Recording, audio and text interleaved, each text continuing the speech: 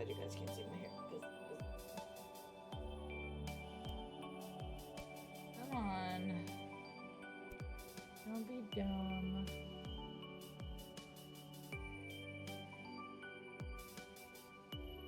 Okay, so we're just not gonna have a camera because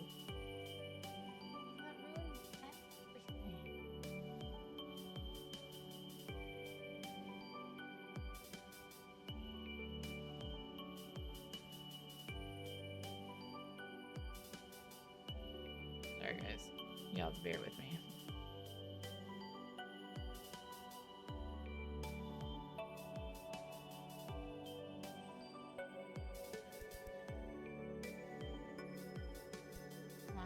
I like to do this every now and again, and I don't know why.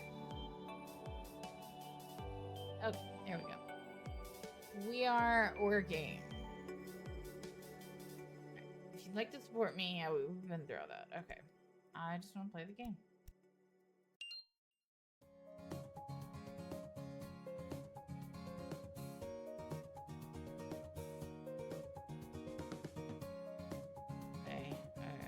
Brain's gotta collect things. Hello there.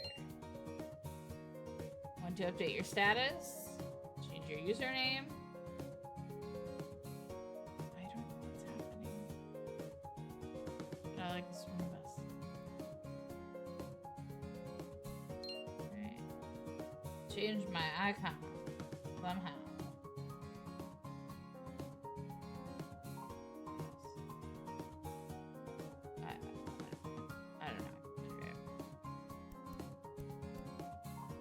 Customize the main character. Yes? Oh, look at little Stardew person.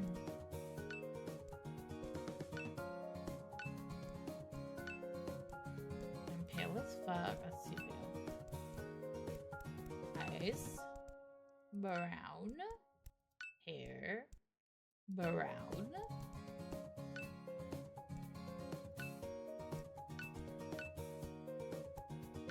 Body.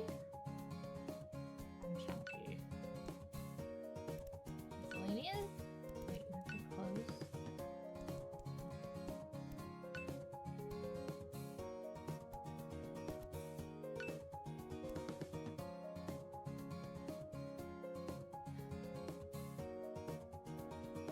We like to be called.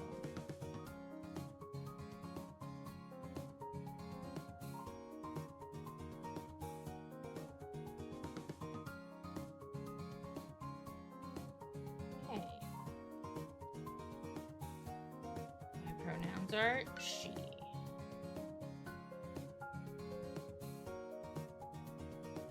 Occupation, librarian.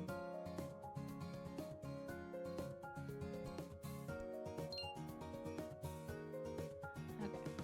Let's go ahead and start the game. Hey, huh? See, I can't wait to officially meet you.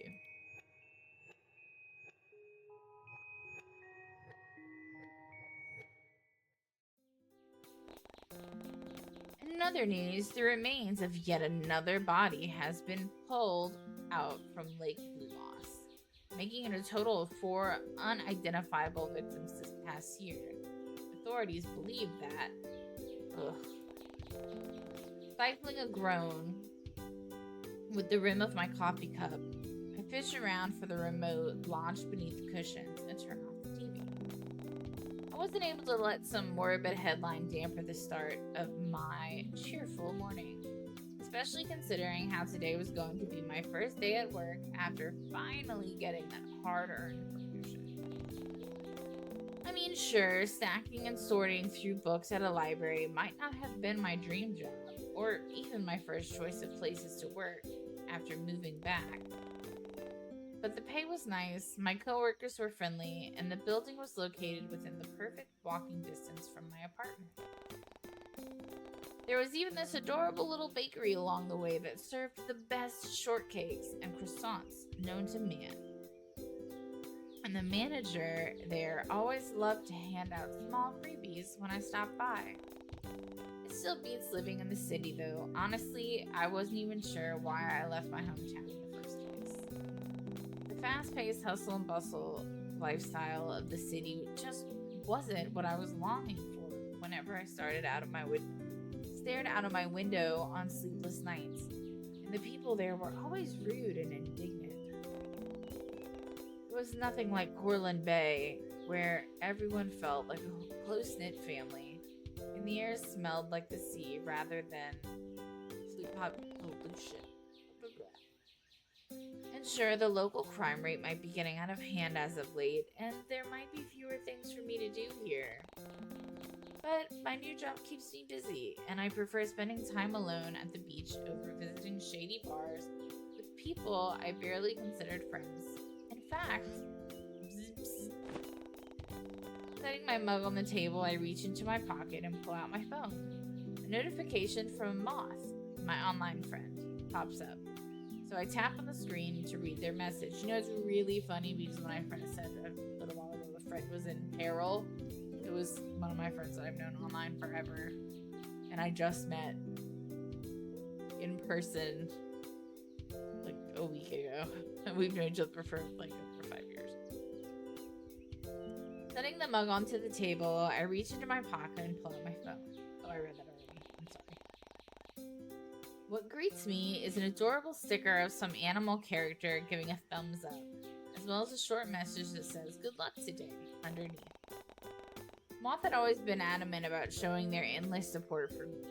Even after 5 years, wow, that's weird. After 5 years of friendship, cursed memes, and late night video calls, I just said, what did I just say? We've known each other for like 5 years.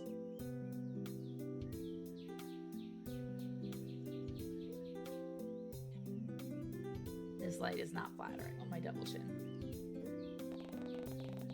And even though I would never admit it out loud, I was truly grateful to have someone like them in my life. Pulling up the keyboard, I began to type a response to their message. Send back another sticker, of course. When did I download that pack of anime stickers? Not that I was about to complain or anything. After all, they were free, charming, and included some of my favorite comfort characters. Without hesitating, I sent back a sticker of some green-haired protagonist.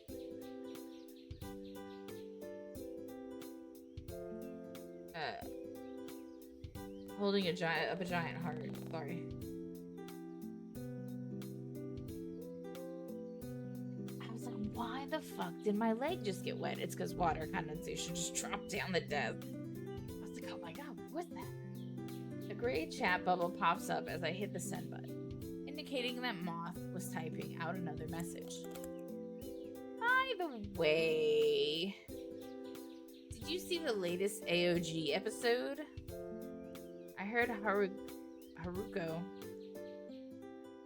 got an outfit change. Spoil it for me. Did he really change his hairstyle as well? Or was it really just his sorcerer outfit? I can't call myself his spouse if I don't even know whether he changed his look or not. Attack on Giants, or AOG as Moth liked to call it, is a popular anime series that we recently became obsessed with. Haruko is one of the main characters from the story. He's a sorcerer from the Shizuka clan, and is widely known for his shy, empathetic, and airheaded demeanor. And as of late, his unique hairstyle has become a trending topic within the anime community. Now that I'm thinking about it, what hairstyle did Haruko have in the latest episode of AOG?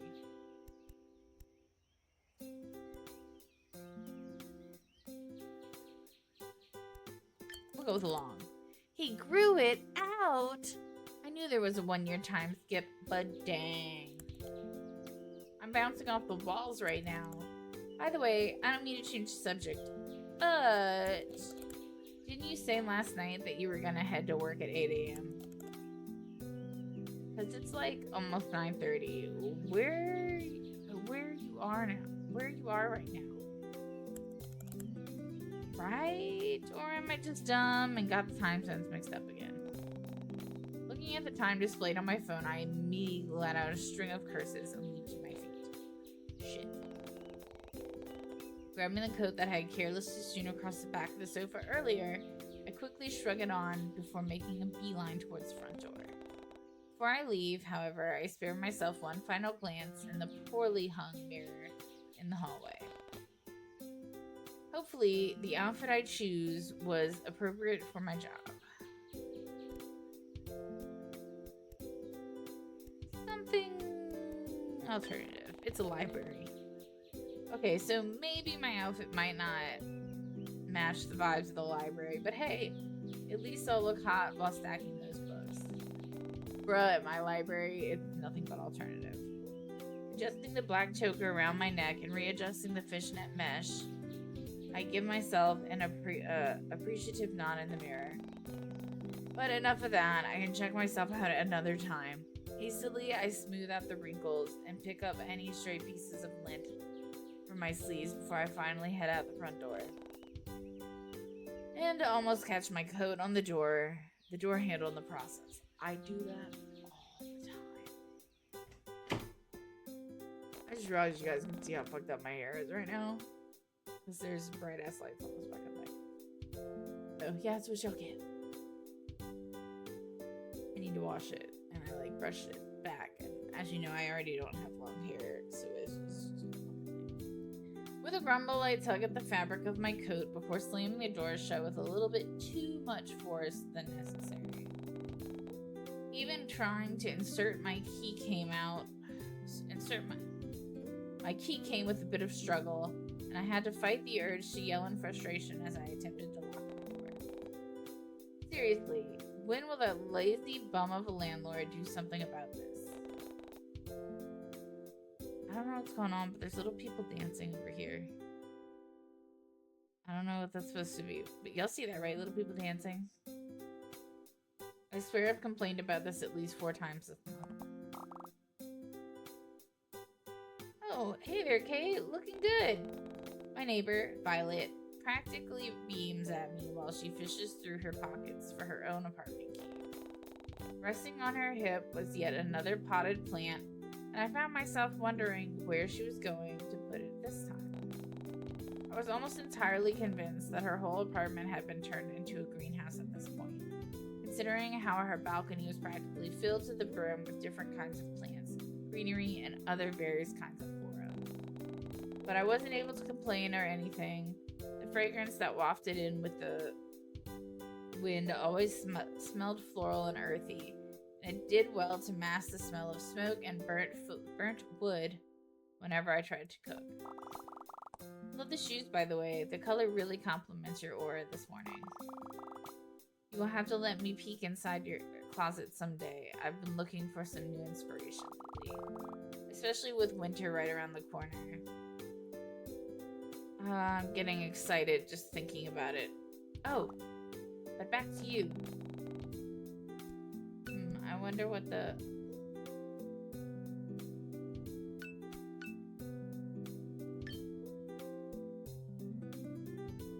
Stop interfering with my walks, Tio. I swear I'll miss you again. Okay.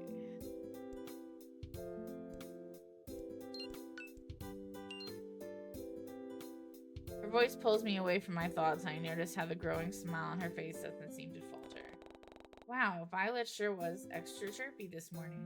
I wonder if she'll let me borrow some of that energy. In response, I shoot my neighbor a grin of my own, and it was apparently enough to brighten her mood even more than it was already. Sorry, V, I'm in a rush. That's okay, don't let me stop you. She gives me a soft smile and waves her free hand before focusing her attention back to her door. That is, until she suddenly jolts as if she just remembered something and swivels on her heels to look at me once more. Oh, I almost forgot. I've been meaning to ask you this, but when were you going to tell me that you were seeing someone? Huh? A knowing look pulls at her features as Violet continues to fiddle with the lock on her door. What are you talking about? Oh Come on! Don't act like you didn't have a guy over last night. I saw him leaving when I took Kathy out for a walk. I'd be more worried about my neighbor taking her plants. Named plants out on a walk at night, but she thought of the thought of someone leaving my apartment seems to set off way more alarm bells. I gave Violet a concerned look, and she picks up on it almost immediately. You don't remember? Don't tell me you were drunk or something. With a huff, she gives up on trying to unlock her door. It seemed as though we both shared the same problem with our apartment locks. She places her potted plant on the ground before slowly making her way towards me. Tall guy, wearing a dark slasher hoodie, probably into either alt-fashion or bondage with a crazy amount of belts and loops wrapped around his legs. Ring any bells? No. Last night I was catching up on some TV shows and talking with my friend. No one came here. Even if they did, I would have heard them. My place isn't really that big anyway. Really? But I was so sure it was your door. My hand rests on her cheek in a thinking manner before she pouts up at me, seemingly giving in for now. Well, alright. Maybe it was somebody else's apartment. I mean, it's always so dark in these hallways at night. Honestly, what is our landlord doing? Would you mind if I check in with security downstairs later? It'd give me some peace of mind. Yeah, that's fine. Alright then. Thank you, Kay. Well, I got some plants to water and some MMOs to raid in, so... Well, she seems cool. She raids. Violet let out the last huff before she picks up her plant. What did she name this one again? And goes back to unlocking her door. Hold on, I'm getting cold.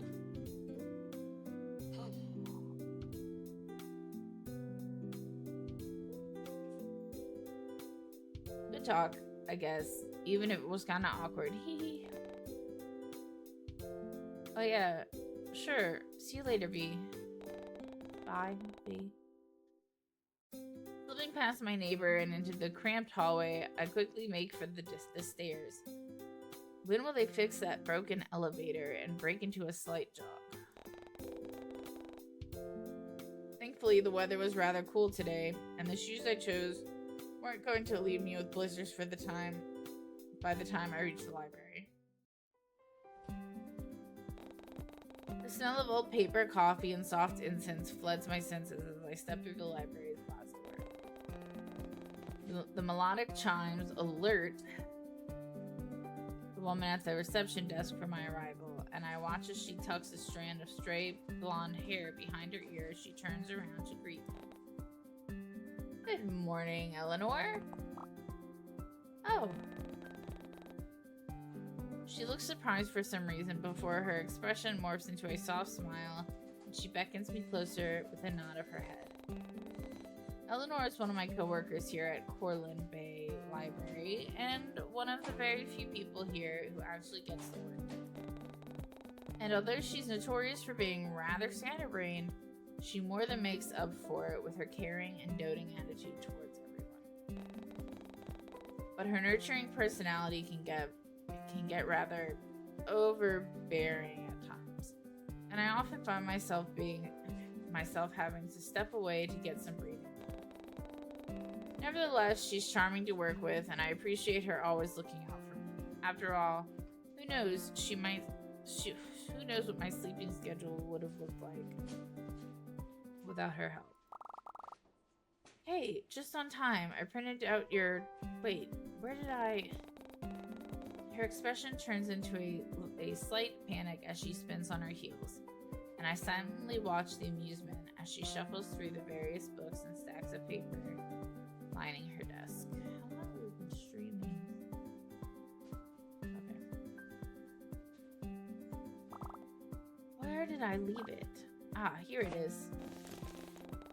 Spinning around once more, Eleanor comes back and hands me a sheet of paper with the word schedule printed in big bold letters. I take it from her grasp and give the sheet a once over. It looks like I'm going to be busy for the next few weeks, but I guess Eleanor doesn't seem to share the same disdain as me, judging from the playful look plastered on her face. So, how does it feel to no longer be the one in charge of stacking books all day long? Although, you'll still have to work the front desk from time to time, though, unfortunately. I offer a weak smile at her words before rounding the corner and placing my bag under the desk. Then, as I begin to pull out some of my belongings, the front door chimes again, letting everyone know that another patron has come in. Figuring Eleanor has it all covered, I leave the customer to her as I go back to preparing everything for the day. Just as I turn around to check on her, I notice that she had already finished greeting the customer and was on her way back to her own desk from across from mine. As if sensing my gaze, she spins around in her office chair and flashes me a teasing grin. Looks like he's back again. Eleanor gives a soft chuckle as she inclines her head in the direction of the person who she was talking about. Is that like a...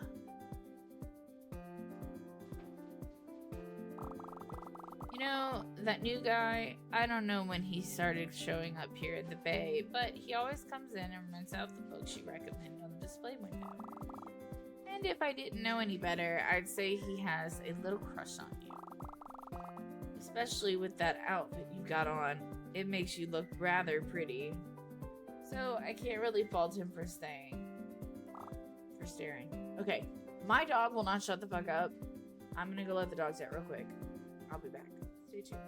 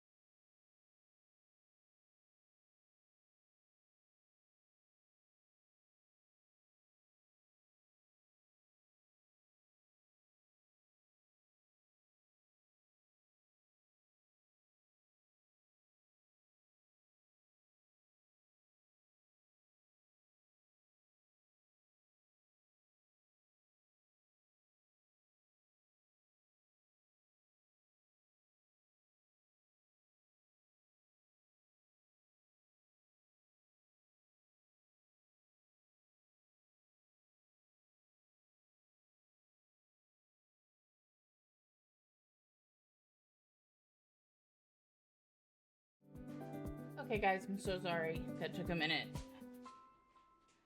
Dogs are like children, they don't like to listen. Alright. Because he was staring. This morning, I pushed Eleanor's office chair so that she's facing the other way and focused my attention back to the papers in front of me. What was with everyone today? Always smiling, gossiping about other people, and meddling in business that wasn't their own. It was bad enough that I had to deal with a potential intruder, but I doubt my deadbeat landlord was going to do anything about it. I might need to buy a stronger lock on my way home from work, maybe even some kind of alarm system. But would the store still be open by then? All of a sudden, I get pulled backwards as Eleanor playfully wheels my chair around and leans over my shoulder to softly speak into my ear. Would you look at that? Lover boy in aisle 8 needs some help, it seems. She nods in the direction of the red light flashing above the bookshelves, signaling the staff that someone in that row needs assistance. I've never seen that in a library. That's very interesting. With a sigh, I reluctantly stand up and make my way over. I already knew for a fact that Eleanor wasn't going to help them herself, so I begrudgingly begin to make my way towards aisle 8 alone. I knew better than to glance back at her, though knowing full well that my teasing coworker would be sporting the biggest grin on her face at my misfortune.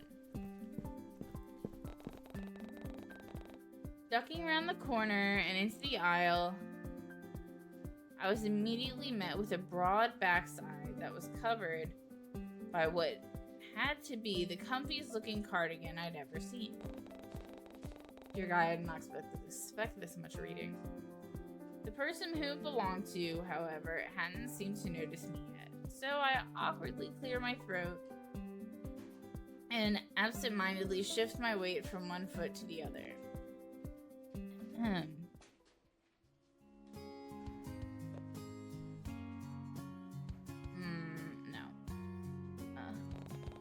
He seemed to jump at the sudden noise before sheepishly turning around. That cardigan does look comfy. Around to face me. Immediately, I was taken aback by his soft demeanor, doe-like eyes, and imposing height. Always the height. Always the height. So this was the guy who always rented out my recommended books on the display window, huh? He definitely fit the aesthetic of a cozy literature lover needing a good book. His pink hair also reminded me of Haruko, an anime character I had recently been obsessing over with Moth. We went over that already. During our late night video calls. And Nova, what now? By the way, the chirping fire alarm that you hear is Nova, who cannot figure out how to bark for her life. In fact, even the overall cut and style appeared vaguely similar to his. But then again, this hairstyle could have been trending right now or something. And I just so happened to be the last to know about it. But now that I really had a good look at him, which proved difficult considering his towering height, the stranger also seemed to bear a near picture-perfect resemblance to the male lead from the webcomic. The webcomic I was reading. It was called Always With You, and it involved the main character being the love of her life As if noticing my spaced-out look, the stranger absent-mindedly scratches at his jaw while he waits for me to snap out of my thoughts. In fact, I had been so distracted that I didn't even realize that he had been muttering quietly to himself. Whoa, you look... But I thought you preferred softer clothing. That's why I... Ew, is that why he dressed like that? Sorry. I hope I'm not bothering. I was just looking for, His voice pulls me back to the present, and I hastily try to make sense of what was spilling from his cherry-tinted lips. Watching him struggle with his words would have made anyone feel bad, so I offered him a reassuring smile in return and an encouraging nod of my head. At that, he takes a steady inhale of air before trying again. I need some help. I'm looking for a specific book, you see, but... And now he's playing with the end of his sleeves. I felt the sudden urge to reach out and stop him. Did I find that action annoying, endearing, relatable? Who knows? But instead, I held back and waited for him to find the words to speak. But wow, even his mannerisms were eerily similar to Haruko's. The endearing awkwardness and sleeve tugging gave me a sense of deja vu, and it honestly felt like he walked straight out of the anime and into this very library.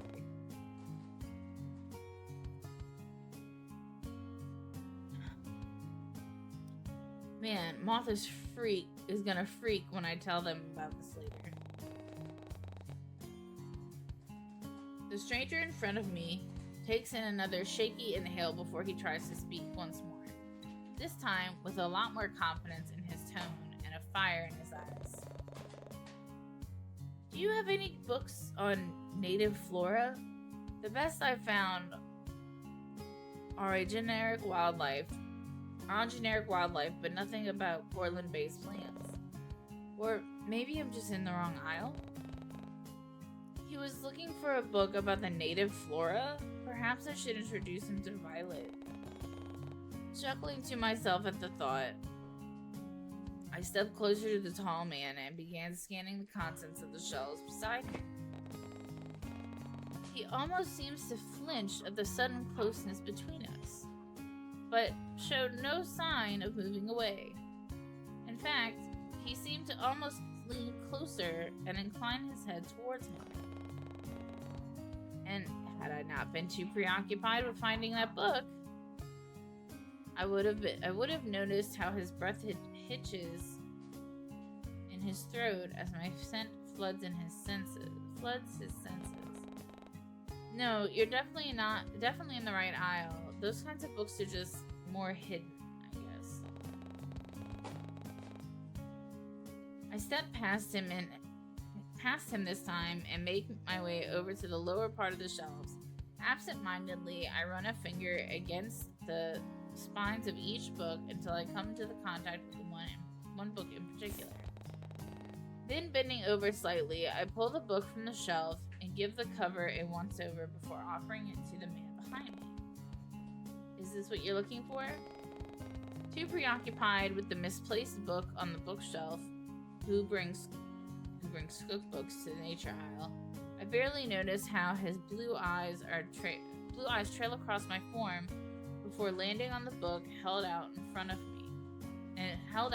my outstretched hand. Was it just me, or did he have a certain glint in his eyes? Was this book really that interesting, or perhaps this tall stranger was just really into nature? Okay. So according to this book, each day shit's supposed to get darker and creepier and weird and all this shit. But how long is the day gonna last? Because I'm really losing interest and I feel really bad. This creator clearly worked very hard. And I do like novel-driven things, even if I have to read them. But that's how I feel. Was this book really that interesting, or perhaps this tall stranger was just really into nature? Well, not that it mattered, because he was already taking a tentative step forward and revealing more of his hands from the depths of his long sleeves. With shaky fingers, I watch as the stranger reaches out and takes it from my grasp. He flips through a few pages to take in its contents before finally settling on the book with an affirmative nod. Yes, this is exactly what I was looking for. Thank you. I'm glad. You're like an angel sent down from heaven or something. You're so beautiful. Kind, too. What? What? Oh, I didn't... Did I say it out loud? I didn't mean to. It must have been so weird. I'm so sorry. He looked as though he was about to cry now, so I hastily threw up my hands in a comforting manner and shot him a reassuring smile. Hey, it's fine. No need to freak out. I wasn't expecting someone to say that about me, is all. Really? Well, I think it's true for what it's worth. You really are like an angel. Thanks. Figuring that was my cue to leave before things got awkward, I give him one last friendly smile and suddenly glance back toward the front desk. But the eccentric man showed no signs of moving. Instead, he just looked down at me expectantly. Did he want to continue the conversation? It seemed unlikely as he didn't say anything. He simply stared at me. Awkwardly, I cleared my throat for what had to be the millionth time today and gestured vaguely to the reception desk behind me. Well, if you don't need any more help, I should... This is just getting weird now. Should I even attempt to continue this conversation or just leave? I mean, it would seem rude to just walk away abruptly, especially considering how he's apparently a regular patron in the library I worked at. But he wasn't making much of an effort either, so what should I do? Oh god, I need to make choices. Okay.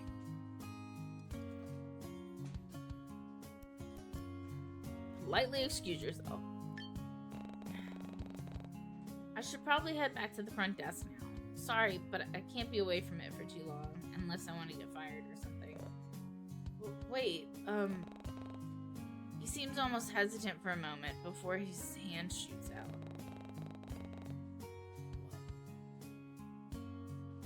Most of it was covered by the sleeve of his cardigan, but it was close enough to my line of sight, that I could make out the faint cuts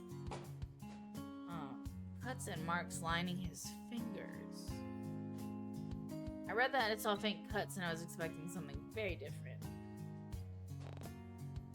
Were those burn marks? My name is Ren. It was nice to meet you, and thank you for your help. Oh, was he introducing himself? In that case, I take his outreached hand and give it a gentle shake. His breath seems to catch in his throat at the contact, but he disguises it by clearing his throat awkwardly. I'm Kay. It's nice to meet you too, but I really do need to get back and... Say, are you busy later? Oh my god, this dude is too much. I'd love to thank you for helping me find this book. Seriously, what was up with this guy? One minute he's shy, and the next he's bold. But it was almost like he was putting up several fronts to see which one I responded to better. Actually, I'll be busy this afternoon. I need to buy a new lock for my apartment. A new lock? That doesn't sound good. Can I ask why? Bitch, no! Oh my god.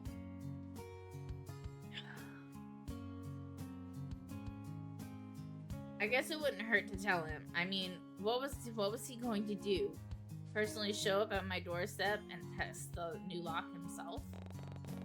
Apparently someone broke into my apartment last night and I didn't notice. You know how stupid you sound?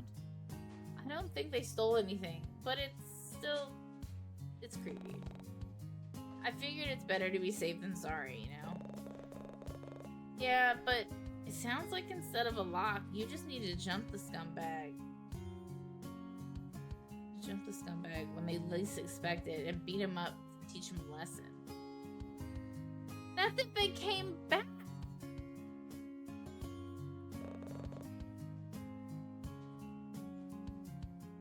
I don't know how I feel right now. Stay up all night if you have to. Really get the edge on him. I couldn't help but let out a genuine chuckle at his suggestion. If I had to choose, then this would this would have to be the side of him that I preferred. He seemed at ease, and his words weren't as forced or awkward. Yeah, who's gonna be the one to beat the guy up at 3 a.m.? Because last I checked, I'm not really the type to go around throwing punches at people I don't know. Definitely not before the sun is up and shining. I can do it for you.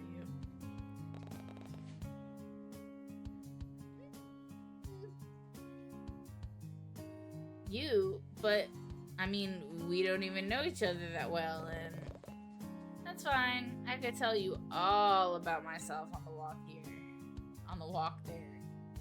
I don't like this. My whole life story and everything. Where I was born, the school I went to, how many librarians I've met, which appears to be one so far. Big one. Before I could even comment on his sudden confidence, Ren seems to pick up on my discomfort at his choice of words. If it even was discomfort that I was feeling, and hastily backtracked. Hey, or not, I was just messing around. I didn't mean to make you feel uncomfortable. Now you worry about me feeling uncomfortable? There it was again, that subtle shift in his personality. But now that he mentioned it, would it really hurt to invite him to my place for the night? Yeah! He definitely looked like he could handle himself in a fight. His contrasting outfit aside, so maybe it wasn't so bad of an idea.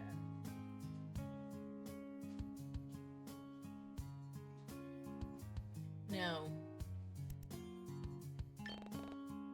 Sorry, I just don't know you well enough for that. No, I totally get it. I don't know why I suggested that in the first place.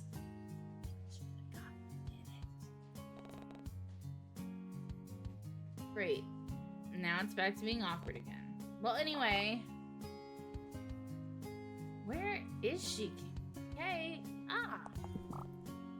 There you are. Thank fucking God. Why are you still holding your purse?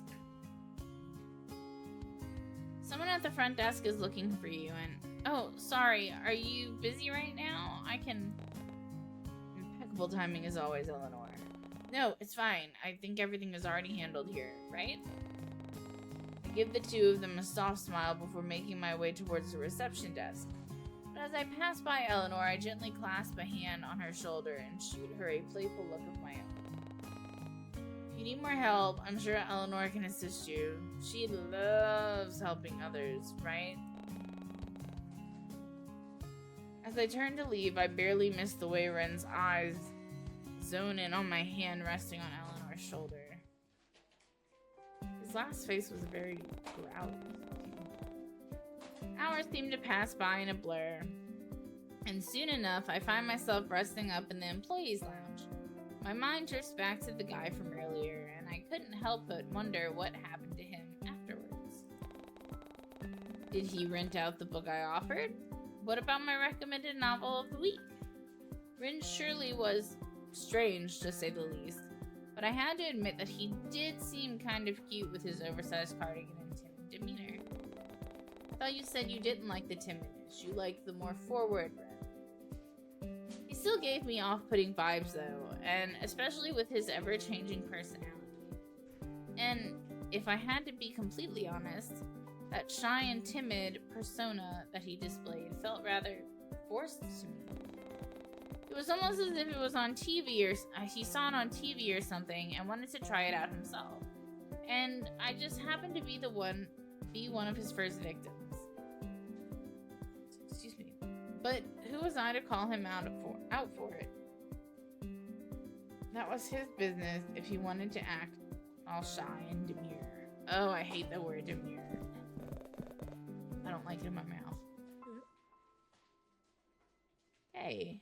Everything alright? It's not often I find you in here at this time. Conan, my boss, startles me as he suddenly appeared in the entranceway.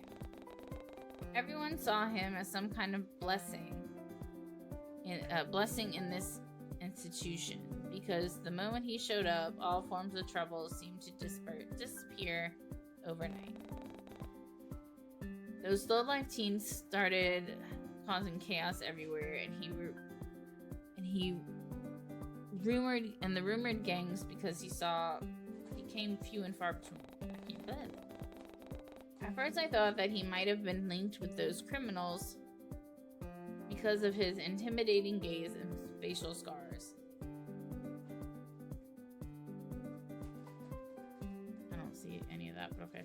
But then I got to know him better and found out that he held a massive soft spot for those dear to him. Though, much like Eleanor, Conan felt more like a father figure with how much he fretted over his staff and their well-being. I mean, he literally installed a new air conditioner and water dispenser last week because one of his employees fainted due to heat stroke. It wasn't anything too major, but it was nice to know that our boss was considerate enough about the people he hired. I doubt I could say the same about my old job in the city. Conan was also nice to chat to whenever I went on my breaks, and would always encourage me to take as much time as I needed before I returned to my desk. But after realizing that I had, once again, been spacing out, I pulled myself away from my thoughts and turned to offer my boss an acknowledging smile. Yeah, I'm fine, just taking a short break. I'll be back out there soon. Take as long as you need. Don't overwork yourself. He seems hesitant to leave, if the way he was shifting from one foot to the other was any indication. He shoots me a concerned look before opening his mouth, only to close it once more in contemplation. Have you seen Eleanor? I asked her to come see me regarding the unsorted novels in the storeroom, but she's yet to show up. Eleanor? Last I saw her, she was talking to one of our patrons in aisle 8. Maybe she's still there. I'll have to check again. Again, thank you. Is he the killer? And with that, he disappeared just as quietly as he came. But that was odd. It wasn't like Eleanor to suddenly go missing. Was she still occupied with Rin? It'd been a while, so I figured she would have finished helping him and left by now. Oh well, I'm sure she'll return. I'm sure she'll turn up sooner or later. Rin didn't seem much like a talkative person anyway. Jeez, why do my thoughts keep returning to that eccentric man? Deciding what I was going to do to waste my time thinking about. Deciding that I wasn't going to waste my time thinking about any more pink-haired guys, my beloved Haruko aside, I get up from the lounge and meander my way back towards the front desk. But once I arrive, I immediately notice that my chatty coworker was still nowhere to be found. It was just like my boss had said. Eleanor wasn't anywhere to be seen, and it wasn't like her to leave the reception desk unattended for so long. Maybe she managed to knock over a pile of books again and was busy cleaning it up. It certainly wouldn't be anything out of the ordinary for her. Well, whatever. I'm sure she'll turn up again soon. The impact from me plopping down into my office chair causes some of the papers around me to rustle, and a bright pink sticky note fluttering around captures my attention. Assuming it was left there by Eleanor, I peel the flooded note off my computer screen and read it. You can throw this away if you want. Unfolding it, it reads the following.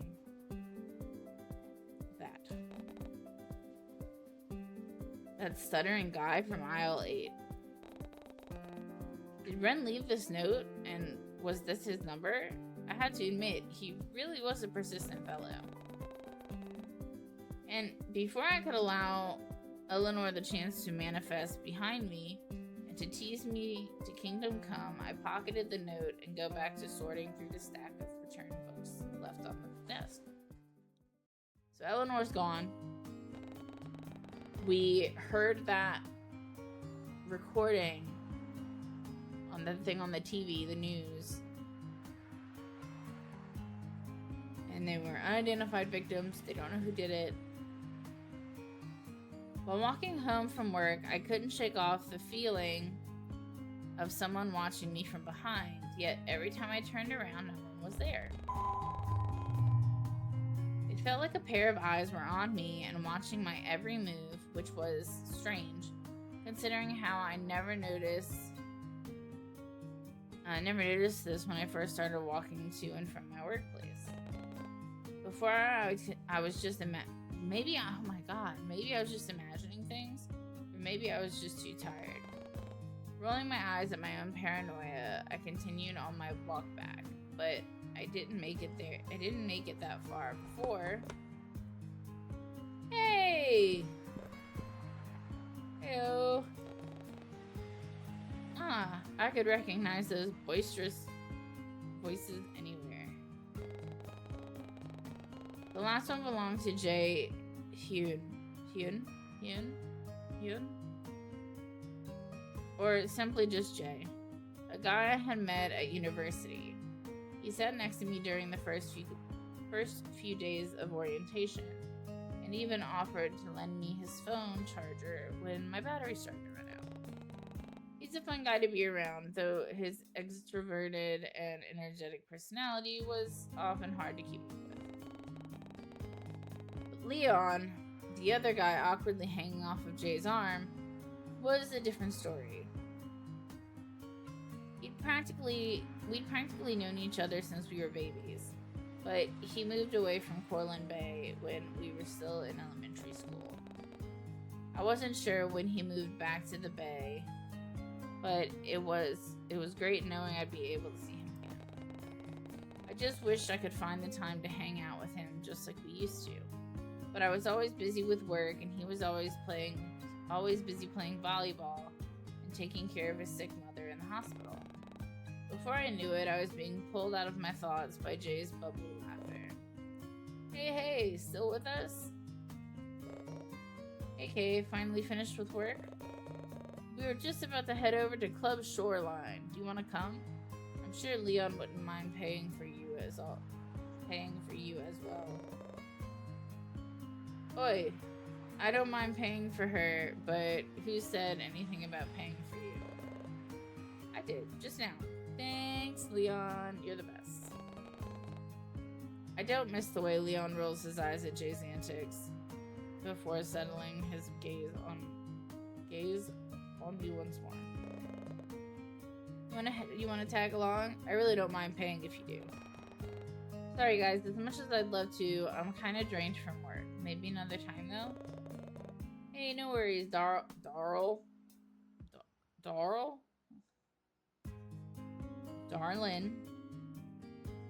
Darl.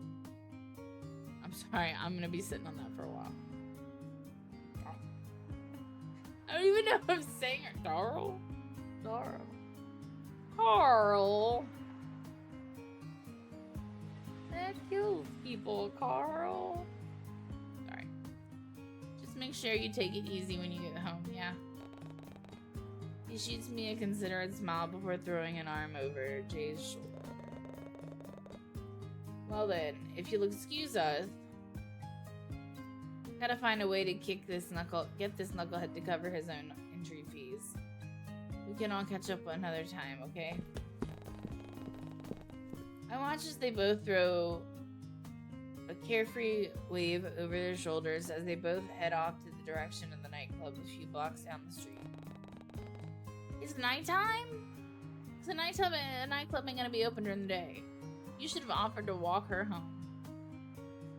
It was nice to see them again, especially since I had been so occupied with moving back home and settling in. It didn't feel like that long, but 2 months ago was a long time, and I somehow couldn't find a single chance to hang out with either of them yet. Oh well, there's always next time. Putting those thoughts to rest, I started making my way back home once more. I thought you had to stop and get a new lock. Did you get the new lock? Back at home, the sounds of my microwave meal and the television fill the silence as I told Moth about my day. Like always, their webcam is pointed towards the ceiling, with only half of their face in the frame. I hate people who do that. I used to know someone that did that, and I hated it. But I knew it was probably because they can clean their room in a while. At that thought, I glanced towards the growing pile of laundry in my basket and make a mental note to take care of it on my next day off. But now that I was looking at it, when did I leave it looking so messy? And since when did I leave my underwear exposed? Hello, Earth Decay. You good? Sorry. What were you talking about? Hold on.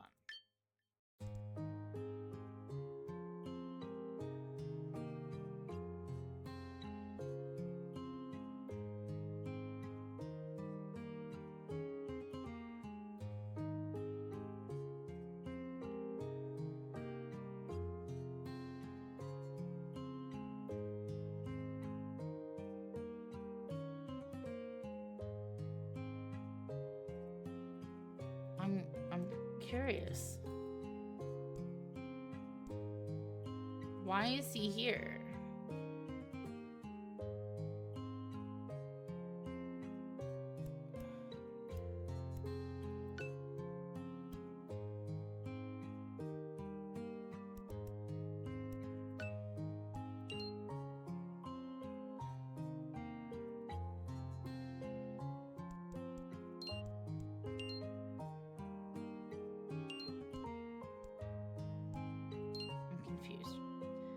Sorry, what were you talking about? I was asking you about that dude from earlier. Like, I seriously can't believe he gave you his number. Yeah, I'm surprised too. Yeah, no kidding. My guy literally couldn't even stutter out a complete sentence, yet he was able to shoot his shot like that. Damn, maybe his dick really is big. What? Huh? What? I'm just saying. But you'll let me know. Right? If it really is big. I'm hanging up on you. Okay, I'm just kidding. But for real though, did you text him back yet? No, I thought you were supposed to make them wait a day or something. I don't want to seem too eager. So you're saying you're eager. Attention everyone, she is eager as hell. And for a guy who doesn't even know how to grow a backbone. I'm not saying anything, but your neighbors will if you keep shouting like that. Yeah, okay, look. If it were me, I'd text him back as soon as possible. Maybe even give him a call instead if his voice was as submissive and breedable as she said it was. I literally never said that. If that's what you want to believe. Damn it, their laughter was contagious. Why are you still talking to me anyway? Go call up your precious little Haruko 2.0. I got some webcomics I need to catch up on anyway. Oh, speaking of webcomics, did you read the latest chapter of Always Wit? Alright, I'm hanging up now. See you, Kay. Bye! With a sigh, I watched the green call button turn red. Moth had always been terrible towards my impulse control, and I adored them either way. Spinning around in my chair, I glance over at my phone, charging on the nightstand, and decide to listen to Ma's words after all. Flopping on my bed, I scoop my phone up and unlock it. I navigate the messages app easily and open up a new contact to enter Ren's details. Moments seem to pass as I blankly stare at their number on the screen, and before I could let myself stall any longer, I finally decide on what I should do. Hold on, let me see something.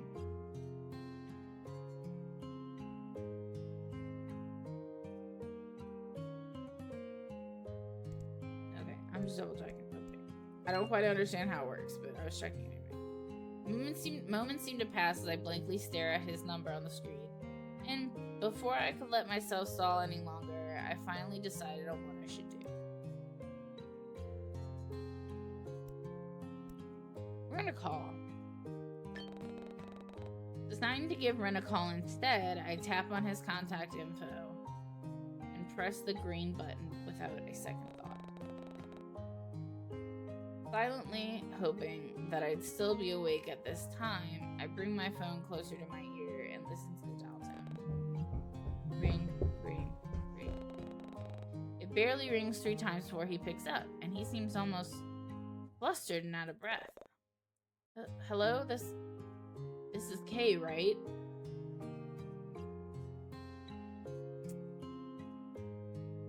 I don't like that.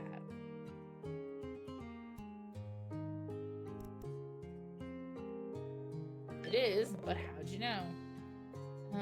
I mean, I wasn't really expecting anyone to ring, so I guess I kind of just assumed. Not that many people ring me anyway. Sorry, did I make it weird? It's okay, don't worry about it. He's really been apologizing a lot today. I almost feel bad for him. Actually, I'm surprised you called. I honestly expected you to throw away my note, to be honest. I hope you didn't find it creepy or anything. Your workmate seemed like the type to tease you if I handed it to her instead, so I figured that leaving it on your desktop would have been the wiser choice. But then I was worried she might come back and find it before you did, so I considered putting it in your bag instead, but then I thought, I guess I'm rambling now, aren't I? Sorry. Anyway, I also want to know if you were free tomorrow, I still want to thank you for helping me find that book. Oh, was he asking me on a date? Or was I reading too deep into his words? He must have taken my silence as confusion, however, as he immediately begins to backtrack on his words. I guess I'm asking you out on a date. We could go visit the pier, or the beach, or this cafe I know. Honestly, we could do whatever you'd like. I don't mind at all. Well, so he wanted to go on a date. Well, it wasn't like I had anything planned for tomorrow. It was my day off after all. Maybe it wouldn't be so bad. Hi. Come here. I know, but... Hi.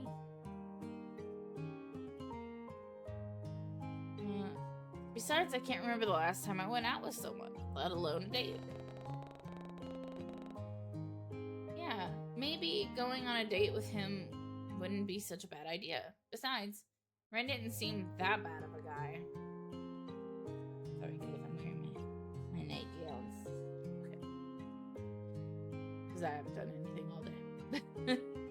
We've been having cold weather, and it's just, I don't want to do anything. It doesn't seem like that bad of a guy.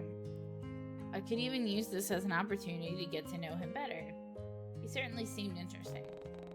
Sure, why not? It sounds like it'd be fun, and I haven't visited the pier in a while. You really want to go on a date? I mean, yeah, cool. Would it be alright if I pick you up around 11 then? Sure. Wow, he really seemed eager. I hope I didn't make the wrong choice by agreeing to this. Alright then, yeah, great. He was perhaps a bit too eager. So I don't like it. Anyway, it's getting late now, isn't it? I'm sure I've already taken up too much of your time. I'll let you go to sleep then.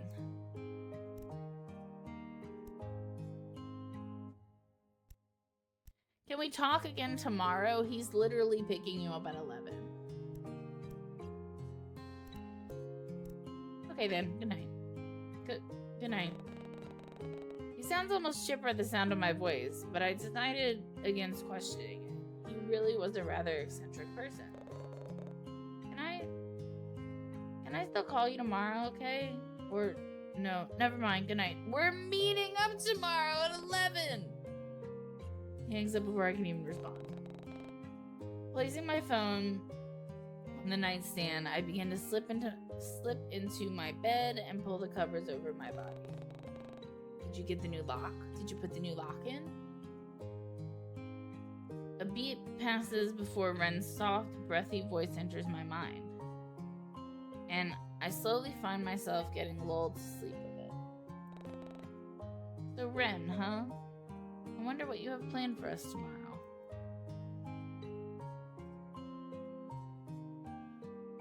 End of day 1. The next day will soon begin. Would you like to sleep? Yes. Okay. We're gonna end this video here. And I'm gonna find a way to learn how to edit to fix it later for YouTube. But anyway, this is gonna be it for right now. I'm gonna be back probably later tonight to make another video. I think now that we can save. Anyway, stay tuned for later. We are on chapter 2, day 2. Let's see how it goes. I was very uncomfortable for day 1. I didn't like reading as much either. There's a lot of reading, so that made me uncomfortable too. Let me go ahead and, while I'm thinking about it,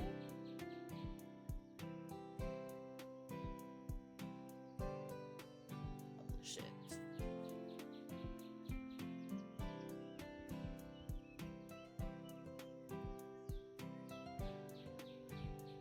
Okay, so the first part that we played, it was a 15-minute long other game, and then I picked this one up not expecting it to be this long. So, yeah. I will edit that for YouTube later when I figure out an editing program. Alright. Waking up to the sounds of birds chirping outside and the sunlight filtering through my blinds, I groggily rub my eyes before absent-mindedly staring at the ceiling for a few moments. A lot had occurred last night, and I still needed to process most of it. But the main thing that plagued my mind was the date I had planned today with Ren, the guy I had met at the library yesterday. Now to pause for a minute. He left you his number, you called him, he gave me the option to do whatever. Anyway, he asked if he can call me today. Like, to talk, even though we're meeting at 11. Does that give anybody, like, weird flags? Oh, and we left him with our coworker at the library. And then she went missing. At the beginning of day 1, before we left for work, there was a news announcement about how, I believe, 4 women had gone missing. Like, unidentified women were found, killers on the loose. And this game is supposed to get more and more fucked up as time goes. Now, like I said, I don't know how far it goes because we are on the demo. But yeah, now we're caught up. But the main thing that plagued my mind was the date I had planned today with Ren, the guy I read that already, I'm so sorry. Reaching over my nightstand to grab my phone, I casually checked the time, only to realize that I still had a few more hours to kill. Not only that, but I also apparently received a text from Moth at some point last night. At a glance, it appeared as though they were just ranting about the newest update for Always With You.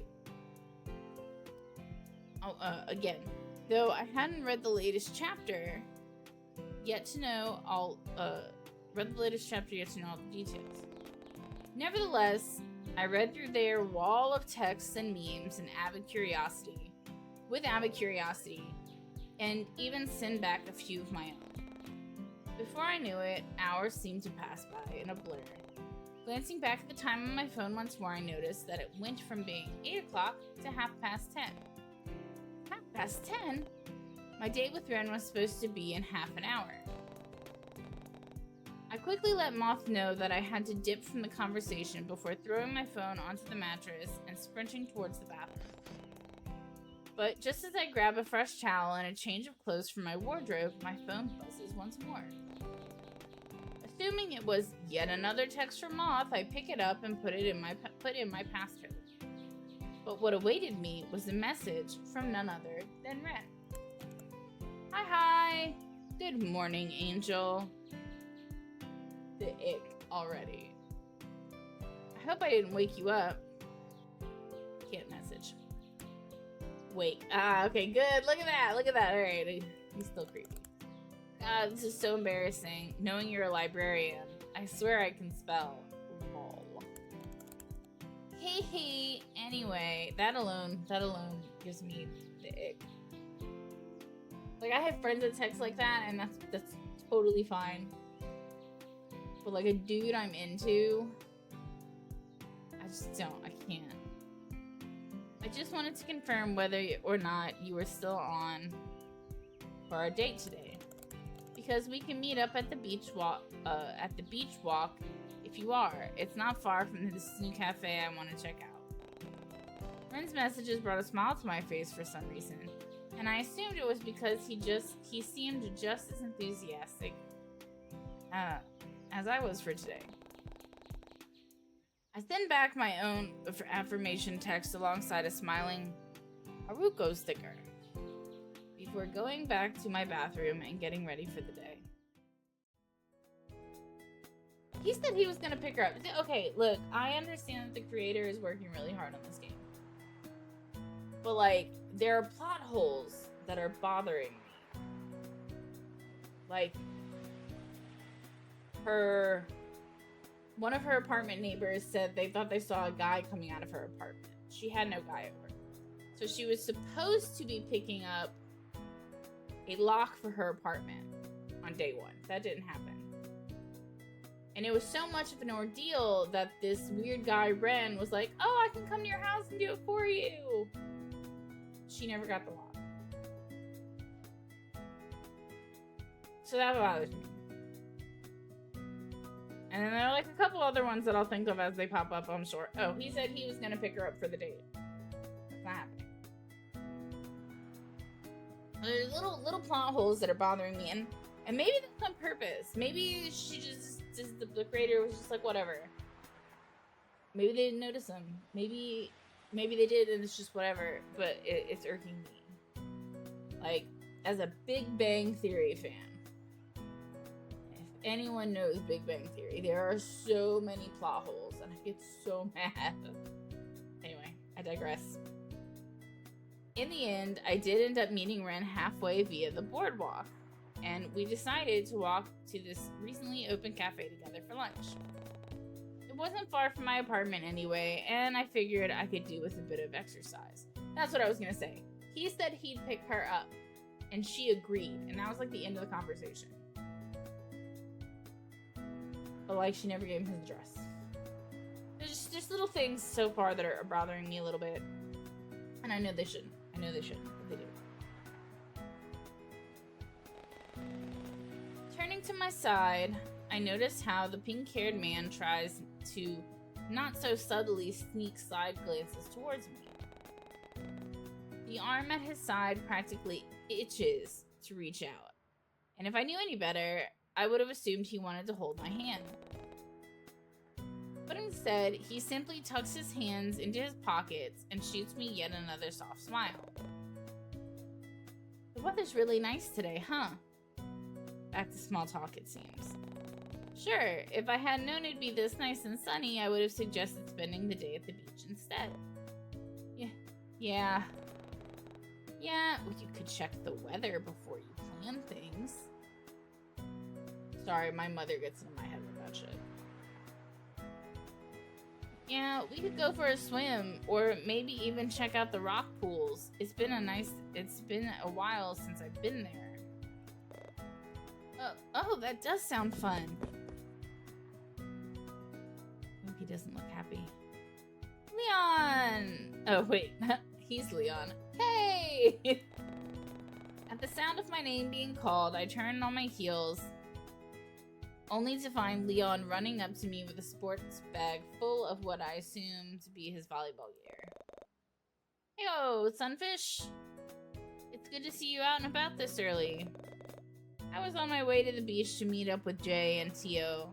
Did you want to tag along? And hey, who's this? I don't think we've met before, mate. The name's Leon. Kay is at bestest friend in the whole wide world, yeah? I playfully roll my eyes at Leon's words and give him a slow, reluctant nod.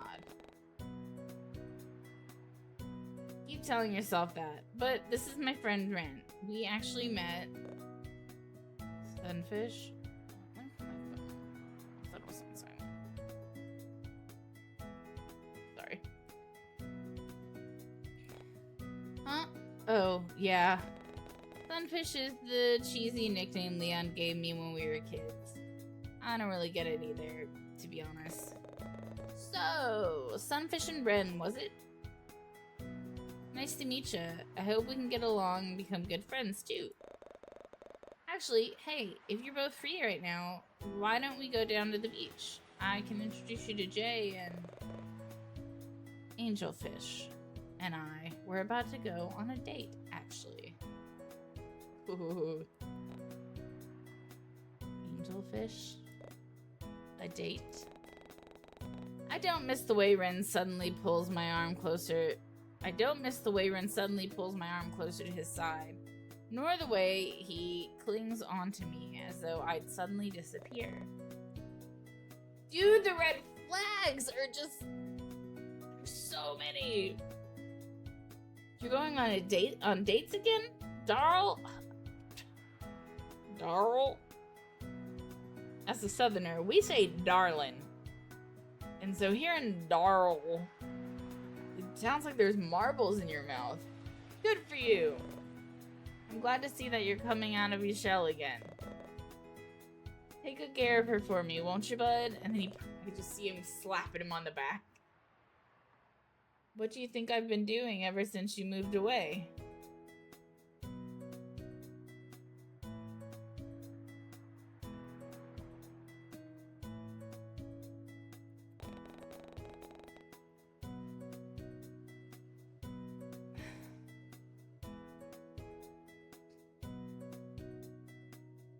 Like me, Leon barely seems to notice Ren's mumbling as he rests an arm over my shoulder and starts tugging me in the direction of the beach. Bitch, I just said no! Ren, on the other hand, still latches onto my arm but doesn't seem to move.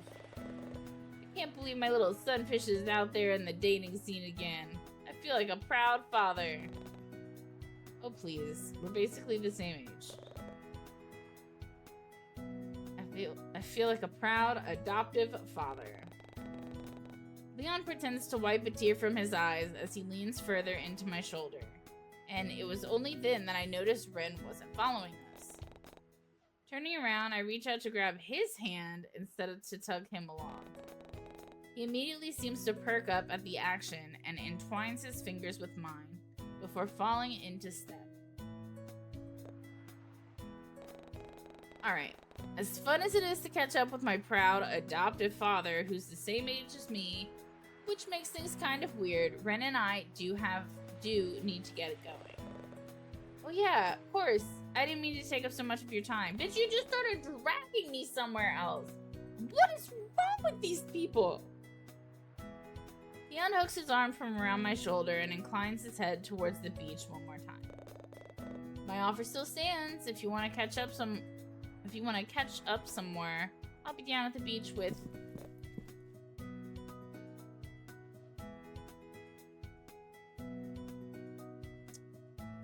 Why is this guy not talking to us?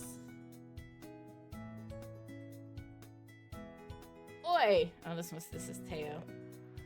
Speak of the devil.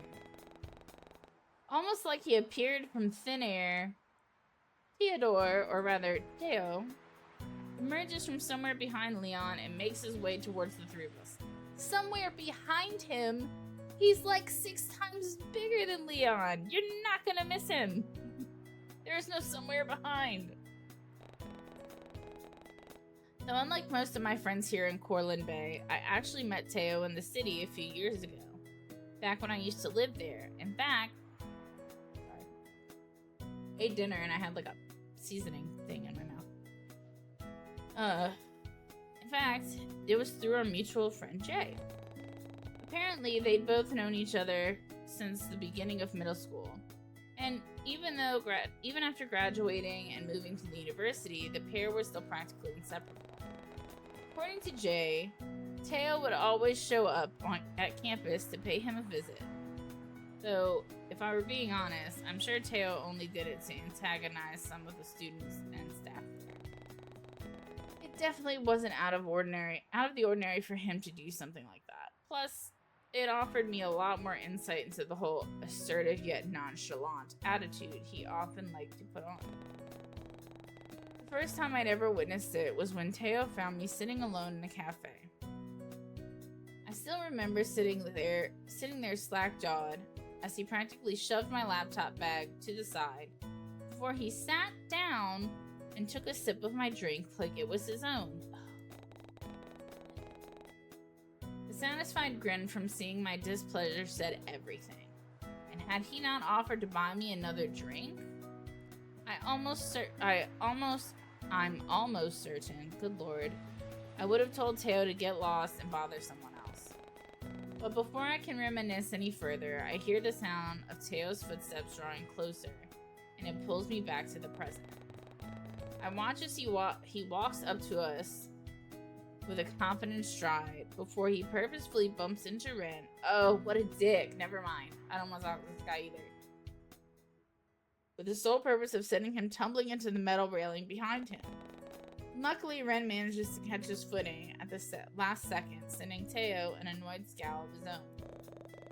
Aw shit, sorry about that. I'm not sure how I missed such a brightly colored children's mascot. Bruh! Alright, there is no need for that here. Despite Leon's tone, Teo barely pays the shorter male any mind, seemingly far more interested in Ren instead. Let me guess, you're dressed up as Benny the Buttercup. My 4-year-old cousin would love you. Oi, knock it off, mate. I'm not even gonna try to have an Australian accent because that's not gonna happen. I would make every Australian mad at me. What's your problem? Dunno, what's yours? I could practically feel the tension between the two grow, so I decided to step in. Maybe you should introduce each other first before you try glaring each other to death. Teo, this is Ren. He's I'm her boyfriend. No, honey! No. Nay. Well, that was certainly one way to put it, especially without bringing it up with me beforehand. At his words, I'm so sorry if I'm getting loud, by the way, you guys. This game has me already in my fucking shit. At his words, I shoot Ren a confused glance, but the determined look on his face had me biting back my words. Okay. Anyway, this is Teo. Wait, how should I introduce him to Ren? I don't want to say he's my ex-boyfriend. We don't know that.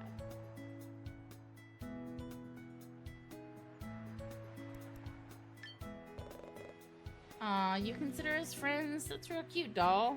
I'd rather be called doll than doll. Are we not friends? You always used to show up and sit next to me whenever I'd visit the cafe near campus. Which was weird, because I never told anyone where I was going. Does every man stalk me?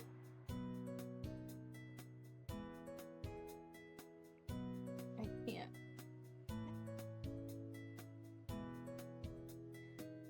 Oh, maybe I wanted to say hi before visiting Goldie. It's on my route to his university, you know. So he wanted to spend time with me before visiting Jay. How uncharacteristically thoughtful of him. Or maybe I was bored and wanted to see what someone with a lower class income does in her free time.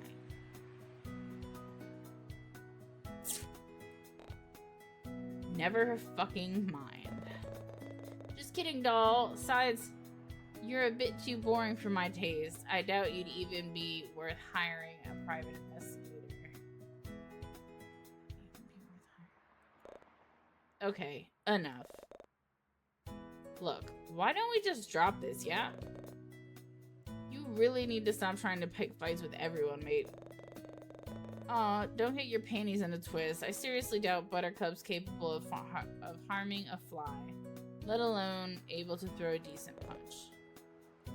You can drop the nickname. Nah, but I think Dollface over here should drop you instead.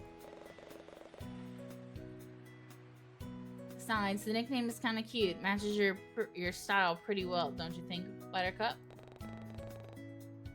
I could see Ren's hand clench into a fist as he advances towards Teo. Thankfully, Leon steps in once more. Seriously, why don't we all cool off, yeah? I think we're getting a bit too heated. I think you should stop being friends with Teo because he is clearly a piece of shit. Look, we're gonna head down to the beach. I don't miss the way Leon stares Teo. I don't miss the way Leon sends Teo a sharp glare. Are you sure you don't want to join us, Kay? I promise to make sure that Teo stays on his best behavior. Sorry, Leon, but I've already made a plan with Ren. And I seriously doubt they'll be able to get along. You know how Teo can get. Yeah, you got a point there. Well, alright then. He leans closer to me, almost as if he didn't want the other two eavesdropping. If anything happens, I'll be in the area. Just come find me, okay? I will, thanks, Leon. I give his arm a soft squeeze and turn my attention back to Ren. But by the way he looks at us, I can only assume that he didn't like how close I was standing to my childhood friend. Childhood friend. You know, my best friend Peter, I'm gonna do a fun story time real quick. So my best friend Peter, I met on a dating website.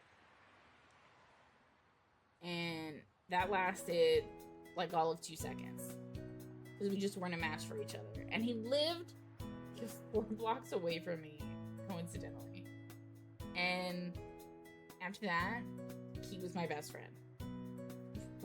It's been over 10 years now, I believe. And I had dated guys who I really liked. Things were going really well. And then they found out about Peter because we're all adults here. We were intimate like 1 or 2 times. That's when we realized we weren't right for each other. One of the reasons. And because they found out about that, they were like, it's either me or your best friend of 10 years. Fuck no. No. Nay.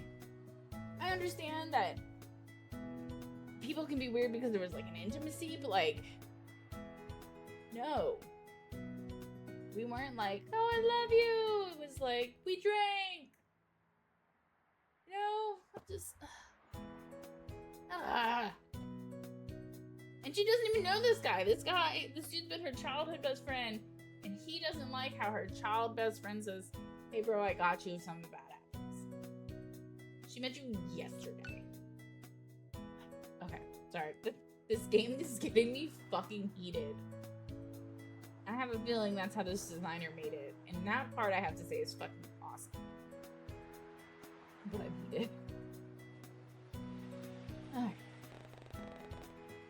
Though, that could have also been because Teo was still around, and honestly, I couldn't blame him. Regardless, I reach for his hand once more and tug him towards the cafe, making a point of ignoring Teo's crass words as we went along. I barely notice how Ren's mood immediately changes when my attention is back on him, and he follows along with like a lost puppy.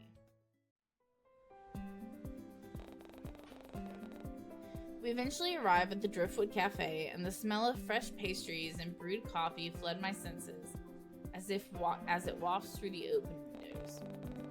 And just as I had thought, the cafe looked as though it had only recently opened. though it didn't seem as busy, or crowded as I anticipated. Pulling me from my thoughts, Ren ushers me into one of the empty tables before he goes off to make an order, with a pleased look on his face. It was a bit strange how he didn't want to look at the menu first, but I chalked it up to him wanting to surprise me. Why do you look so pissed? He's barely gone for 5 minutes before he returns once more, taking a seat in front of me with a huff. A comfortable silence washes over us, and I watch as he absent-mindedly fiddles with the ends of his hair. But he's still concerned about what Teo said. Was he still concerned about what Teo said about his appearance earlier? Maybe it'd be a good idea to take his mind off of it. Hey, Ren. Almost immediately he perks up with wide eyes. How do you manage to keep your hair so fluffy? It always looks so good. Ren seems to flush instantly at my words, and he sheepishly ducks his head lower to hide his reddening cheeks. Like it? I usually just angle blow dry below my chin and blast the heat, and it just stays like that afterwards. Oh, so you don't need to use any products or anything? Not really. Just when I thought he got over his timid personality, it slowly came crawling back. Was this really who he was? Rin must have taken my silence as a lack of response, seeing as he tries striking up another conversation. So, work's going good for you, huh? Finally got that promotion?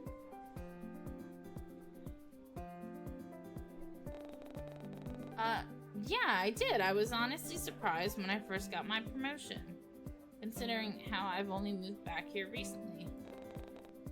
But Eleanor's been really helpful by showing me the ropes, and... Wait.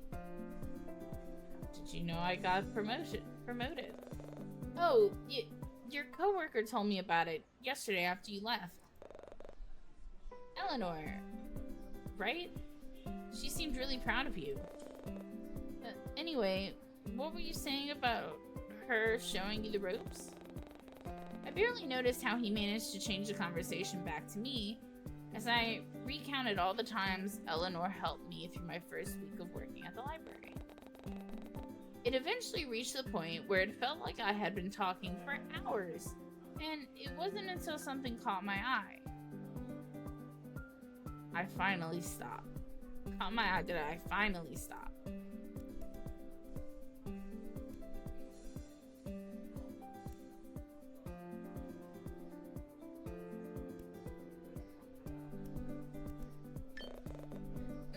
Oh, we were talking about your favorite webcomics.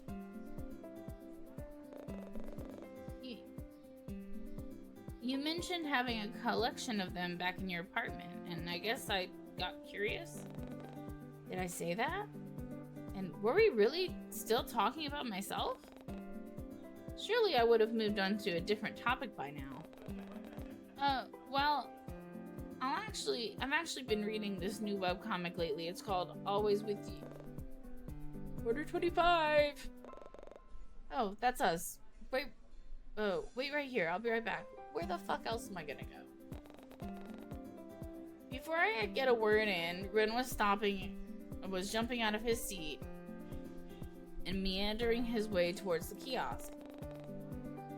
It really was a sight to behold, seeing Ren tower over most of the other customers who were waiting in line. When the cashier herself, even the cashier herself, who seemed to be at least 6 feet tall, I had to crane her neck upward just to look at him. But before I could blink twice, Ren was already on his way back with a large tray full of delicious food. He seats himself back in his original spot with a pleased smile and begins to lay the dishes in front of you. Oh, this is...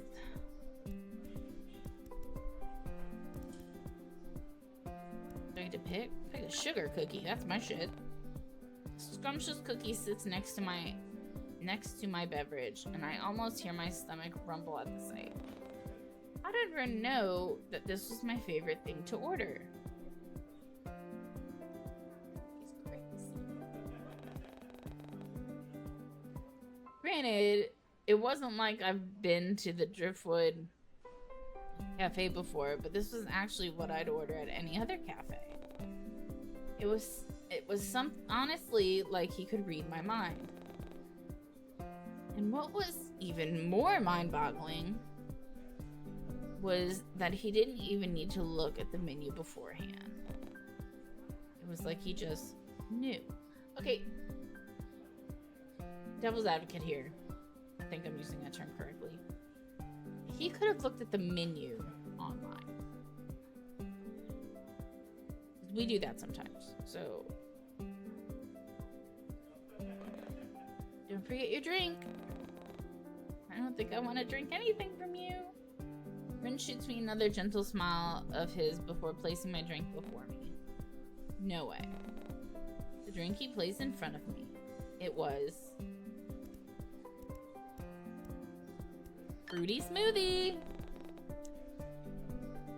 The inviting aroma of fruit floods my senses, and that alone was what assured me that Ren ordered my favorite smoothie.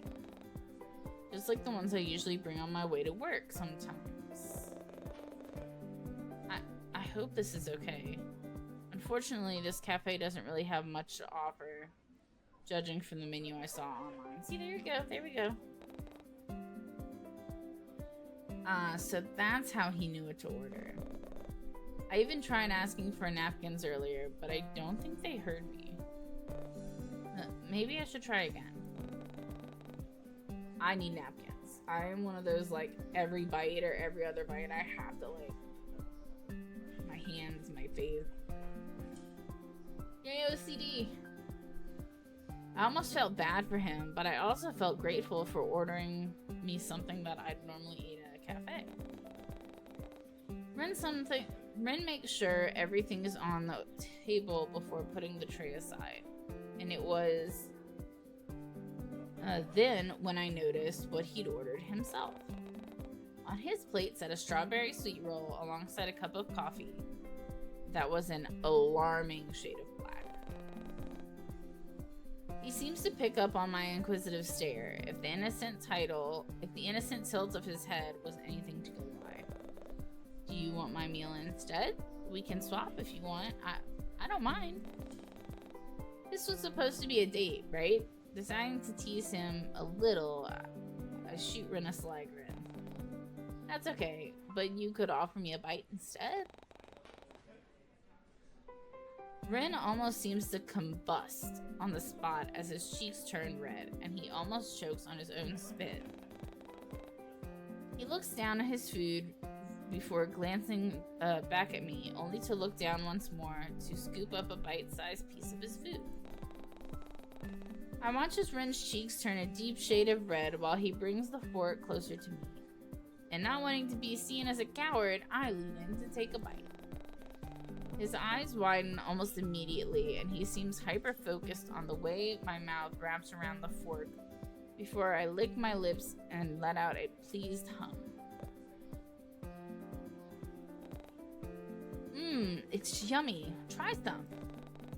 Pink-haired man seems to have an awkwardly long staring contest with his own fork before he scoops up yet another small piece and takes a bite. Ren's cheeks are still scarlet red, and he seems almost fidgety with how his legs keep bouncing under the table. So I decide to take pity on him and not tease him for it. With a knowing smile, I start digging into my own meal with a pleased hum. Eventually, we end up finishing our meals and decide to do a bit of window shopping to pass the time. I had nothing else to do today, and Ren seemed insistent on spending the rest of his time with me, so I agreed. We passed by a few clothing stores, ice cream stands, surfboard rentals, and many other interesting buildings, though nothing really caught my interest. But just as I thought I'd lost all hope, one store in particular catches my eye. In one of the display windows, I spot this cute little rabbit plushie in the style of Haruko's likeness.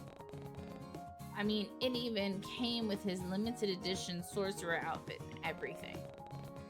I couldn't believe they were selling these things here, of all places, at such a cheap price, too. Rin seems to take notice of what I was not so subtly gawking at. But before we could enter the store, the cashier walks in front of the display stand and blocks our view. She drops a box of miscellaneous items at her feet and begins stocking the shelf next to the plushies, before she finally notices us standing by the window. I don't miss the way her eyes widen at Rin, obviously taking an immediate liking to him, and almost shamelessly pushes a strand of hair behind her ears before giving him a small wave. Sneaking a glance at the taller man beside me, I noticed how Ren wasn't even paying any attention to her, instead keeping himself busy by scratching at his jaw and kicking at the stray cobblestone rocks by his feet. But the cashier seemed adamant about getting Ren's attention, considering how she felt the need to abandon her spot by the shelves and make her way towards us. Hi there. Welcome to Seaside Trinkets. My name is Olivia. Can I help you with anything? Oh no, we're just looking, but thanks for... We recently got some new beachwear merchandise if you're interested in checking them out. Was she seriously ignoring me? Oh, you kind of look like someone I know. Have we met before? Maybe we went to the same school. Me? I don't think so. Really? I definitely would have remembered a face like yours. Actually, now that I've got a good look at you. I watch as she shamelessly takes in Ren's appearance before crossing her arms over her chest and leaning back. You also remind me of one of those characters from a cartoon that's been gaining a ton of traction lately. A ton of traction here. Apparently, one of the locations from the show is based on Corland Bay's main beach. Are you talking about Attack on Giant? Is that the name of it? Then yeah. I don't really know much about those cartoons. It's called an anime. But her company recently started selling some of the stuff for it to entice the tourists. Do you want to come inside and take a look? Actually, do you want my number as well? Here. You had this prepared? Here. Of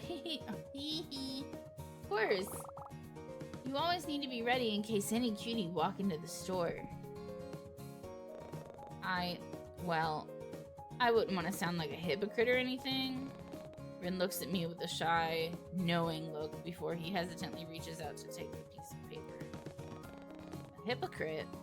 Oh, right. He did leave his number on that pink sticky note yesterday. I'd almost forgotten about that. But did he really have it prepared? Did he really have it prepared beforehand? Admittedly, he thought was kind of endearing. The thought was kind of endearing, though before I have the chance to dwell on it any further, Ren cuts me off by suddenly handing me Olivia's number. Wait, what? He didn't want to pocket her number? Glancing up at the pink-haired man, I pressed him for more answers. Huh?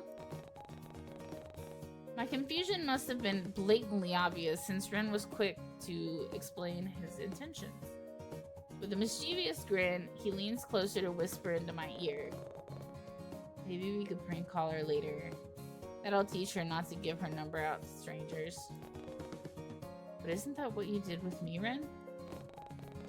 I match his teasing smile with my own as I recall the sticky note Ren left on my monitor at work. Touché. But I've yet to receive any prank calls from you, though. Don't jinx it. Just as Ren lets out a puff of laughter at my joke, Olivia cuts him off. Hello? I'm still here. Oh, right, sorry. Anyway, now that you've got my number and I've got your attention again, I think it's only fair I show you around the store. I don't do this for just anybody, you know. Ren doesn't seem to answer her initial question, nor does he seem to outright respond to her, and instead casts an inquisitive glance in my direction. It was like he was asking me for my opinion, and I can only assume it was because he knew about my interest in anime. It was thoughtful of him to do that, but I kind of wanted him to tell that rude coworker off instead. Wait, did I really want him to do that? What was wrong with me? No, I think that's completely right. First date or not, you tell that bitch to fuck off because it's rude. This is rude. She sees you standing next to him. That's rude. I told you, this thing's getting under my skin. I'm sure that the cashier just took an interest in him, and there was nothing wrong with that. It's not like we were a couple anyway, but we were supposed to be on a date, right? Right now, and Ren did declare himself as my boyfriend earlier. But I just assumed he said that in order to get Teo off my back. Does that mean, was he feeling the same way as me? Excuse me, was jealousy on his mind when he talked with Leon and Teo earlier? I wasn't sure how I felt about this new discovery. Okay. Huh. Do you want to go look at the items? We've still got a little bit of time to kill. Here, why don't I show you the most recent stock? We haven't shown this to the general public yet, but I'm sure you will love it. Without warning, Olivia, was that her name? Reaches out for Ren's arm and practically drags him inside the store. He lets out a surprised sound before leaning back and trying to grab hold of my own arm as well, but I was just out of reach. There was nothing else I could do but watch as Ren helplessly gets pulled into the store. It's back here in the stock rooms. Usually we don't allow customers downstairs, but you're a real hottie, so I'll still let you take a sneak peek. No, actually, I'm good. Don't worry, we won't get caught. I'm sure your girlfriend won't mind if I borrow you for a bit.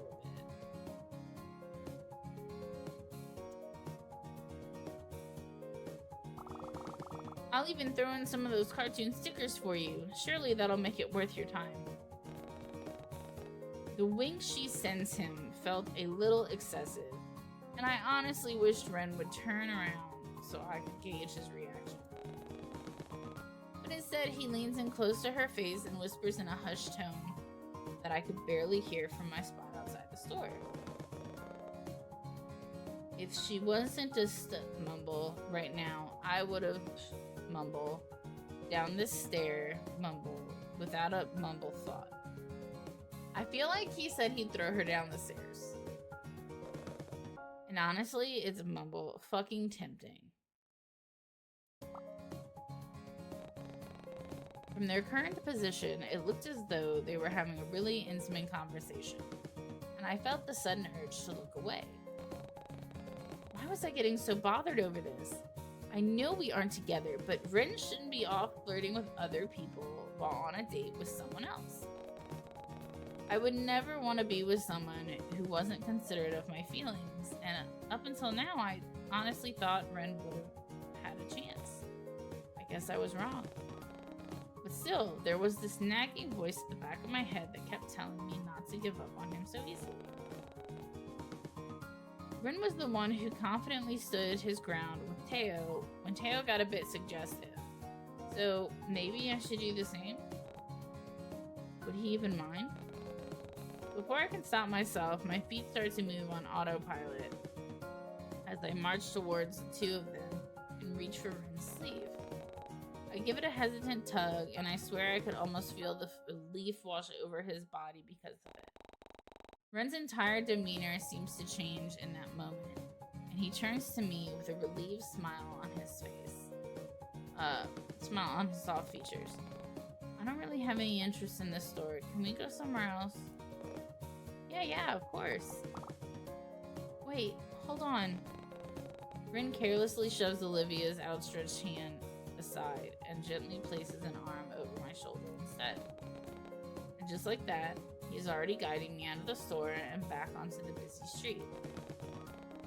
I can hear Olivia sputter out confused sounds as she watches the two of us leave, and I suddenly felt guilty for causing a rift between them. Maybe I was wrong. Maybe it's not what he said. No matter how many times I tried to brush it aside, I still couldn't get my mind off of what had just occurred earlier. What if Ren was interested in her? Granted, he probably shouldn't have blatantly flirted with her while on a date with me, but he wasn't exactly the most confident guy. Would he still be able to talk to her again if things didn't work out between us? No, I shouldn't be thinking like that. Peering up to gauge his expression, I noticed how he didn't really look all that upset about leaving her. If anything, he seemed rather content to be walking down the street with his fingers entwined with mine once more. I can feel him give my hand a protective squeeze as he looks down at me with his soft blue eyes, and all my worries seem to somehow melt away. Maybe I did make the right choice after all. It might have been selfish, but it was worth having Ren look at me with such a gentle expression. Eventually, the sun starts to melt, starts to set behind the ocean as Ren and I continue to walk along the beach walk. You know, it's so funny because a lot of times when I'm reading, it's not that I mispronounce a word, I just say a completely different word entirely. Most of the conversation was geared towards me and my interests again. But every time I tried to learn more about Ren, he only seemed to divert the conversation back to me once more. But the more I focused on his odd behavior, the more I began to pick up on his social habits as well. I learned that Ren would subtly pick at the sleeve of his cardigan whenever he got nervous, or how he'd scratch at his jaw whenever the conversation strayed down a path he didn't feel comfortable with. His little quirks told me more about himself than the dead-end conversations that only led back to me, and I was content with knowing more about him than I did yesterday. Ren no longer felt like a stranger, and I had met at the library, but rather someone I could consider a friend. Except friends aren't supposed to get jealous whenever they see them flirt with someone else. Jeez, what was wrong with me? It had barely been 2 days, and I was already contemplating whether or not I truly saw Ren in a romantic light. Was I going too fast? All of these thoughts were starting to get a bit overwhelming, and... Angel? Hello? Stop. Huh? You're spacing out on me again. There's that look again. He keeps peering down at me with so much adoration in his eyes, and if I didn't know any better, I would think that he was already halfway in love with me. But that was a very conceited thought, and probably wasn't even true. Sorry, I was just thinking about things. Are you going to share those things with the rest of the class? He sends me a playful smile and a gentle nudge into my side, and I couldn't help but laugh. When did we become so comfortable with each other? And when did he lose his stutter? It's nothing really, maybe a bit embarrassing, but while I was wondering, how do you feel about... My sentence gets cut short when a drop of rain lands on my cheek. Instinctively, I look up and find myself wondering how I didn't notice those dark clouds in the sky sooner. All of a sudden, more droplets fall down until it's all about pouring rain and forcing everyone in the area to find cover. Over here. Rin doesn't seem to pay much attention when he grabs me by the wrist, and pulls me underneath one of the awnings of a nearby building. He shields me from the rain with his body, and I couldn't help but feel tiny with the way his arms cage me in as he rests him against the wall.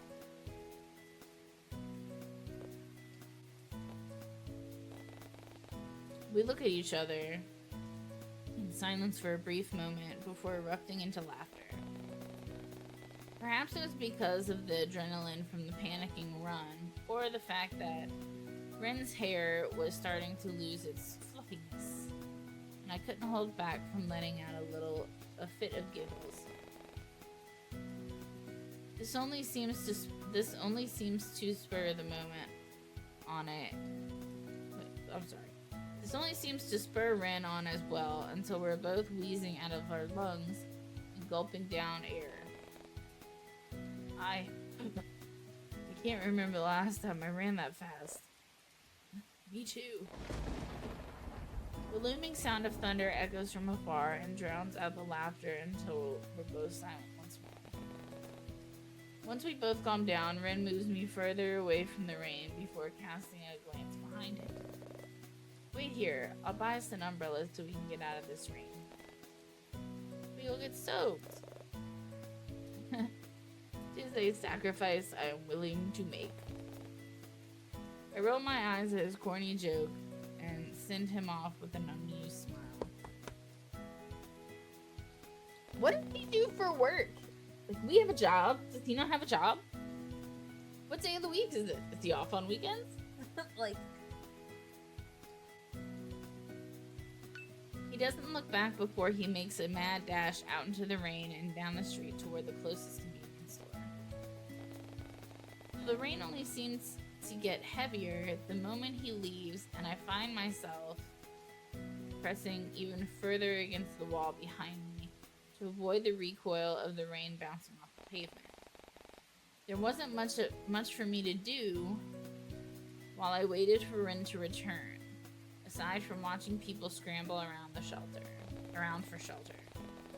And just like that, the carefree sounds of laughter echoing from down the street capture my attention as I watch Leon, Teo, and Jay all run to cover like they depended on their life.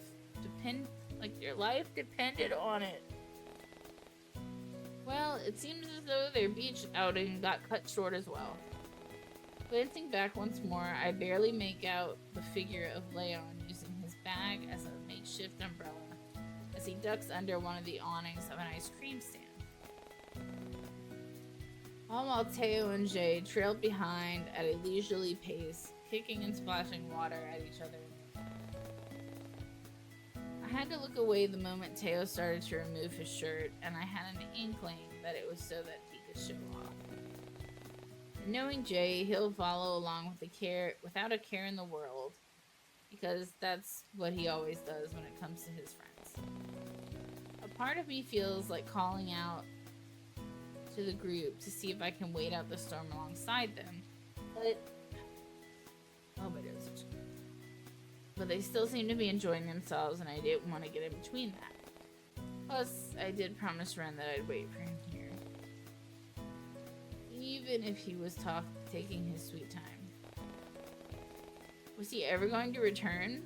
There was still no sign of him or his comfy-looking cardigan, and I was beginning to wonder if he really did ditch me. After all, it must have been more than 15 minutes by now. What if he got caught up with something? Or what if he went back to see that cashier lady again? Her store did happen to be on the same street, and after spending the afternoon with Ren and getting to know him, I concluded that he wasn't the type of person to do such a thing. Plus, that'd be a really low blow considering that he was the one who offered to take me out on a date. Although, if I was being honest with myself, and it did seem as though they had chemistry, especially with how she looked at him. Sorry about that. And touched him as though it was the most natural thing in the world. She apparently knew him as well. Or at least, he looked recognizable enough. Why did that make my blood boil? Thankfully, the rain was here to cool me off, as well as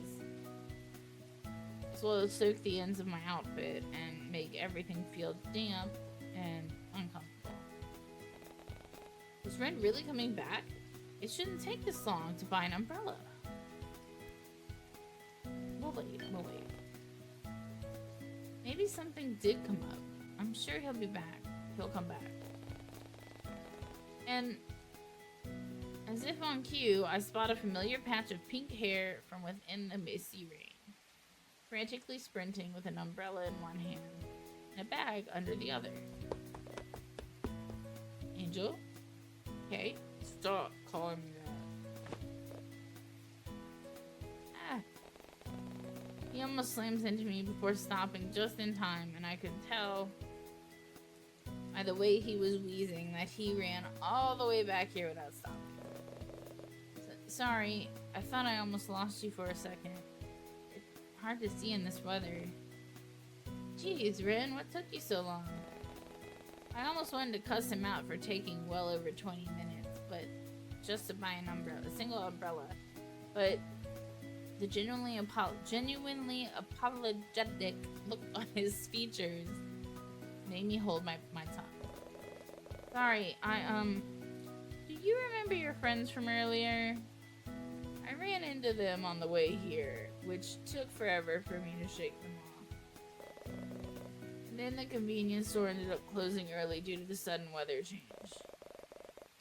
So then I had to go to that awful souvenir shop with that obnoxious, clingy cashier again. And she asked me if he was talking a mile a minute, and I was worried he'd end up biting his tongue. Gently, I raised a hand to signal him to calm down, and his intense monologue soon comes to a halt. I'm really sorry about making you wait so long, but I did manage to get an umbrella, among other things as well. Hee hee. He gives it a small twirl in his hands, sending droplets of water all over the place. We can start heading back home now if you want, unless you want to go somewhere specific.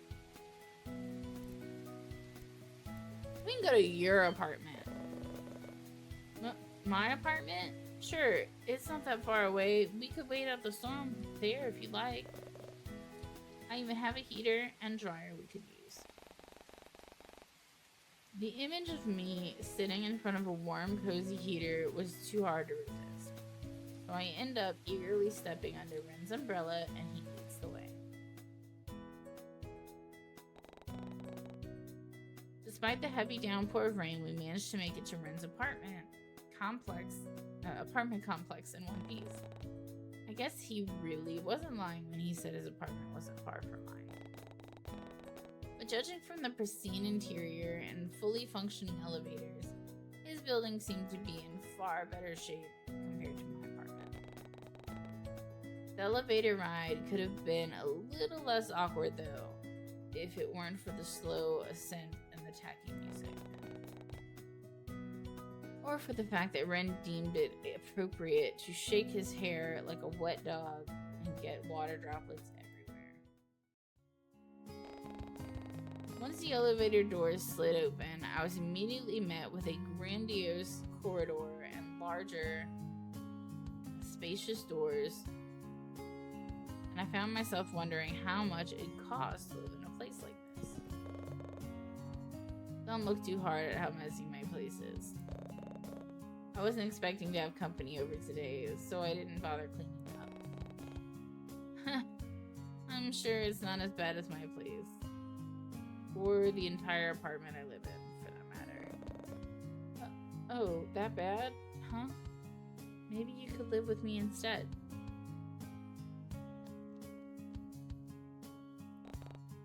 Alright, just say something. No, I mean, well, I was thinking, it's a bit strange, but no one lives on this floor aside from me. I'm not really sure why, but I'm not gonna complain. can make as much noise as I want. No one would notice. Shit. That means I could scream bloody murder and no one would notice. Rin shoots me a mischievous grin, and I found myself wondering what he meant by that. Like, loud music and stuff? Movies? Yeah, something like that. He unlocks the door with some electronic card attached to his keychain. And the moment the door swings open, I let out an audible gasp. Rin doesn't seem fazed in the slightest as he flicks on the lights and walks into his own home. But I could only stand at the entrance to his foyer in shock. Yes, foyer. Foyer. He had a whole damn foyer in his apartment. Was this even an apartment? Surely a penthouse would have made more sense. Holy shit, Red. Is there something wrong? What is it? I know the decor is kind of tacky, but it came with the apartment, and I haven't found the time to do anything about it yet. Are you a Nepo baby? I'm sorry, but are you the long-lost heir of a billionaire or something? This place is huge. And hello, is that marble? No, I get paid a lot from my job. Enough to afford rent at least. So like...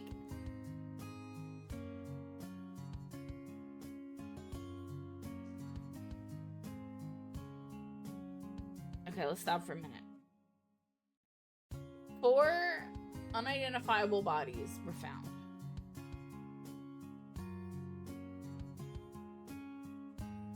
Is he, like, paid to kill people? Does he sell body parts? Is he an assassin? I think he's the one who killed the people. He's probably not, but I think he is, so. Do with that what you want. You know, I don't think I've ever asked you this yet, but what exactly is your job? Oh, my job is, well, are you an e-boy? I guess you could say I'm a programmer. I don't know, I just take on a few jobs every so often, nothing super fancy or anything. Nothing super fancy? Ren, you have marble flooring. Leaving the newly discovered programmer at the entrance, I curiously venture further into his apartment. Marble's a pain in the ass to clean, too. Oh, Angel, do you want some slippers? The floors can get cold. Your shoes are probably soaked, right? Turning around, I notice Ren opening a small closet and pulling out a pair of dark house slippers. He looks at me with a curious expression, but makes no effort to hand them over. Only if you want them. I'll take them, but only because they look like Gucci. Instead of Gucci, Gucci. Ren lets out a puff of laughter through his nose at my joke, but doesn't seem to deny it. Were these slippers really from a luxury brand? But as I put them on, I notice how they're an exact fit. It makes me wonder if I just have average-sized feet, or if Ren had bought a bunch of expensive house slippers in varying sizes. But as funny as that imagery was, how did he accurately guess my shoe size without seeing my feet? Here, why don't I show you to the bathroom? I'll find you something to wear in the meantime, while your clothes are in the dryer. Or would you prefer a towel instead? I guess that'd make more sense. So, sorry, I don't usually invite people over. Seeing his timid side resurface once more gave me the sudden urge to tease him.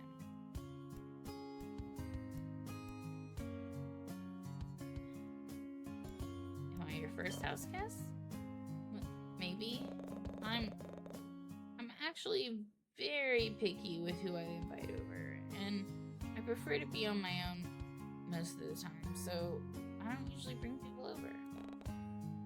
You never answered the question. I give him a teasing smile, and he slyly turns his head away instead.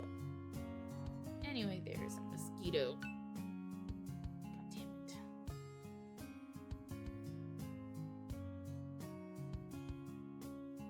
I don't know where it went. I thought I had it.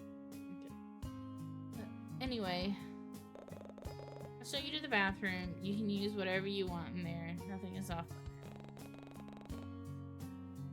First, it was offering to spend the night at my place. Then it was asserting himself as my boyfriend in front of my friends.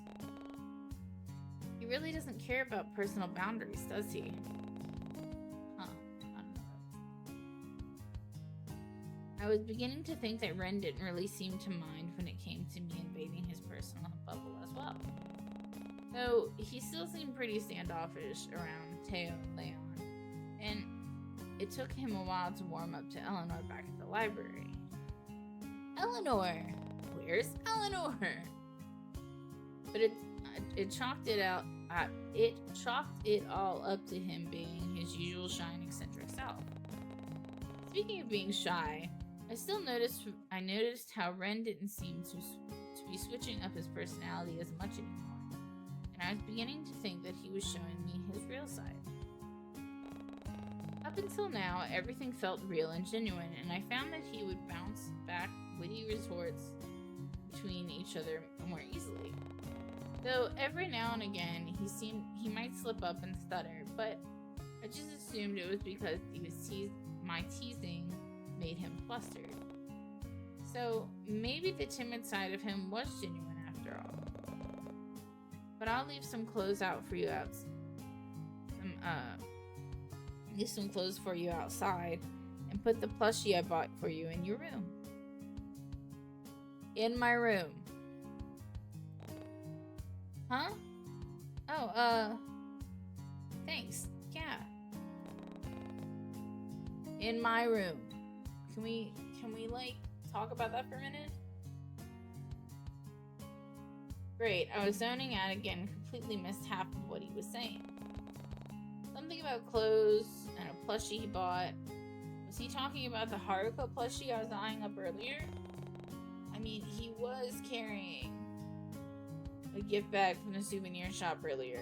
Did he really buy me that toy? Ren, however, doesn't seem to pick up on my confusion, though, and invitingly opens the bathroom door for me with a soft smile. So, without trying to make things awkward, I quickly slip inside and then lean against the door for support.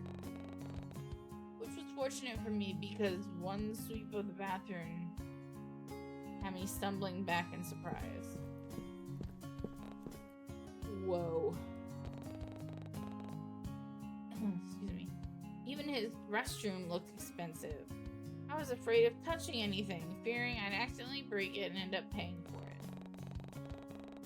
Glancing around again, I noticed how his countertop seems to be void of any dental care. That's weird.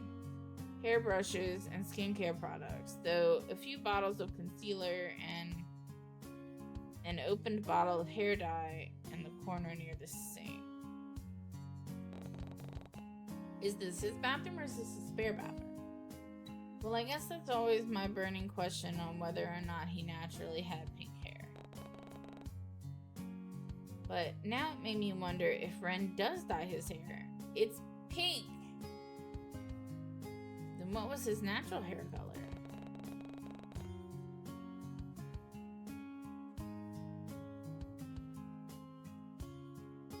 Sorry, I'm checking my phone. There were still so many things I didn't know about that soft-looking guy, and I was beginning to question whether coming here or not was a good idea. Coming here was a good idea or not. With a sigh, I decided not to waste any more time thinking about irrelevant things, and instead turned my attention back to the shower. Quickly stripping out of my clothes, I jump into the unnecessarily large glass booth and turn the water on. Glancing at Ren's shelf of Albet Limited hair and body products, I couldn't help but notice that one brand in particular happened to be the exact same as mine. Did we use the same body wash? He didn't really smell like me, but maybe that was because I wasn't paying much attention. I mean, who randomly smells people out of the blue anyway?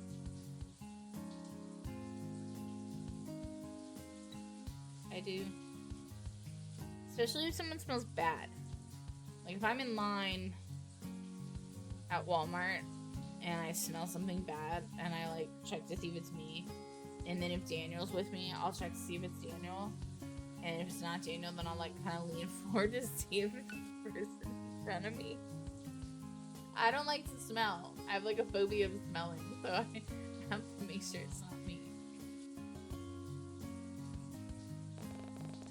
Shaking my head at such a silly notion, I begin to scrub away the lingering smell of rain from my body and quickly finish washing up. Bundled up in a warm towel, I crack open the large door and poke my head out to the hallway. True to his word, Ren left a small pile of clothing outside the bathroom, nearly stacked and properly propped against. Okay, he didn't say he was leaving it by the bathroom. He said he was gonna put it in my room. So, just that's a thought, creator.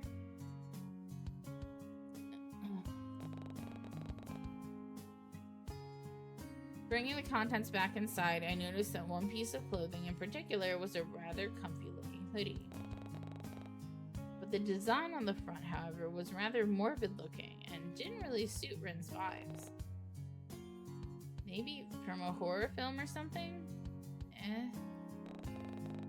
Shrugging my shoulders, I put the hoodie on and instantly get enveloped by the sheer amount of fabric.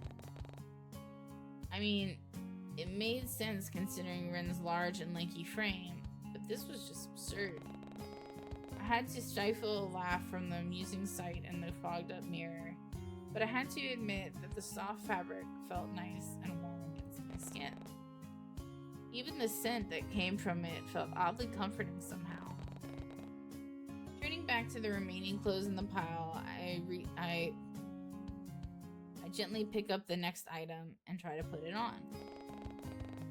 The gray sweatpants didn't seem to fit the length of my legs despite the number of times I tried to tug at the fabric.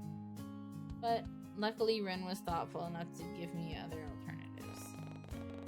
The dark pair of shorts seemed like the better option, especially since it came with a drawstring and deep pockets. Once I was fully dressed, I stepped out of the bathroom and aimlessly walk around until I hear the faint sounds of a TV playing. Feeling curious, I follow the source of the sound down to the hallway. Breaking news: a sudden storm hits the bay as gale force winds and knock over street signs and even awnings. Just believe, meteorologists believe that this sudden change in weather will die down soon and to stay safe indoors. I continue to follow the noise until it suddenly cuts out and changes into a glaring monotone sound, indicating that the television must have lost all signal. And soon enough, I find myself in Ren's spacious lounge room. Aside from the TV, the rest of the lights were off, but I could still make out most of the dark shapes within the room with ease. It was just as ostentatious as the rest of his house, even though I couldn't help but feel like it lacked any form of life. It just didn't seem like someone actually lived there. What if that was fake? What if that news was fake? I'm sorry, I know I'm going too far with these theories. I know I am, but...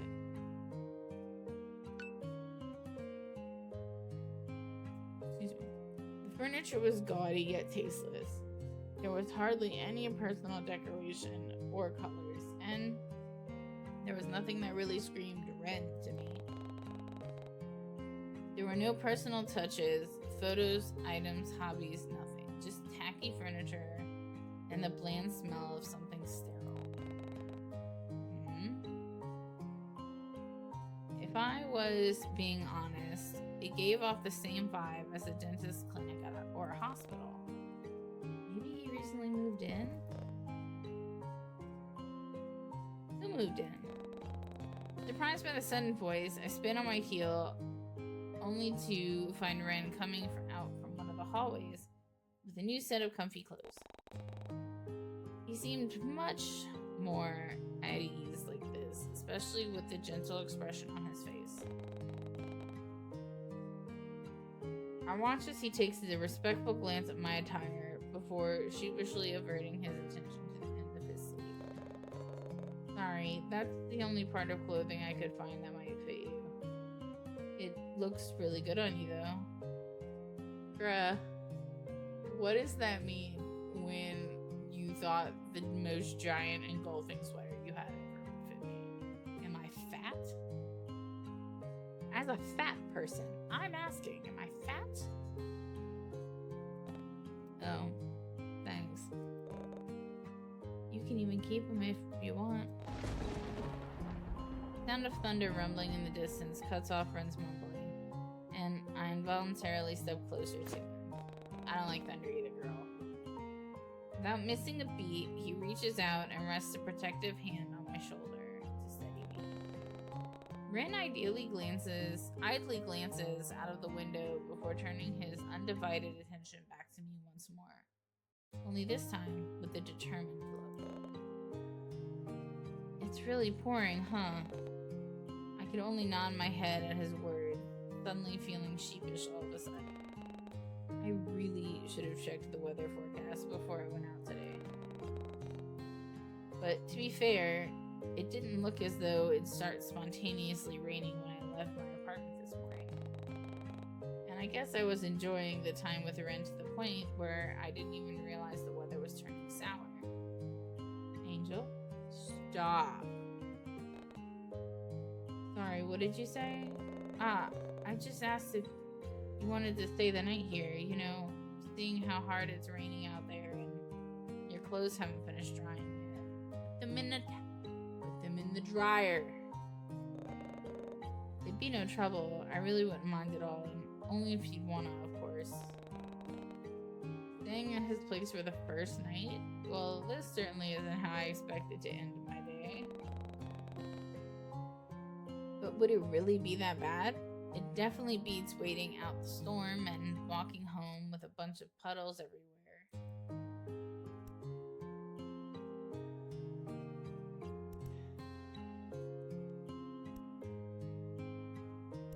I want to click this one because I'm curious. Let's do it. Wait, what was that? Did I really want to stay the night at Ren's place? I guess I did. Couldn't really remember otherwise. I guess I could stay if that's really okay with you. Yeah, of course. Totally fine. Wow, he really was an energetic, eccentric man, wasn't he? Let me know if you need any more pillows or blankets. Or if the room gets too cold.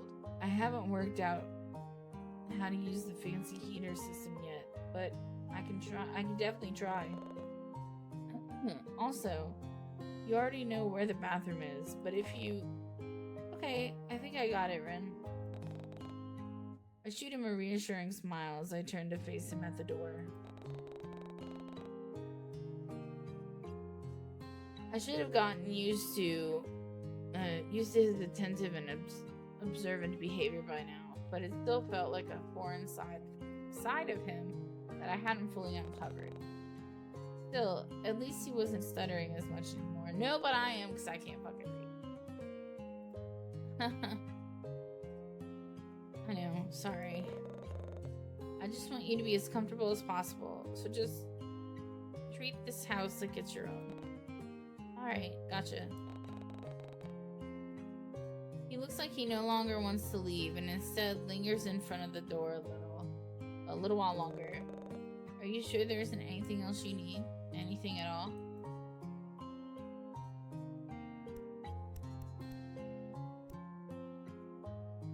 Yeah, fuck it. You want to... in my room? Why do you look angry? Did I just say that? I can't sleep letting these intrusive thoughts win. I can't keep letting them win. I don't mind, but... what's wrong with the guest bedroom?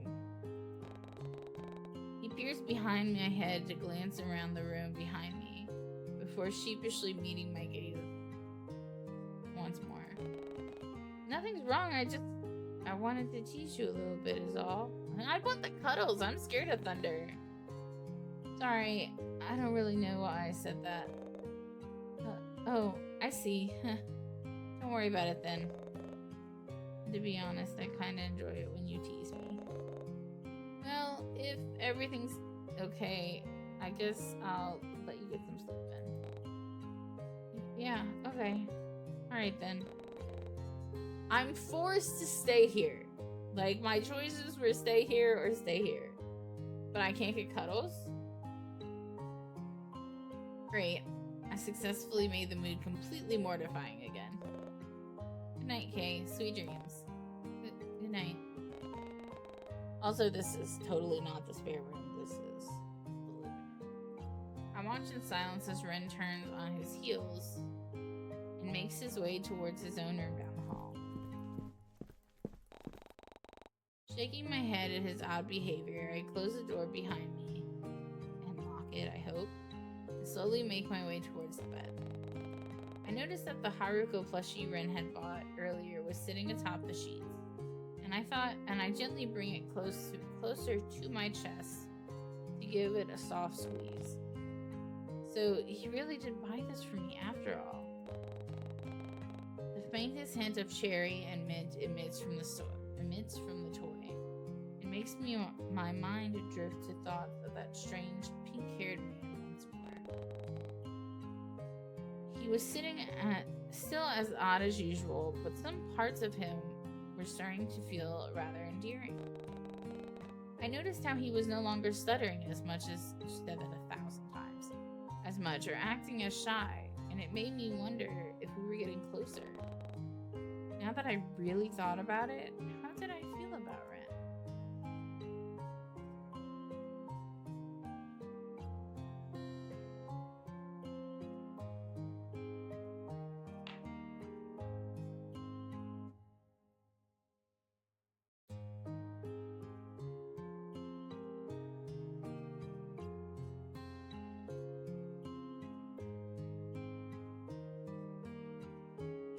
Sorry, it sounded... I was hearing some sound in my window, and it kind of sounded like a cat. He's not creepy, but I'm...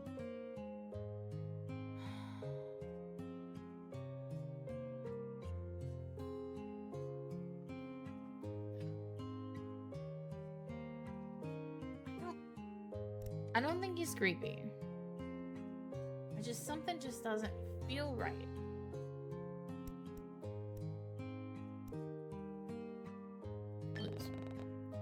Okay, so I guess he was kind of cute and endearing in his own way.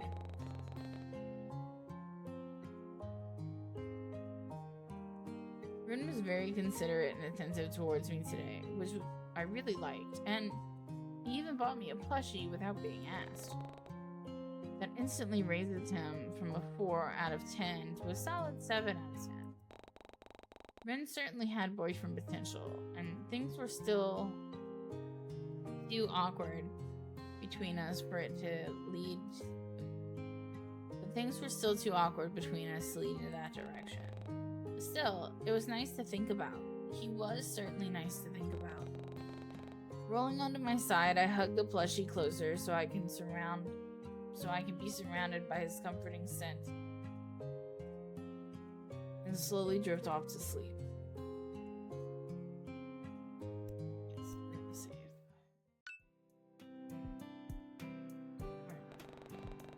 I'm gonna go ahead and stop this video. and then start back up again because I still don't know how to edit shit. So see you guys in the next video. Welcome back to my channel, and or welcome to my channel. If you're new here, hi, I'm Kay, and I play a bunch of shit so you don't have to. We are on chapter 3 of 14 Days with You. This will probably be the last episode we play today because I did take my nighttime meds. And if you're new here, it's like Russian roulette. We like to play with it. We like to play games with this. Sometimes they knock me the fuck out real fast. Alright, so let's get started.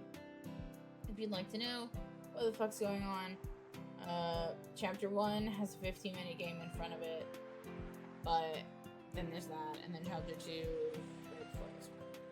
Let me go ahead. For anyone curious, we're going to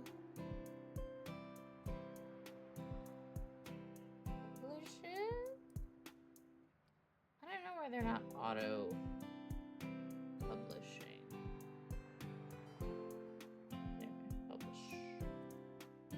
Okay. Let's do this.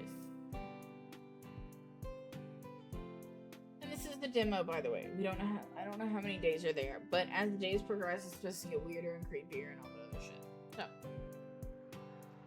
the unusual sounds of city life and traffic pull me away from my slumber, and I wake to the sight of an unfamiliar ceiling. This wasn't my bedroom, and this certainly wasn't my bed.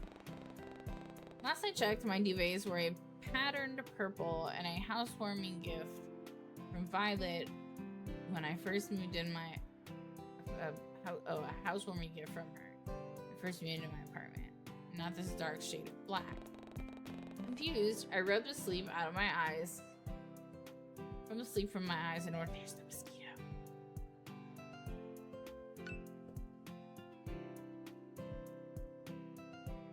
I missed it. And just like that, memories from yesterday came flooding back.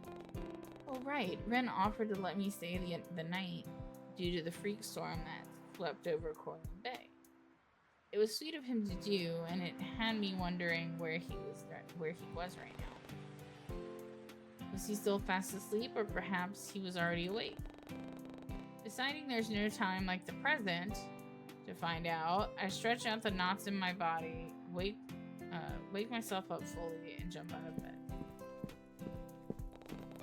As soon as I walk out into the hallway, the mouth-watering scent of something sweet and sugary greets me.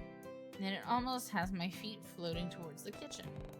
Curiosity, or perhaps hunger, takes over my body, and before I know it, I find myself navigating through the maze of Wren's stupidly large apartment. Speaking of the devil,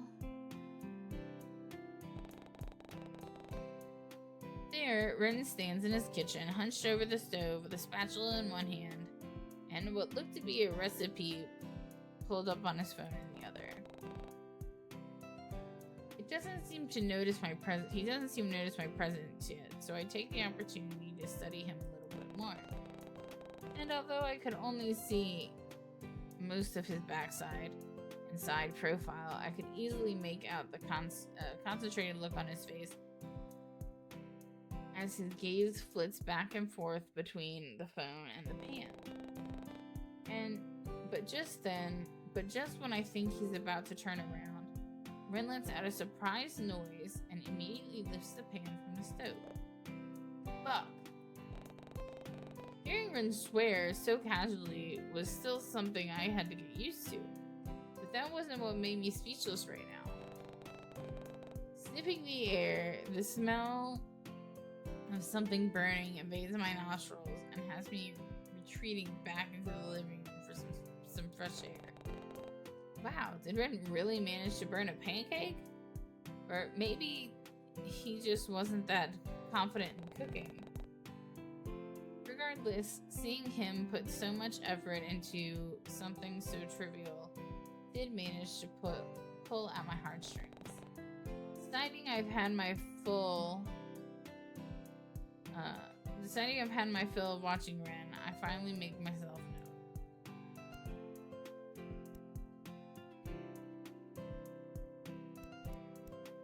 gonna be creepy too. Quietly tiptoeing behind the taller man, I wait for the perfect opportunity to strike before wrapping my arms around his waist, and resting my head on his broad backside. Hey! I didn't hear you. Despite his flustered outburst, Ren doesn't seem to move from my hold. In fact, he almost seems to melt and lean into my touch instead. Almost as if to confirm my thoughts, I feel him wrap one of his arms around my waist to pull me in for a brief hug. Good morning, Kay.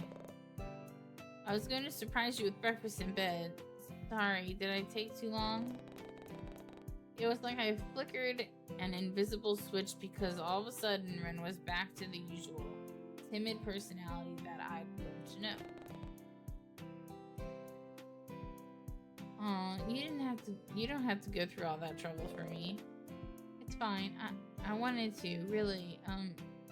Here.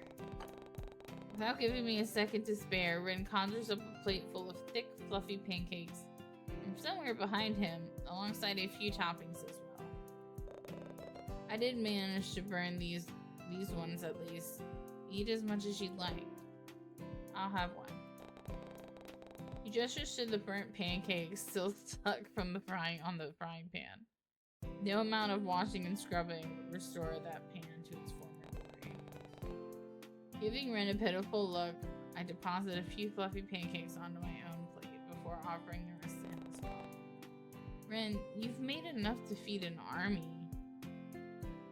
Why don't we share? It's okay. I made them all for you. Exactly how you like them.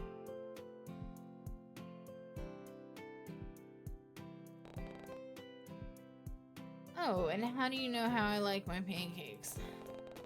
Deciding to tease him a little, I throw the lighthearted accusation into the air and hope that he'll catch it. I don't. I suppose...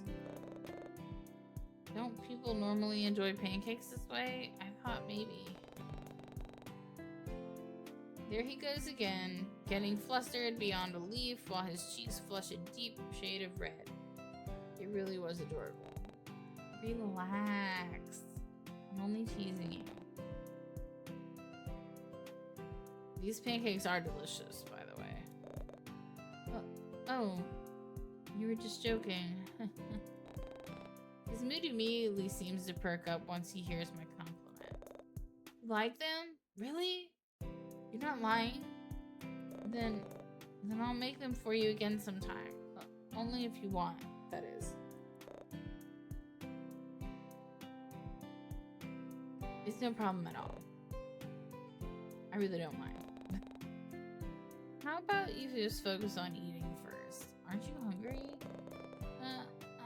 I snacked on a few pancakes while cooking them. Don't worry about me. You just eat. Do you want some different toppings? Maybe... I'm sure I've got more strawberries in the fridge. Something inside me told me that Ren was lying about eating already, but I didn't feel like calling him out on it. I'm good for now, but thank you, really. Seemingly satisfied with my response, or lack thereof, Ren lets out a pleased hum and instead moves away to busy himself with washing the dishes. My gaze follows him, and I absentmindedly catch a glimpse at the clock on one of the shelves. 8 o'clock on the dot. Wait a second. 8 o'clock? I was going to be late for work. As if picking up my panic behavior, Ren halts his movements and sends me a curious glance. Crap, I'm gonna be late for work. Late for work again if I don't leave now. I still need to walk home and get changed and... Hey, it's okay, Kay. Calm down. Look, your clothes from yesterday are washed and dry. Why don't you change into them, and when you're ready, I can drop you off at work. Ren? There I go again, relying on this enigma of a man and taking up too much of his kind hospitality. I was already overstaying my welcome. by using his dryer and sleeping in his spare bed. And now, here I was, eating his food and being exactly 5 minutes away from getting a lift in a car. He really should be the one being called Angel instead of me. Thank you so much. I owe you my entire life.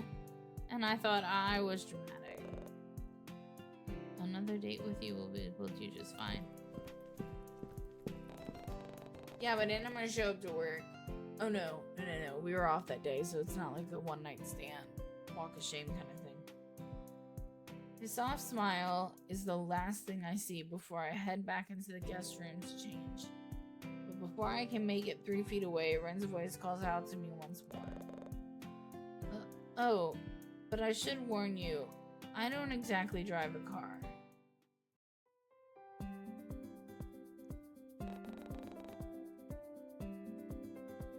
Turns out Ren didn't actually own a car. Like I expected. He owned a damn sports motorcycle. All black, sleek, and scary, but what surprised me the most were the faded "Always With You" stickers. The faded "Always With You" sticker decals that adorned the tank. So Ren was a fan of that webcomic as well. I always assumed the community was rather small. There wasn't much talk about the webcomic online, so it was nice to know someone else enjoyed it as much as I did. But just as I was about to bring the topic up, my vision goes dark as Ren places a helmet over my head with a smile.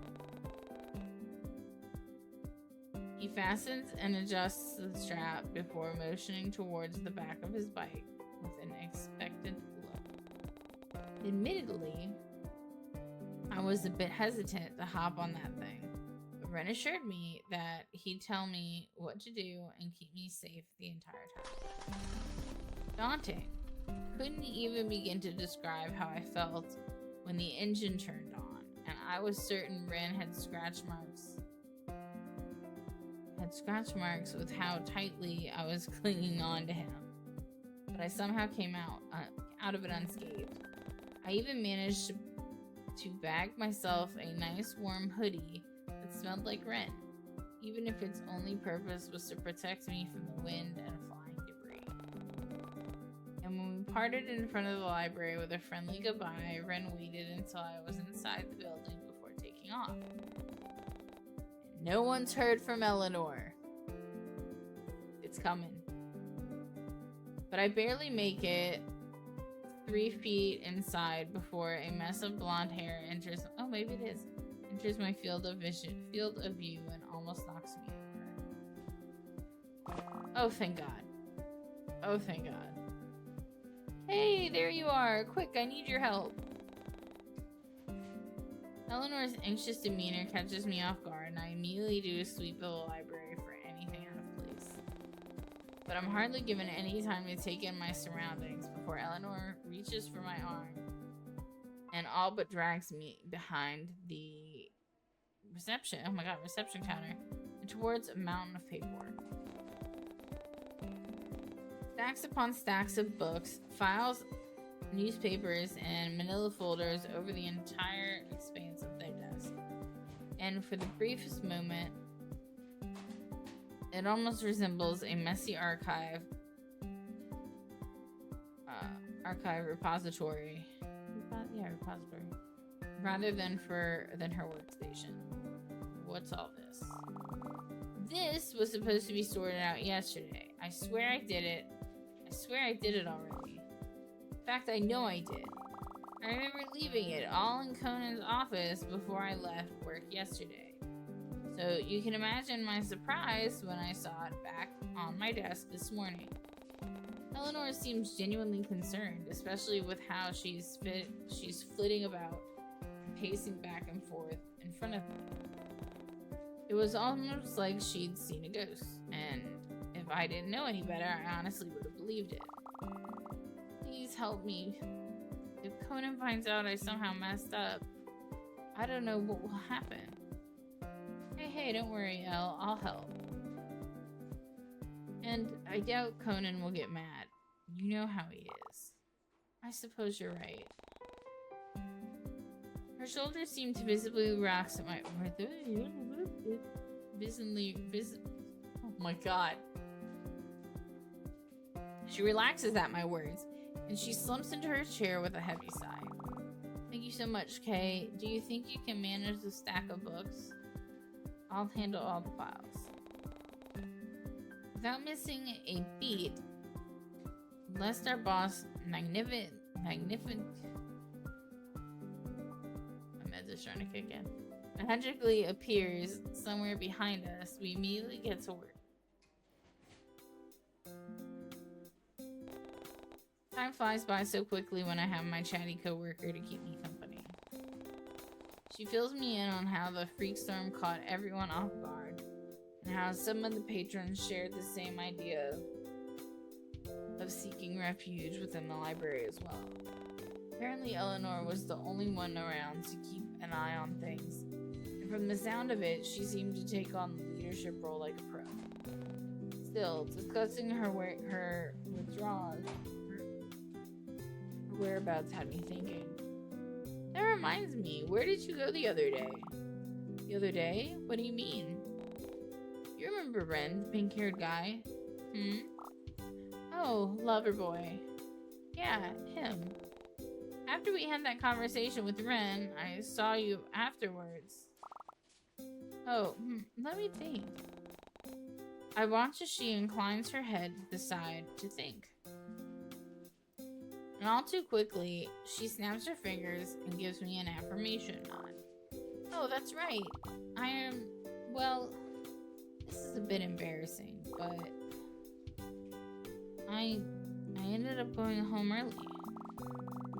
I must have accidentally bumped into something while cleaning the stockroom the other day, and before I knew it, one of the shelves came tumbling down on me. Oh, it did it? It wasn't until a little later when Conan found me and pulled me out. You knocked over an entire shelf. Miss Creston? I don't know. Is that her name? Knowing I was only teasing, Eleanor sends me a sheepish smile and bows her head to hide her red cheeks.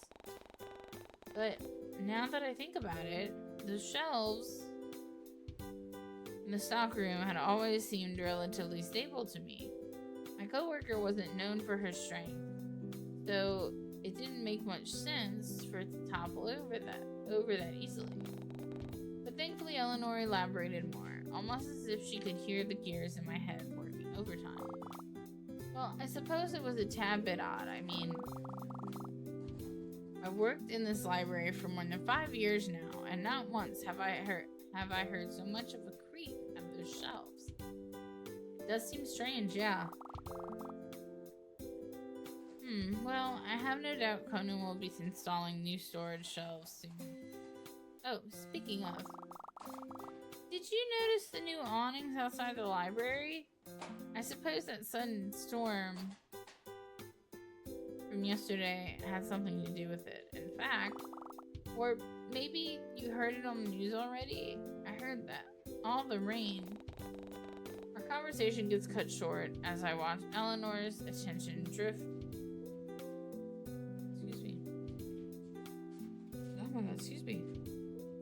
behind me and towards the flashing red light above one of the shelves. Duty calls, I guess. As soon as she stands, I shoot her an appreciative smile, which she returns with an apologetic one of her own, and meanders her way toward the aisle.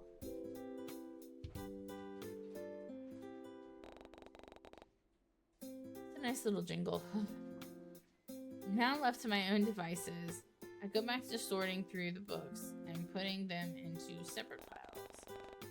I managed to get a solid 10 minutes to myself before the sudden sense of unease creeps up on me. It felt as though someone was watching me, so I take a curious sweep across the vicinity to try and locate the source. But nothing seemed out of the ordinary. People were studying, others were quietly typing away at computers, and I could even spot the back of Eleanor's head from her spot near the fantasy fiction owl. Nothing was out of place, yet that unnerving feeling of having eyes on the back of my head still lingered. In fact, now that I thought about it, it was eerily similar to the feeling I got when I was walking home a few days ago.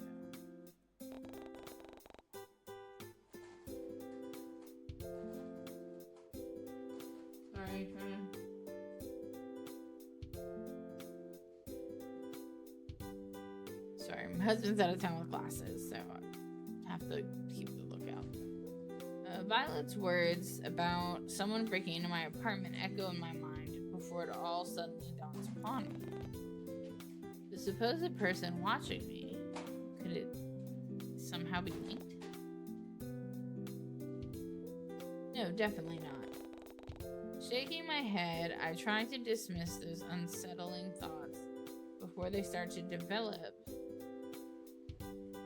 into something more sinister. Is Violet gonna see her in the hallway with that hoodie and be like, "Oh, that's a dude's hoodie"? There was no one watching me. After all, there was hardly anything impressive about me to warrant the stalker in the first place. I was as plain as they come, and if some asshole really did break into my house, they left empty-handed. That alone clearly proved that I don't own anything worth stealing.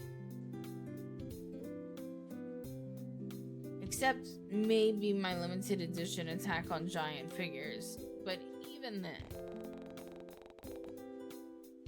I remember thoroughly inspecting my entire apartment once I got home. Nothing was out of place, nor looked like it had been touched. Everything was as I left it that morning.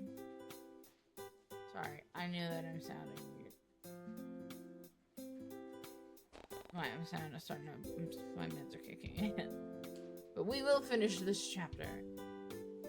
Yes, it still didn't explain why I was feeling this way. Fear and apprehension seemed to overwhelm my senses so much that my mind barely registers the sound of something rustling. And I looked down to see that I had been wearing the papers in my hands for the past few minutes. Have I been stressing out that badly? Jeez, I really was letting all this paranoia get the best of me. Shaking my head once more, I decided it's best not to let these thoughts fester and grow into something far bigger than it should be. No one broke into my apartment, and no one was watching me right now. I was making a mountain out of a molehill, and nothing was going to scare me. Hello? Whoa. Instead of some creepy stalker dressed in all black, I was met with blonde hair and expensive looking clothing. Was this the person I felt watching me? It was difficult to make out her words over the loud, rapid sounds of my heartbeat.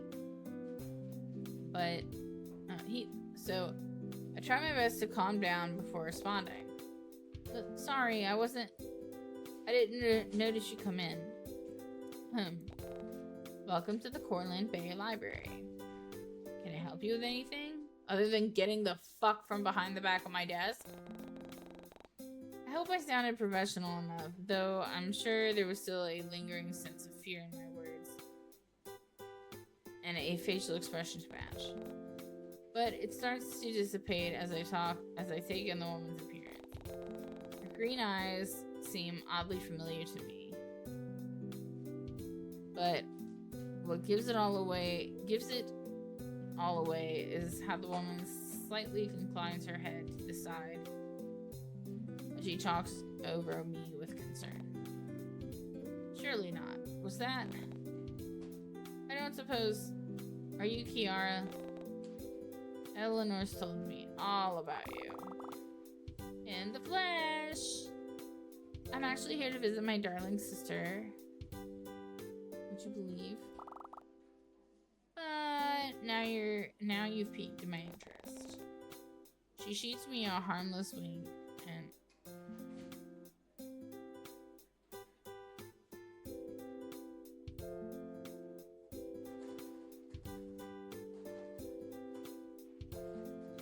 he knows I'm streaming. Here, watch TikTok. Harmless wink and rests her hands atop the reception counter. Now, even the clanging of her jewelry sounds expensive, and I can't help but look at her in awe.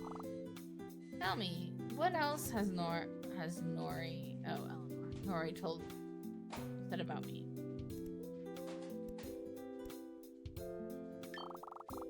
Aha, she better. I didn't pursue a career in fashion for nothing. Did you know I designed her handbag? It's from my latest spring collection. Okay. As if summoning Eleanor herself, she emerges from somewhere behind me and joins us at the front desk. Kiara, what are you doing here? There she is. What? Am I not supposed to see my little sis?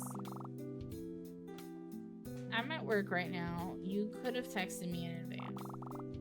But I wanted to surprise you. And look, I come bearing gifts. At that, Kiara places down a few bags branded with high-end prints and designer logos. Sorry, darling. If I knew I'd be meeting you here, I would have brought extra. But I'm sure there's something in there for you and one of the bags as well. Pick whatever Eleanor doesn't want. Yeah, because I'm just fucking chopped liver. I genuinely wish I could be rich enough to say something like that.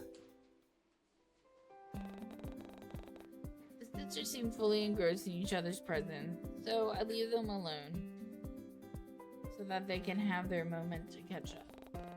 After all, I didn't know how long it'd been since Eleanor and Kiara had seen each other, and the mountain of work in front of me wasn't going to sort itself out in the meantime.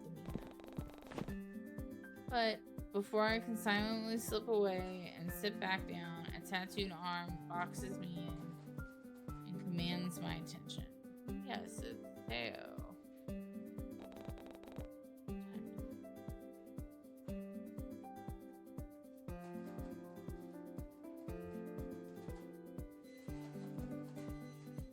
For the second time today, the expensive smell of wealth and luxury floods my senses.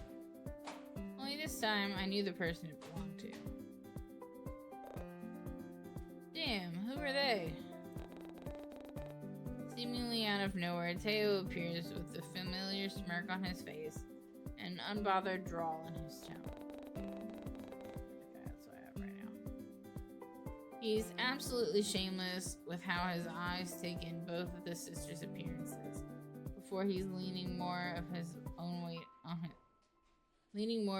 weight onto his arm and shooting me an expectant laugh. Don't even think about it, Theo. Trust me, you didn't want to know what I was thinking about right now.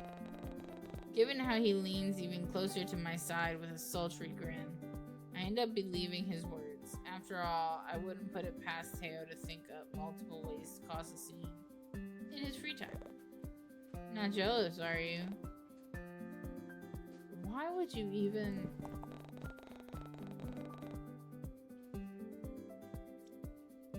Sorry, my lip is chapped. I'm starting to like lose self-awareness when it's kicking. Whether or not it was my sudden outburst that captures the attention, Eleanor and Kiara finally seem to notice us. And I thank my lucky stars for a chance to escape this conversation. Perhaps I could sneak off to the employees' lounge while everyone was busy talking. I'm sure. You work here too? Of got a few things here that you could check out. Ugh. Despite my disgust at Teo's blatant flirting, Eleanor seems to be eating it up with a slight blush on her cheeks. Oh, actually, I'm just visiting. I don't work here, but little Nori over here does. I'm sure she can help you out. Despite her friendly tone, Kiara seems to be passively shutting down Teo's attempts at flirting and redirecting it towards Eleanor instead. Yet, Teo doesn't seem to be picking up on it, instead choosing to lean a little more against the counter, so that his muscles flex under his form-fitted shirt and crosses his ankle.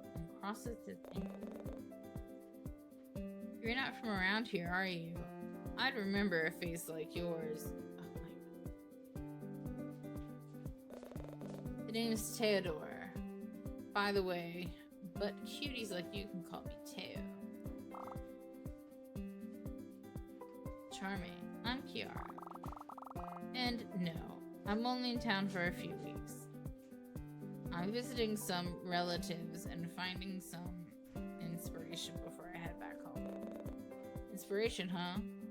I can show you around. Well, aren't you fun? What about my baby sister? Huh? I'm older than you. Come on, live a little. Live a little, Nori. You always tell me how you're holed up at work all the time. I suppose, but looks like you're in need of a bit of fun. I can help with that. Have either of you been to the aquarium yet? It opened recently. Yeah, that's the adult thing to do.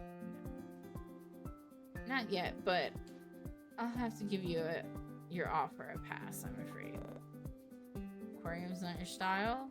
You're not my style. Ouch. Despite the low blow to his ego, Teo doesn't look the least bit offended. In fact, he seems to thrive off of it. But as if fate felt the urge to intervene, Kiara's phone suddenly goes off and startles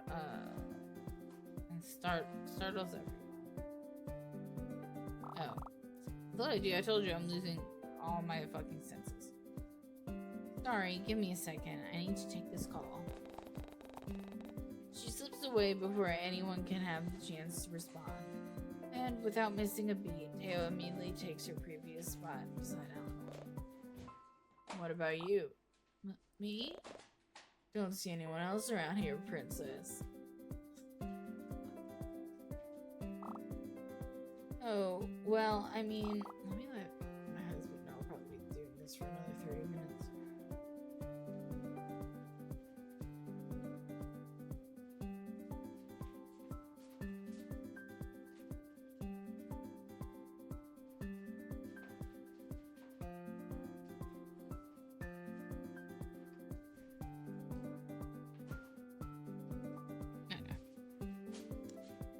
Oh, well, I mean, I think it'd be fun, but I suppose it would be a bit awkward if it's just you and me. You heard her, doll. As if finally acknowledging my presence, Teo turns to me with an expecting look on his face. Why don't you tag along? I'll even see if Leon wants to join the fun. It'll be like a double date. At that, Eleanor visibly seems to relax a little bit.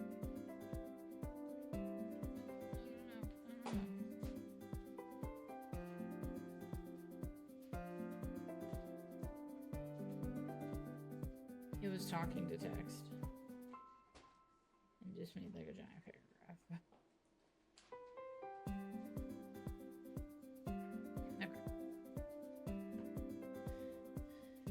I spare a quick glance in her direction, and I can pick up on the barest hint of hope in her eyes. Wait, she wanted to go on a date with Teo? I don't know, Elle. Aw, what? Got better things to do? Look, I'll pay for everything. I can even pick you up as well if you want. Sound good? Not that I'd ever openly admitted to Teo, but his offer was finally starting to sound tempting. I mean, free food and a free outing. It was too good to refuse. However,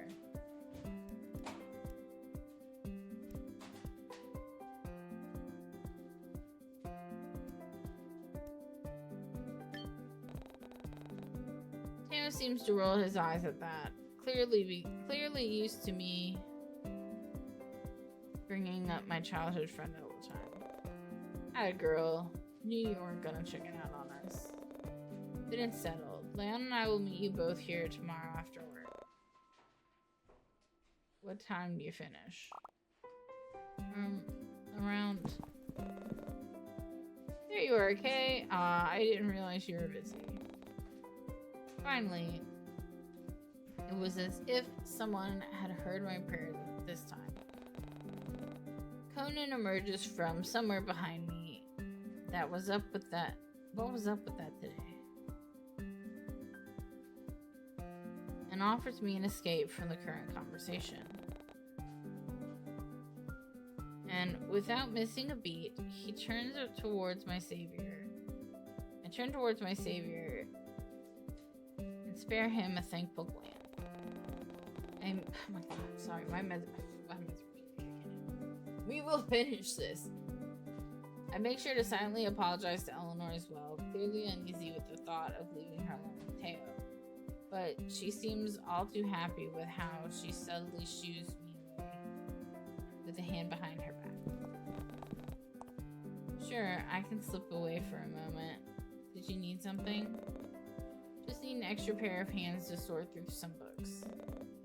But if you're busy, I'll manage it by myself. It's fine. I could use a breather. Okay, so perhaps I didn't need to announce that so joyfully. With warm cheeks, I turned back towards Eleanor and Teo to send them one final apologetic look before following Conan.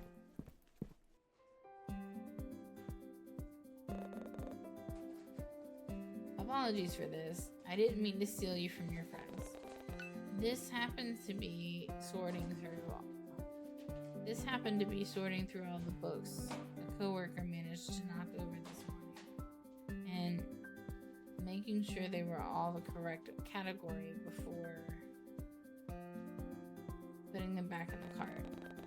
It felt eerily similar to what I had been previously doing with Eleanor, only this time there weren't any Teo-shaped annoyances to keep me company. Read that right? But man, I swear, Conan had to be the only boss who'd be perfectly fine with their employees slacking off to talk with their friends instead. He hadn't said a word. About Teo and possibly Kiara too, depending on how long they'd been standing behind me. And seemed more than okay with us huddling around the reception desk. Deciding not to push my luck, I returned Conan's soft look with one of my own. It's fine, don't worry about it. I've been meaning to ask you something, actually. Has everything been going alright with you? Nothing...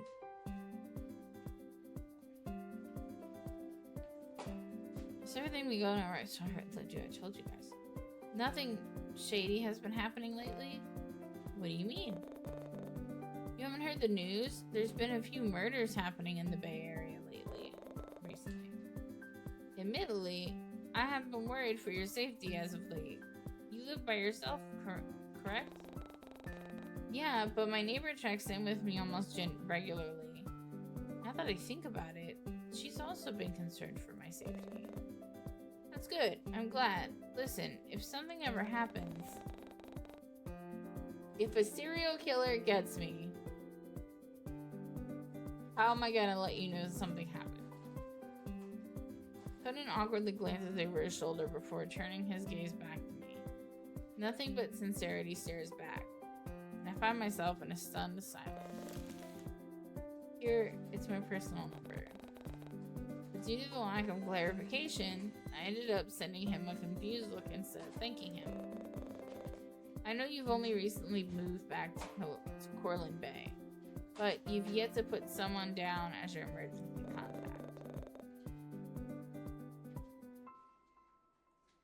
I'm worried you won't have anyone to call in case something does happen. I want to make sure you're safe at all times. How am I gonna call anybody if I'm dying? Oh, thank you, Conan. Of course. He gives me my shoulder a gentle pat before resuming his original task. The conversation falls back into an easy, comfortable silence, and I pocket his number before pouring all of my focus towards the books laid out in front of me. I would save his number first. This is just me.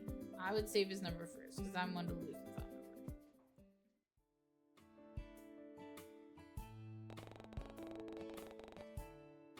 Posture is good.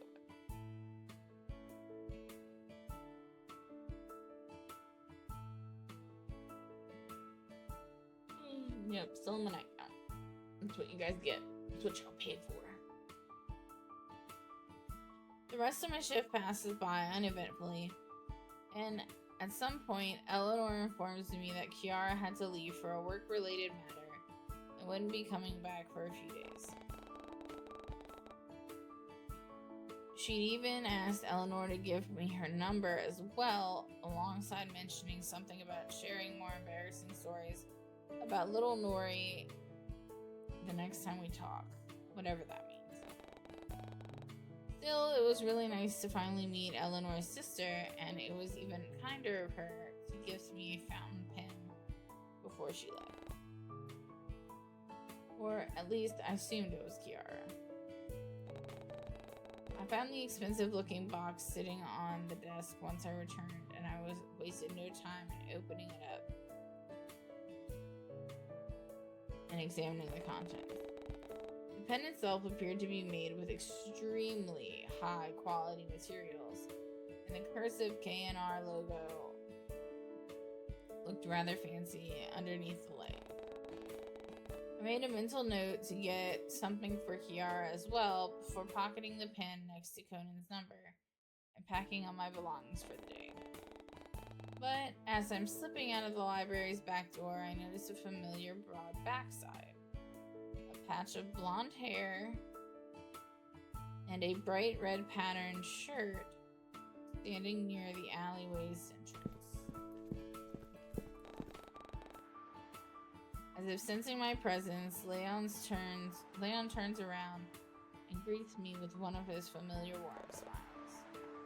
Hey, Darrell. Been a while.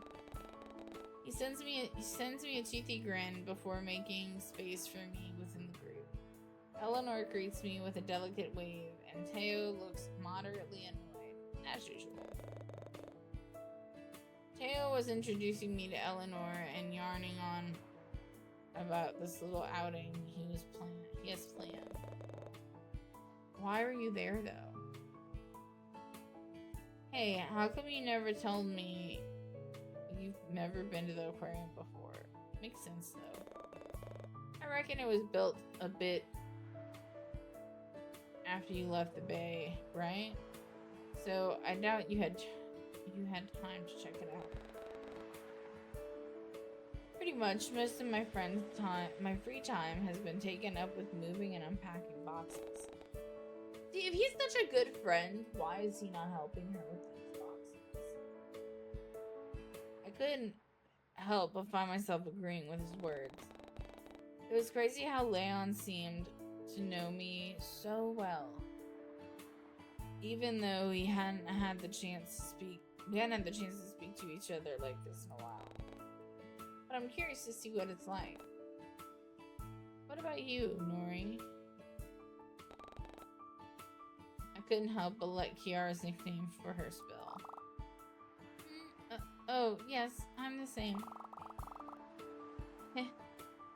I'm looking forward to tomorrow. I've never been to an aquarium before, so this should be fun. Well, here's hoping the weather will be more lenient tomorrow. It was pissing down buckets yesterday, wasn't it? Did you make it home alright, Sunfish? All of a sudden, that eerie feeling comes back, and I resist the urge to turn around and look behind me. I only now notice that I've had my back to the dark alleyway this entire time. Okay. Sorry, what was that? You alright? You look like you've seen a ghost. I watch as Leon looks behind me before glancing at Teo and Eleanor for what seems like reassurance. No, it's nothing. I guess I've had a long day. No, I get it. Feeling tired. You should head on home. Please don't let us keep you longer than we should. Want me to drop you off? Car's out front. As much as I appreciate everyone's concern, I honestly want to be left alone right now and clear my head. And going on a walk would surely do me wonders. Besides, it was still somewhat bright out and there were people around, so I had no reason to worry about my non-existent stalker. I also heard that some new merchandise arrived at the local manga store, which I had been meaning to check out, so that would surely help to get my mind off things. It was along my route home anyway. I told you guys my meds are kicking in. I can't read. What harm could possibly come out of a quick detour? At that thought, I quickly placate everyone's concern before bidding my goodbyes and heading off along down the street. It wasn't until I got far enough away from the library that the eerie feelings started to dissipate. You stayed the night at his house and you guys haven't texted yet. I think that's kind of weird. The nostalgic smell of comic books and plastic greets me as I enter the all too familiar manga store, and I immediately beeline for my way towards the anime aisle. I was set on collecting the last remaining accessories for my mini Attack on Giants display, and I wasn't about to let my paranoia get in the way of that. But as I was passing through a few of the aisles, I noticed a familiar shade of pink near the cashier. Is that Ren?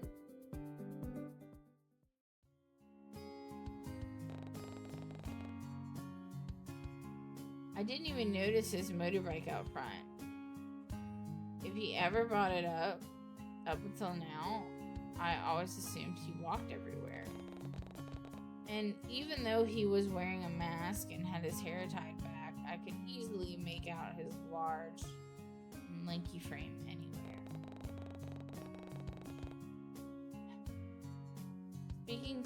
Sneaking closer, I notice how he appears to be in a hushed conversation with the manager about something confidential. If their closeness was anything to go by. Before he places the thick manila envelope into her hands and leans back. Oh, I wonder what's inside. Was Ren trading in some old manga? Oh, what if it's Attack on Giants? Though, if it is AOG, then I'm not really sure why he'd want to trade them in. With how popular the franchise is currently, there isn't much of a high demand. If anything, there's too much consumable media being produced right now. Everywhere I go, all I see is Haruko, and I wouldn't have it any other way. Oh my god, I'm so tired of reading. And speaking of my beloved Haruko, now that I got a better look at Ren, isn't that the limited edition spring Haruko hoodie? I thought they were selling them online. Oh, I thought they weren't selling them anymore. Oh my god. But just as I'm about to make myself known to ask questions, Ren is already turning on his heels and slipping behind large racks filled with cosplays and gaming-themed apparel. His height does him no favors, though, as I watch his head peek out from the top while he bobs and weaves his way towards the side entrance. At that very moment, my phone decides to jump scare me by suddenly going off, and it startles me enough to temporarily forget about Ren.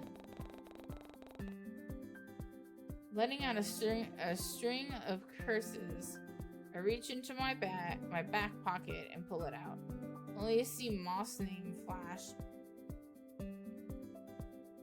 on the screen. With a grin, I accept the video call, and I'll hold the phone up to my face. Hey, listen, now isn't really a good time to talk. But... oh no, that's terrible. Get well soon, or sorry for your loss, or whatever. Anyway, listen. Guess who won an all-paid holiday trip overseas? Me. That's who. It'd been a while since I'd last seen Moss' face, but they appeared just as boisterous as I remembered them. And for free, too. I mean, okay, yeah, I still need to pay for food and stuff, but hey, where are you? I'm in a manga store. Hold on, can we backtrack for a second? You got free tickets to where? Is that a Haruko figure? Can you get it for me? Please, please, please, please, please? Moth. I'll pay you back. Promise. I'll pay for shipping too. It's so cute. Look at this little outfit. Look at it. His tiny little jacket and tiny little shoes.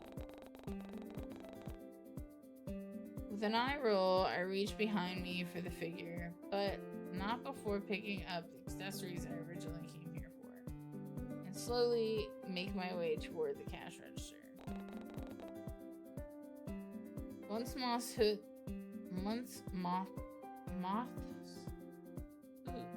and hollers. Oh my god. I'm trying to finish. Hoots and hollers calm down. I gently try to coax them back onto the original topic. Oh, right. You asked where I was going. Well, it's actually a surprise. Seriously? A good surprise, though. What is happening? You're still in Corland. For a brief moment, their screen starts to lag and a loading symbol pops up. Moth? I'll be in all month. That okay with you? Their voice cuts in and out, giving an almost robotic effect before the screen eventually fades to black. With a heavy sigh, I end the call and shoot Moth a text to let them know that they got disconnected yet again. But as I absentmindedly look out the window, I notice the blurry outline of Ren's figure sitting on a bench outside, busying himself what looked like a phone in his hands. Next. The cashier's voice pulls me away and from my thoughts, and I quickly pay for my purchases, all while sparing not-so-secretive glances at Ren from behind the shop window to make sure that he's still there. It was strange, but I couldn't help but hope. It was strange, but I couldn't help but hope I'd get a chance to catch up with him on my way out. I knew it had barely been more than a day since I last saw him, but I still wanted to thank him for the date he took me on yesterday. The cashier pulls my attention away by handing me a bag and receipt, and I give them my thanks before making a beeline towards the exit. But just as the door swings open, I notice that Ren had already left.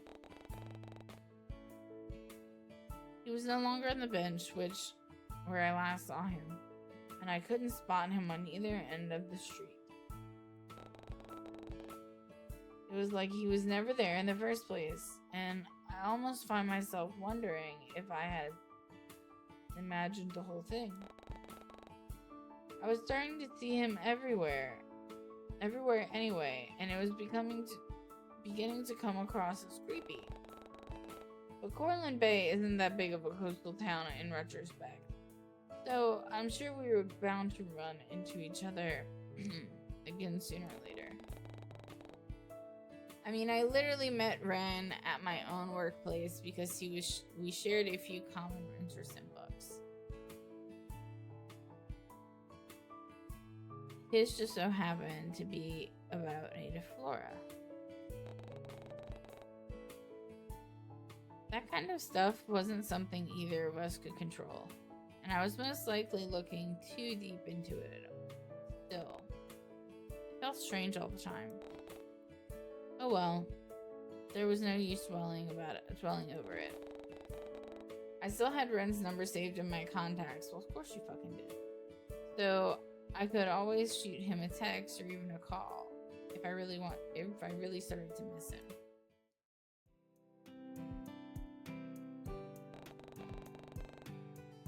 It was beginning to get dark once I arrived back at my apartment complex, so I quickly ushered my way up the stairs and onto my floor.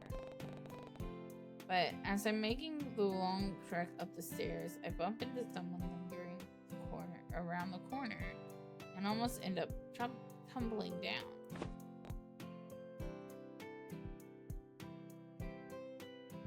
I'm sorry. What? Whoa. Hey, watch it! Glancing up, I noticed it's the cashier from yesterday who was glaring daggers at me while I tried to steady myself with the railing. That was Olivia, wasn't it? She makes no effort to help me, though she does move to the side in order to give me space at the top of the stairs. It's then when I take notice of the giant basket of laundry in her arms, and it makes me wonder if she was actually going to carry it all the way down to the laundromat by herself. Clearly, she was stronger than she looked. Sorry, I didn't mean to. Olivia cuts herself off once the severity of the situation finally sinks in. Before she sucks in her cheeks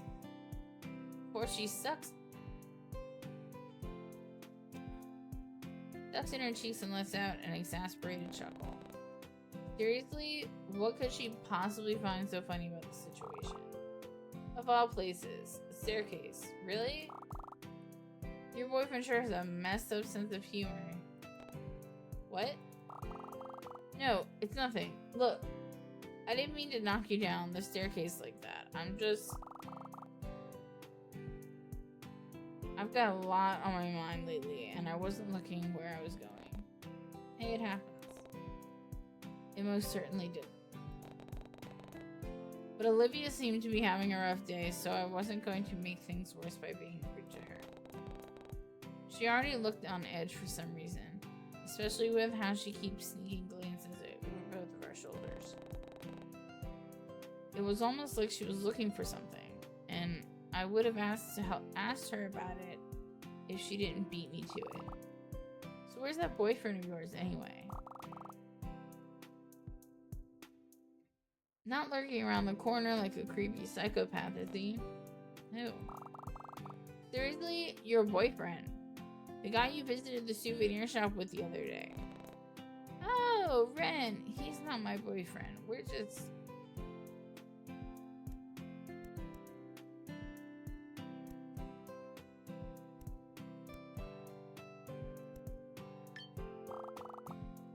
You're interested in someone like him? I feel sorry for you. Excuse me? Nothing. Just the ramblings of a stressed out university student. Anyway, I'm in a rush, so please move. Clearly done with the conversation, Olivia sidesteps me and starts to make her way down the stairwell. But she only manages to get a few feet away before she turns around once more. Resting her laundry basket on a hip, she looks up at me with an unreadable look.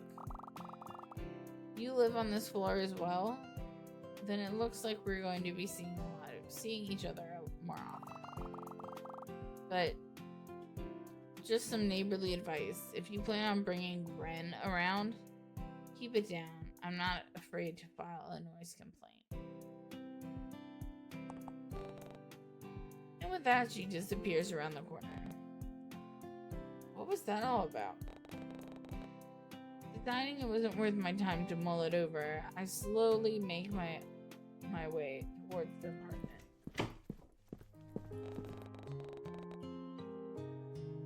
Not bothering to return on the lights, I toss my keys into the tray and shrug off my jacket and unceremoniously drop myself onto the couch. Today had been a whirlwind of events and emotions, and the worst part was that it still hadn't ended yet.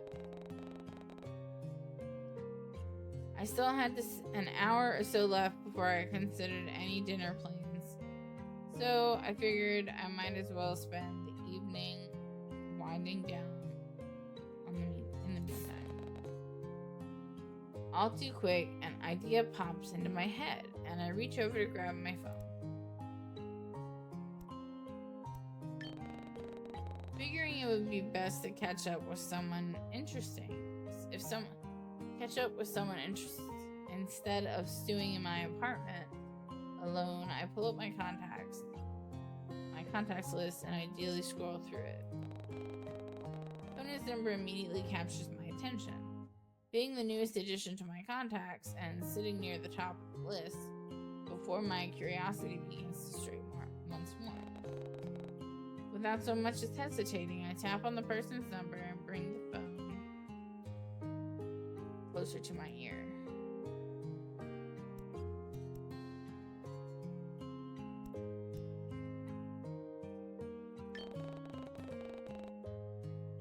The phone rings exactly 4 times before Violet picks up, and we barely get a few minutes into the call before she suggested that I come over instead.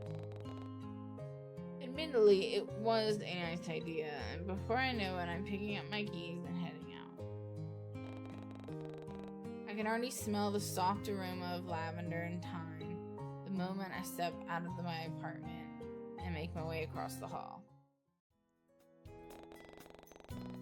Following the flowery scent towards Violet's front door, I barely have to knock 2 times before my neighbor appears on the other side with a gentle expression on her face. Come in, make yourself at home. I'll bring us some snacks while you get settled. Now that I think about it, I don't think you've met Chrissy yet. Violet gently ushers me into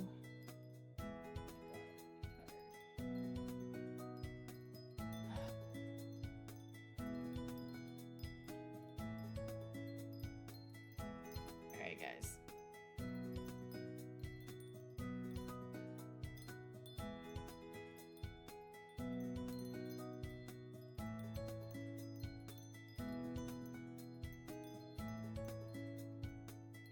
I can't do it. I can't do it anymore. I have to go. I'm gonna leave it just like this unless it crashes. And I'll be back tomorrow. I'm so sorry. The meds have kicked in, so I'll see you guys in the next video. Okay, thanks, bye! My channel or welcome to my channel if you're new here. My name's Kay. I play a bunch of random shit so you don't have to.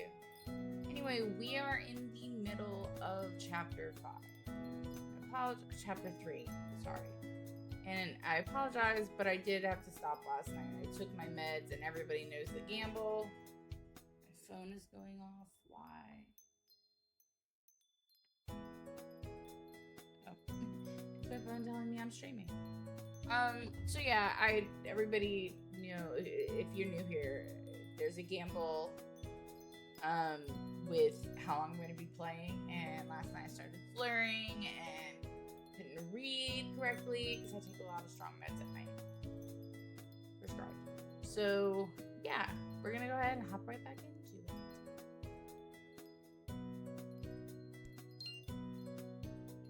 At this point, we had just gotten off of work, and we get to our apartment, and we have the power to decide what to eat according to our character.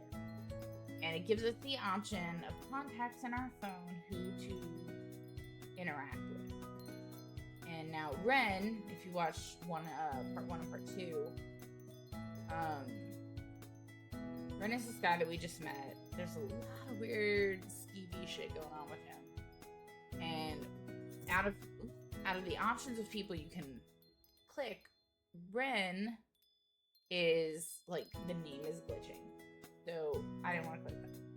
But I want to know more about our neighbor, which is Violet. So here we are. Let's go ahead.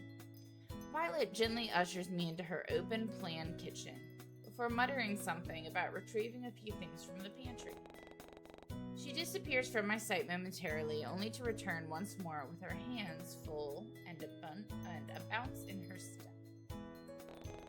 Alongside a tray of what looked like home-baked cookies and a teapot, Violet reveals a potted gardenia up to eye level and pretends to make it wave by moving one of its leaves. So Violet, by the way, from what we know, has plants. Like, her whole apartment is plants. But not only is she obsessed with her plants, I know people like this who just own nothing but plants. She, like, seems to anthropomorphize them. So yeah. This is Christy. I'm wondering why I can't hear a damn thing. That's just my headphones on. This is Christy. She's very shy, but here, help yourself to anything you'd like. My neighbor's smile doesn't seem to falter as she offers me a plate of cookies and some herbal tea before she grabs some for herself. You know, your aura seems off today. Have you eaten yet? Not yet. I've been feeling a bit antsy since this morning, if I'm being honest. Oh dear, what happened? Well, was I really about to confide in my neighbor about rather personal details regarding my friendships? Well, I guess there's a first for everything. Actually, I'm going on this double date to the aquarium tomorrow, except, well, it's not exactly a date. I'm not quite sure I follow. It's not going to be a date? Well, my childhood friend and I kinda got roped into tagging along on an outing between a coworker and my friend Teo. He's been adamant on calling it a double date. I watch as Violet's face scrunches up at the mention of Teo's name, which made sense, considering how she's been well acquainted with him in the past. I didn't know the exact details of their history, but I did know that Teo and Violet never really got along with each other. That big musclehead is still up to his usual antics. Unfortunately, it all seems rather odd, though. I mean, you and I both know he isn't the type to settle down, and Eleanor, my coworker, is the biggest hopeless romantic I know. She always talks about having that white picket fence dream, whereas Teo can barely sit through a single conversation about his own feelings. I knew I was beginning to ramble at this point, but I couldn't seem to stop myself. I need to, like, dip a little bit. There we go. My monitor's, like, super low on my desk right now because the way the thing is set up, and my husband did it, and I need him to fix it, so. And what's worse is that Teo was suddenly interested in relationships of all of a sudden. I don't care what his motives are. He certainly is a cunning person. I wouldn't put it past him. It was a weak response, but I could tell Violet was trying to be considerate of my feelings. Though it has been a while since I've last spoken to Teo. Perhaps he's changed his ways. It doesn't really seem like something he'd do, though. I let out a sigh and absent-mindedly run my hands over my pants in order to smooth out the wrinkles. Sorry, Vi. You probably didn't expect me to come over just to rant about my problems. It's quite alright, Kay. I'm always happy to lend an ear. And sometimes it's good to get your thoughts out. It helps to... All of a sudden, Violet's phone starts to buzz in her pocket. She sheepishly pulls it out, only to frown at the message displayed on the screen.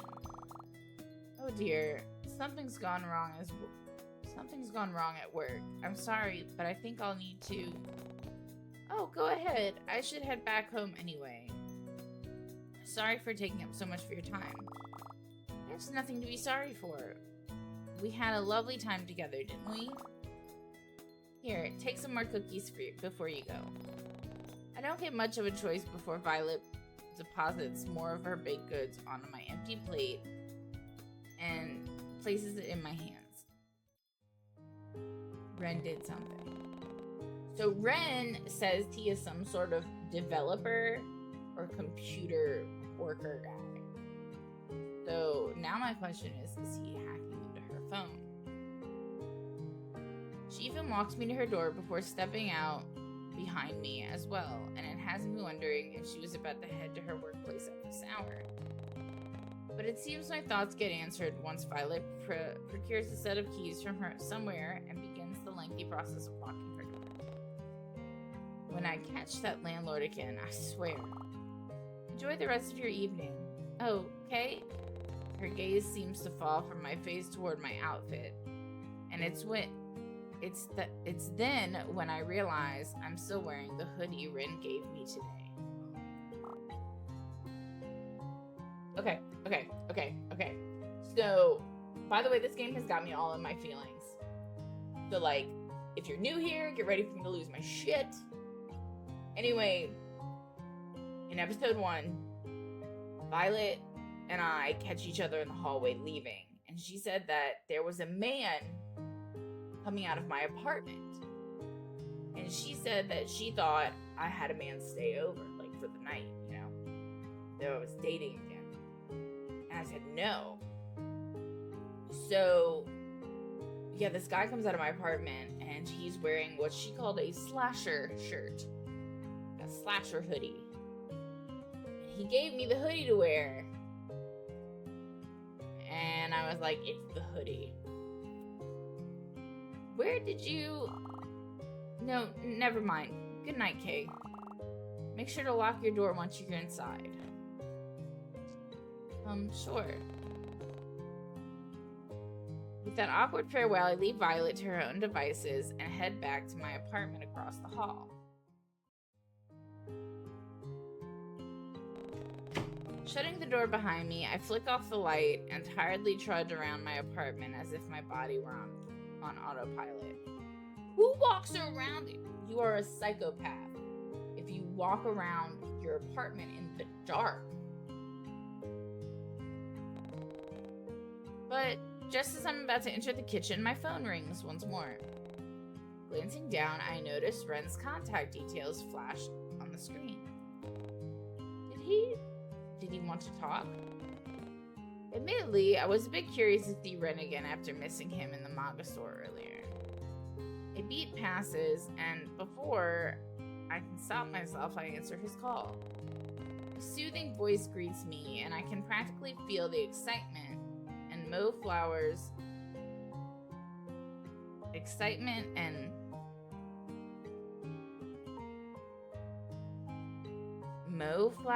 expel from the screen and hit me in the face. You know, I feel like I'm reading that wrong, but that doesn't make any sense anyway. Okay. And before I know it, Ren is agreeing to come over as soon as he can, so I quickly turn the lights back on, clean the place up a bit, and anticipate his arrival. Barely 10 minutes pass before I hear a loud knocking at my front door. Almost immediately, I leap to my feet and unlock it with a smile. Ren, hey, come on in. I see you're still wearing my hoodie. I also brought some takeout with me if that's okay. I figured you hadn't had a chance to eat yet. Oh, how'd you know? It's like you can read minds or something. Barely registering the look on his face, I gently coax Ren into my living room. He makes himself at home on my couch, and I bring a few utensils from my kitchen for the food he so kindly brought. Oh, by the way, were you at the manga store earlier today? I thought I saw you there. Yeah, I know you did. I mean, because I saw you as well. After I left, I noticed you through the window. Well, that seemed to confirm my thoughts about Ren sitting outside the store. Grabbing my fork into the food, I take a bite, and I let out a pleasant hum from all the delicious flavors dancing on my tongue. Really? You should have said hi. I thought about it, but you seemed really focused on something. And then you got a call, so... yeah. That was my friend Moth. Oh, that reminds me. Ren. At that, his full attention is immediately on me. Take out long forgotten as the taller male moves in his seat to face me. You like Attack on Giants too, don't you? I mean, your hair and outfit, it was inspired by Haruko, right? I know I must have been coming on a bit strong, but Ren and I have been getting to know each other a bit better over these past few days. Have you? You met in the library, spoke about books, went on one date, slept at his house in the guest room, because you were forced to. By forced to, I mean we had two choices. Stay at his house or stay at his house. One of those options was glitchy. And then he brought you to work with the hoodie. And that's it. There hasn't been any talking or texting that the player knows. And somehow, I knew he wouldn't freak out much if he knew more about my more nerdy side. Staring a glance at Ren, he seems to be handling it well. If the interested yet curious look on his face was anything to go by.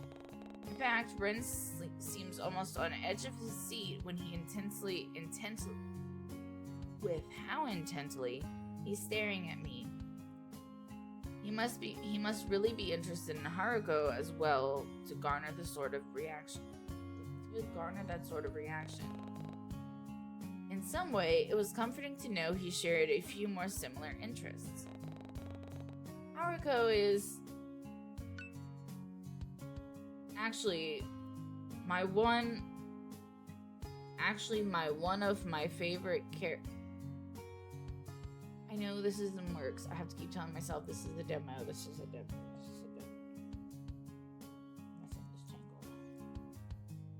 So I have to keep telling myself because when I hate when I feel like I read something wrong and I didn't. Actually, one of my favorite characters at the moment. He has been for a while now, actually. Oh, but that's not the point. The point is, Moth loves Haruko too. I could introduce you guys. They're a diehard fan of the anime. And I'm sure they... Oh, Moth is the one who's interested? Almost shyly, he turns his head away and meekly scratches at his jaw. I don't mind, but I wasn't expecting Ren to be so hesitant. And I suddenly felt bad for springing this all onto him without considering how he might feel as well. Hey, no need to force yourself. If you don't want to, that's okay. I just thought it'd be nice to let them have someone else to talk to, you know? Moth has trouble making friends, and most of the time, they're only talking to me. Yeah, that's too bad. He sends me a sad look coupled with a frown before returning to the plate of food before him. Although I was thinking about Moth, I really didn't want to force Ren into befriending someone if he didn't want to. Besides, maybe he has trouble forming friendships too. Stalk them.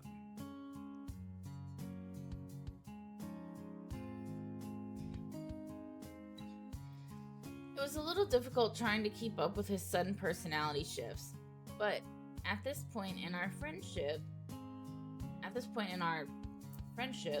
I was starting to get used to it.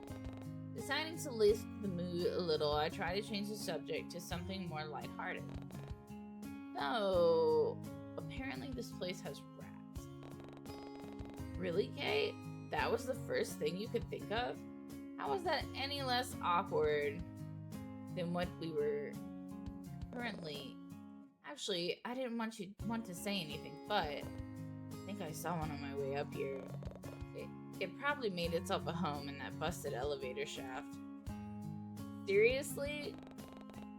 Wait, do you think you could come with me and explain it to my landlord? I swear your landlord isn't doing anything about it. No. I collapsed onto the sofa with a dramatic sigh. I honestly don't know what they're doing, if I'm being honest. I've sent so many complaints, but haven't received a single reply for any of them. Really? Have you considered just moving? Like how he mumbled for us to move in with him? Quite a few times, actually, but...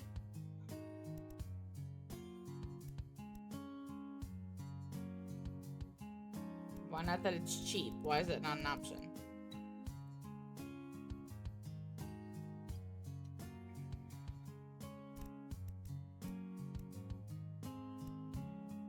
I don't want to say my neighbor is friendly because he might kill my neighbor. I'm not sure what I like. I suppose this was the only place available at the time. Everything was a bit overwhelming at first, but I really wanted to come back to Corland Bay. I figured this would only be a temporary thing, you know, until I got my bearings. I see. Then it's not so bad after all, right? I mean, as long as there's no creep trying to break in and steal all your laundry or something. Don't make the joke because you're the creep. We know it. You got a point there. I think I'd take the rats over a laundry stealing intruder any day. But now that I think about it, who would want to break in just to steal dirty clothes? While I'm sure Ren only meant it as a joke, it was oddly specific. I just figured that's what normal creep behavior would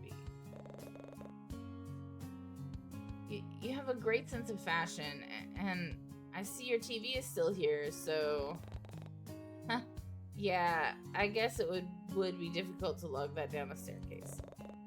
They probably should have asked the rats for help. Again with the rats? I couldn't help but let out a laugh at his corny inside joke. Wait. Since when did we have our own inside jokes? Now that I really thought about it, the banter I shared with Ren seemed very easygoing as of late, despite how serious the topics were supposed to be. I had been worrying all day about the supposed stalker, yet here I was, casually brushing it off as a carefree joke. By the way, she said she was at episode 1, she said she was gonna get a new lock for her door. Never got the lock. Still, is everything alright in your neighborhood? I've heard about the murders going on recently. Well, no one I know has gone missing, so I suppose that's good, right? I won't lie though, it is kind of scary knowing that there's a killer out there. Yeah, suppose so. But are you really okay with staying here alone? Doesn't that scare you? I'm sure I'll be fine.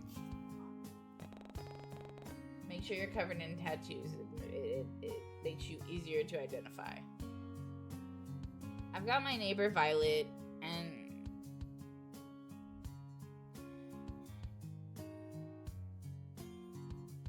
sorry, husband. Okay. Alright, I've got my neighbor Violet, and if it's really necessary, I'm sure I could stay with Leon for a while and... Say, you could always stay with me instead. I mean, you've already stayed the night at my place, so it wouldn't be a bother if you wanted to come over again. I'd honestly sleep better at night knowing you're safe. And I always carry a spare key card with me anyway, so if you'd like, you can hold on to it in case something... I appreciate the offer, Ren, but I can't accept that. It's fine. Besides, you said yourself that living here can get overwhelming. If this can help you in any way, I don't know. Keep it, just in case. I mean, you never know. Yes, because if I am running from a murderer,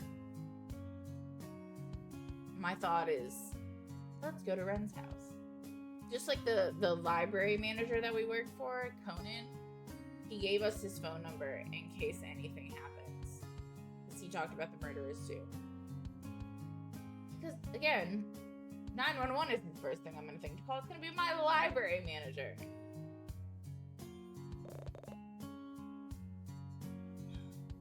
What if that creep breaks into your apartment again? It's not going to be to call you.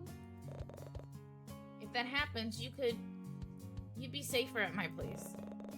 The lobby is full of security, and they won't let anyone upstairs without proper clearance. Plus, I don't have rats. I won't lie, Ren's offer honestly was tempting. The idea of having someone here, somewhere to go in case things got bad, was a comforting thought. But something just didn't sit right with me. Me neither. I know I've been spending a lot of time with Ren recently, but I still wasn't that familiar with them. And sure, maybe I did invite a total stranger over to my place on a whim, but I wasn't going to be swayed just because I felt indebted to Ren. Still, the offer was really tempting, and it wasn't like he was asking me to move in with him or anything. Now that I thought about it, Ren was the one giving me access to his home. It wasn't like I was the one in danger here. He was trusting me enough not to be some kind of crazed killer, much like the one on the news.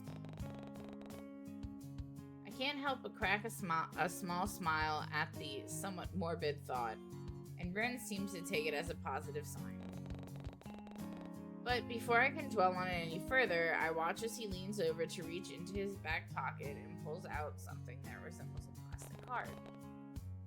Ren wastes no time handing it to me, and I take a moment to look it over. His address and unit number are neatly printed at the top, and some kind of obscure barcode is on the bottom. However, the apartment name and logo in the top right corner are what really captures my attention. Sunshine Hills. I almost forgot he lived in the nicer part of Corland Bay. They were known for their high-rise apartments and fancy penthouses, and I'm sure Ren never had to worry about rat infestations or deadbeat landlords. Though, the more I thought about it, the more willing I was to accept his offer. Maybe it wouldn't be such a bad idea after all. I couldn't help but wonder what kind of programmer could afford fancy marble flooring. But as always, Ren remained a mystery to me. If this opportunity meant getting to know him better, maybe it'd be worth it.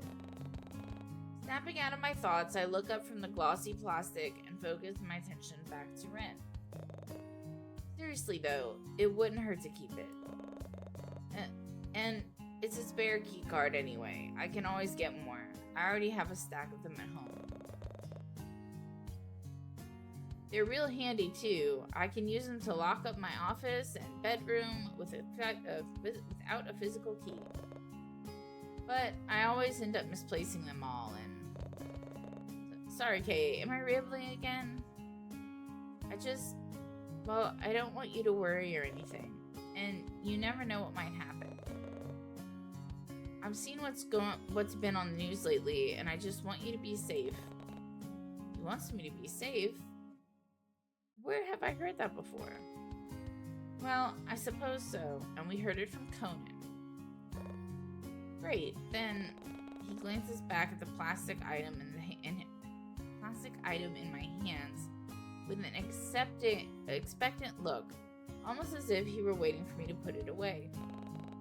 And then I carefully shove it in my pocket. Ren seems to visibly relax and lean back into his chair once more. And that settles it.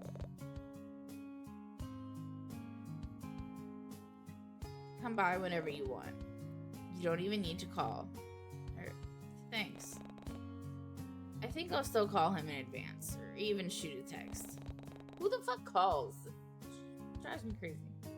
As lovely as Ren's welcoming hospitality was, I wouldn't want to disrupt or intrude on anything. Like his dick in his hand, that's really the only thing we can actually interrupt. As if picking up on my sudden silence, he clears his throat, gestures towards the food on the table, and scoops up a giant forkful. Anyway, we should finish this before it gets cold. Oh yeah, you're right. Deciding to ease the tension once more, I speak the first thing that comes to mind as I stab my fork into the container as well.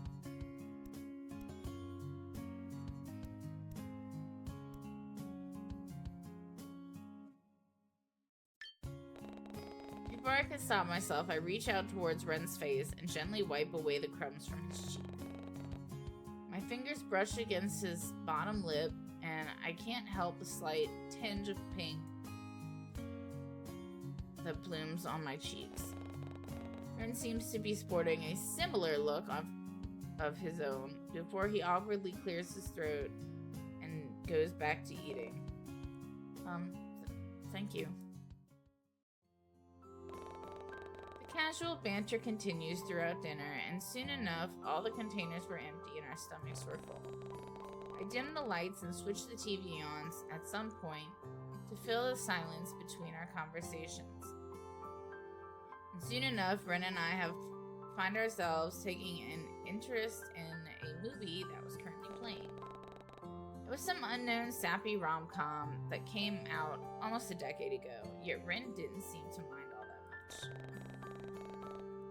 I wasn't following the plot too keenly, but from what I could gather, the male lead just confessed his love for the main character in the back of her truck.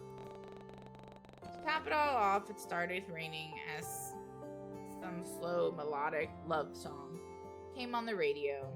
The two characters were all too happy to share a sweet kiss with each other in the romantic moment, but the tenderness soon gets cut short once the scene starts to travel down a more heated path. The kisses become more passionate, and before I know it, I am watching the main character lean across the center console to sit in her lover's lap instead. No, the way they read it was like they were in the back of the truck.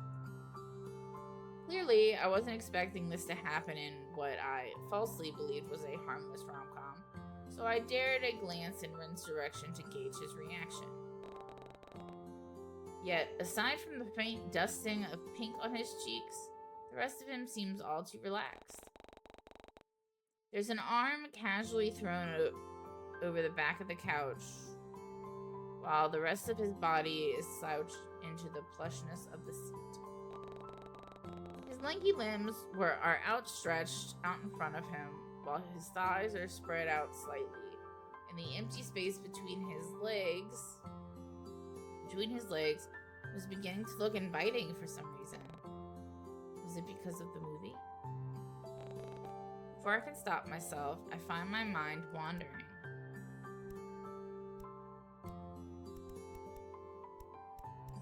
This is when I wish I had you guys watching. This is what I get for not streaming on Twitch for so long. Everybody goes away. I'll keep watching. What was I thinking? This movie was clearly messing with my head. Suddenly, I slapped my cheeks and focused my attention back to the TV screen. But every so often, my gaze flickers back to Ren to see if he was feeling just as awkward as I was throughout the scene. And it seems I was right. It's almost painful watching him awkwardly clear his throat a few times until his interest ultimately shifts towards my wall instead.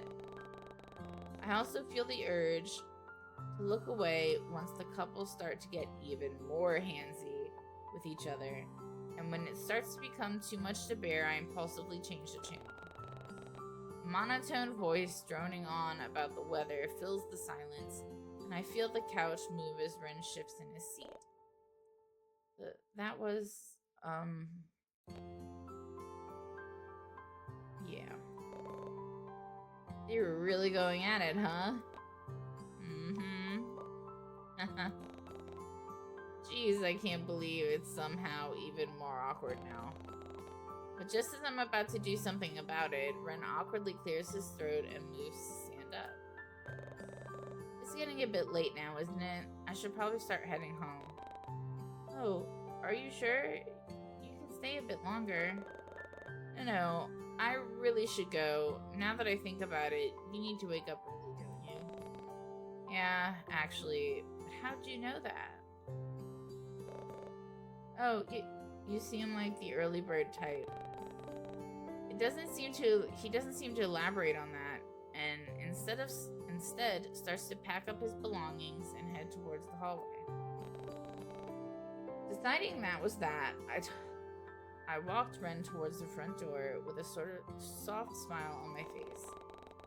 Today had been a lot of fun thanks to him, and I was able to keep my mind off of the events that would ultimately transpire tomorrow. I was still unsure about Teo's intentions, but being with Ren helped me to understand that maybe it was wrong of me to judge others so quickly. At first, I thought Ren was just some shy guy with a stuttering problem, but over the course of a few days, I've learned there's more to him than just that. He had his moments of confidence, and it was endearing watching him stand up for the things that he wanted. Perhaps I was being a bit too harsh on Teo. Maybe even he deserved a chance to redeem himself. I suppose I'll give him a chance tomorrow. Okay. Sorry. Crap, I really need to stop spacing out like that. I asked if you wanted me to lock the door for you. It suddenly hit me like a ton of bricks. I was still standing in the hallway, while Ren was already waiting for me at the door. So I quickly rushed over to him with a flushed expression. Sorry, I was just busy thinking. I can lock it. Thanks, though. You do that a lot. It's cute. I almost roll my eyes at his words as I lean against the front door and watch Ren awkwardly shuffle on my doormat. Thanks for today, and sorry for taking up so much of your time. Not at all. Thanks for coming over. Get home safe, okay? Ren's eyes seemed to light up the moment I voiced my concern over him. Yeah, okay. I will. Or, I mean, you're already at home, so go to bed safe, or sleep safe. Sleep well? What am I can't help but chuckle at his panicked state. And Ren seems to settle once he hears my laughter. Good night, Ren. Good night, Kate. I'll see you tomorrow. Why? The sound of the door shutting drowns out the ending of his sentence.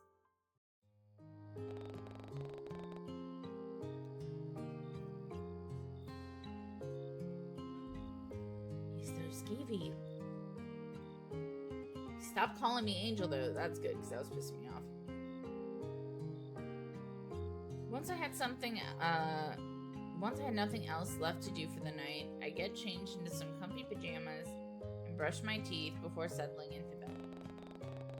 The newest chapter for Always With You was going to drop in a few hours, and I figured I might as well stay up and read it before going to sleep.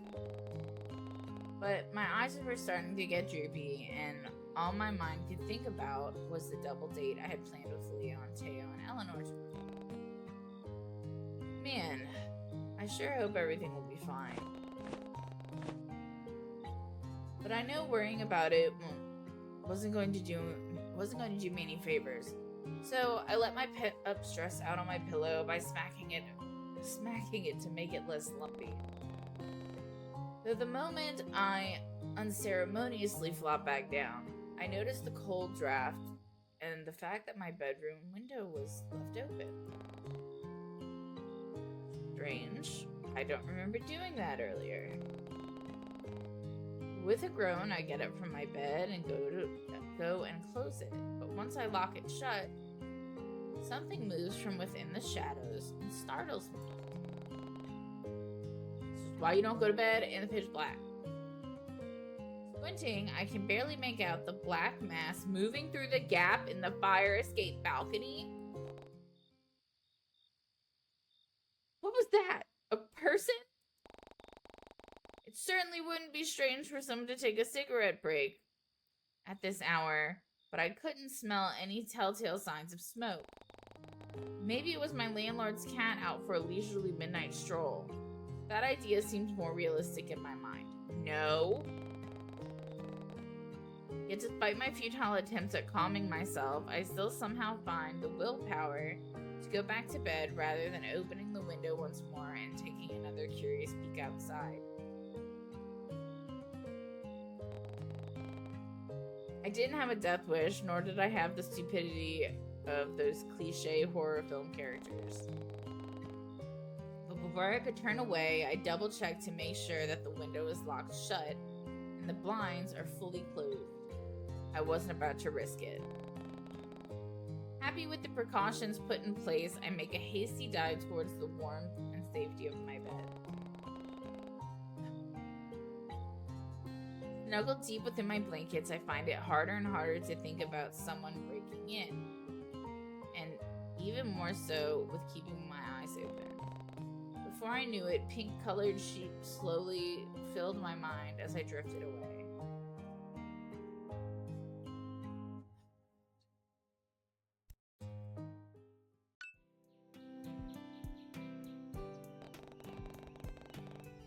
Rainbow bandages, a red tunnel, blue eyes. That's all I can seem to recall from my dream as the blaring bzz, bzz, bzz of my alarm pulls me from my slumber. Almost groggily, I reach for my phone to turn it off and flop back into my bed. Curious, I glance at the screen to check the time, only to get blinded by the brightness of my wallpaper. Ugh. Wincing at the bright screen that practically flashbangs me, I crack open my eye to read the numbers on the screen. 9:05 a.m. So it wasn't too early then. I still had plenty of time to get ready for the day and possibly make some waffles for breakfast. The banner would expire soon anyway, and I didn't really feel like visiting the bakery this morning. With that plan in mind, I let out a sleepy groan and roll out of bed. Muscle memory kicks in, and my immediate reaction is to open the blinds for some much-needed sunshine. But when I glance at my windows, they were already pulled back. Yo! Oh! Sunlight had been pouring into my room for who knows how long, and I didn't even notice. And when did I open them? I swear I closed the blinds last night. In fact, I was confident I did, because there was no way I'd be getting any sleep after finding out a potential stalker was creeping outside my window. Don't tell me someone broke in again. I try not to focus on the twang of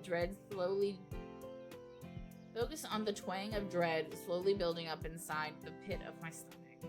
I wasn't about to get worked up again, and so early in the morning, too. Ugh, this was not what I needed to start with my day with. Deciding not to dwell on it for now, I stand up and gradually work out the kinks in my body. No way I was going to let this ruin the outing I had planned with Teo, Eleanor, and Leon. Oh yeah, I almost forgot. We were supposed to go to the aquarium today. With that in mind, I make a mental note to dress appropriately as I walk over to my closet. Absent-mindedly, I run my fingers across some of my clothes before pulling something edgy from the rack. My usual style has never let me down before, so I decided to stick with the theme and wear something similar. I pick out a few more matching pieces and accessories before giving them all a cursory glance. Feeling satisfied with the items I chose, I nod in approval before heading to the bathroom to change. I doubt the hot water would work this early in the morning, so having a nice refreshing shower was definitely out of the question. Well, not that it really mattered. I still needed to buy some more shampoo anyway. And oh, strange. Was my toothbrush holder always the solid black color? I could have sworn it was gray. Picking it up from the shelf, I lift it once over. The Haruko print was still there, yet it somehow felt heavier in my hands. But then again, I don't exactly go around meticulously measuring how heavy my items are in the first place. Jeez, today was seriously a day of overthinking, huh? Well, whatever. Putting the holder back on the shelf, I focus my attention back on the reflection of myself in the mirror and give an appreciative nod.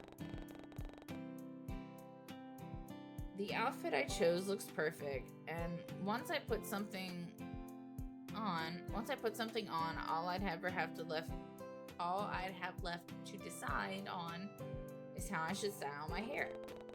Absent-mindedly brushing a hand through my short brunette hair. Oh, I know how that feels. Mine needs to grow more. I try to come up with something that'll look good. An idea comes to mind and I immediately set to work. An hour flies by and I've somehow managed to get dressed, style my hair, and finish breakfast in record time. With nothing else to do, I decide I might as well kill time in my entryway by picking out which shoes to wear. But just as I stop in front of the shoe rack, something near the front door catches my eye. A letter. Odd. My door doesn't have a letterbox, so I usually have to visit the front desk to collect my mail. That is, if Violet doesn't bring it up for me. What was this doing here? Curiosity gets the better of me, and I find myself scooping up the letter and opening it. Inside was nothing more than a folded note written in red ink and...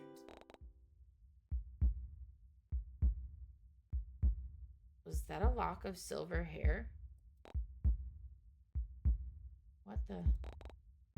Did this belong to Violet?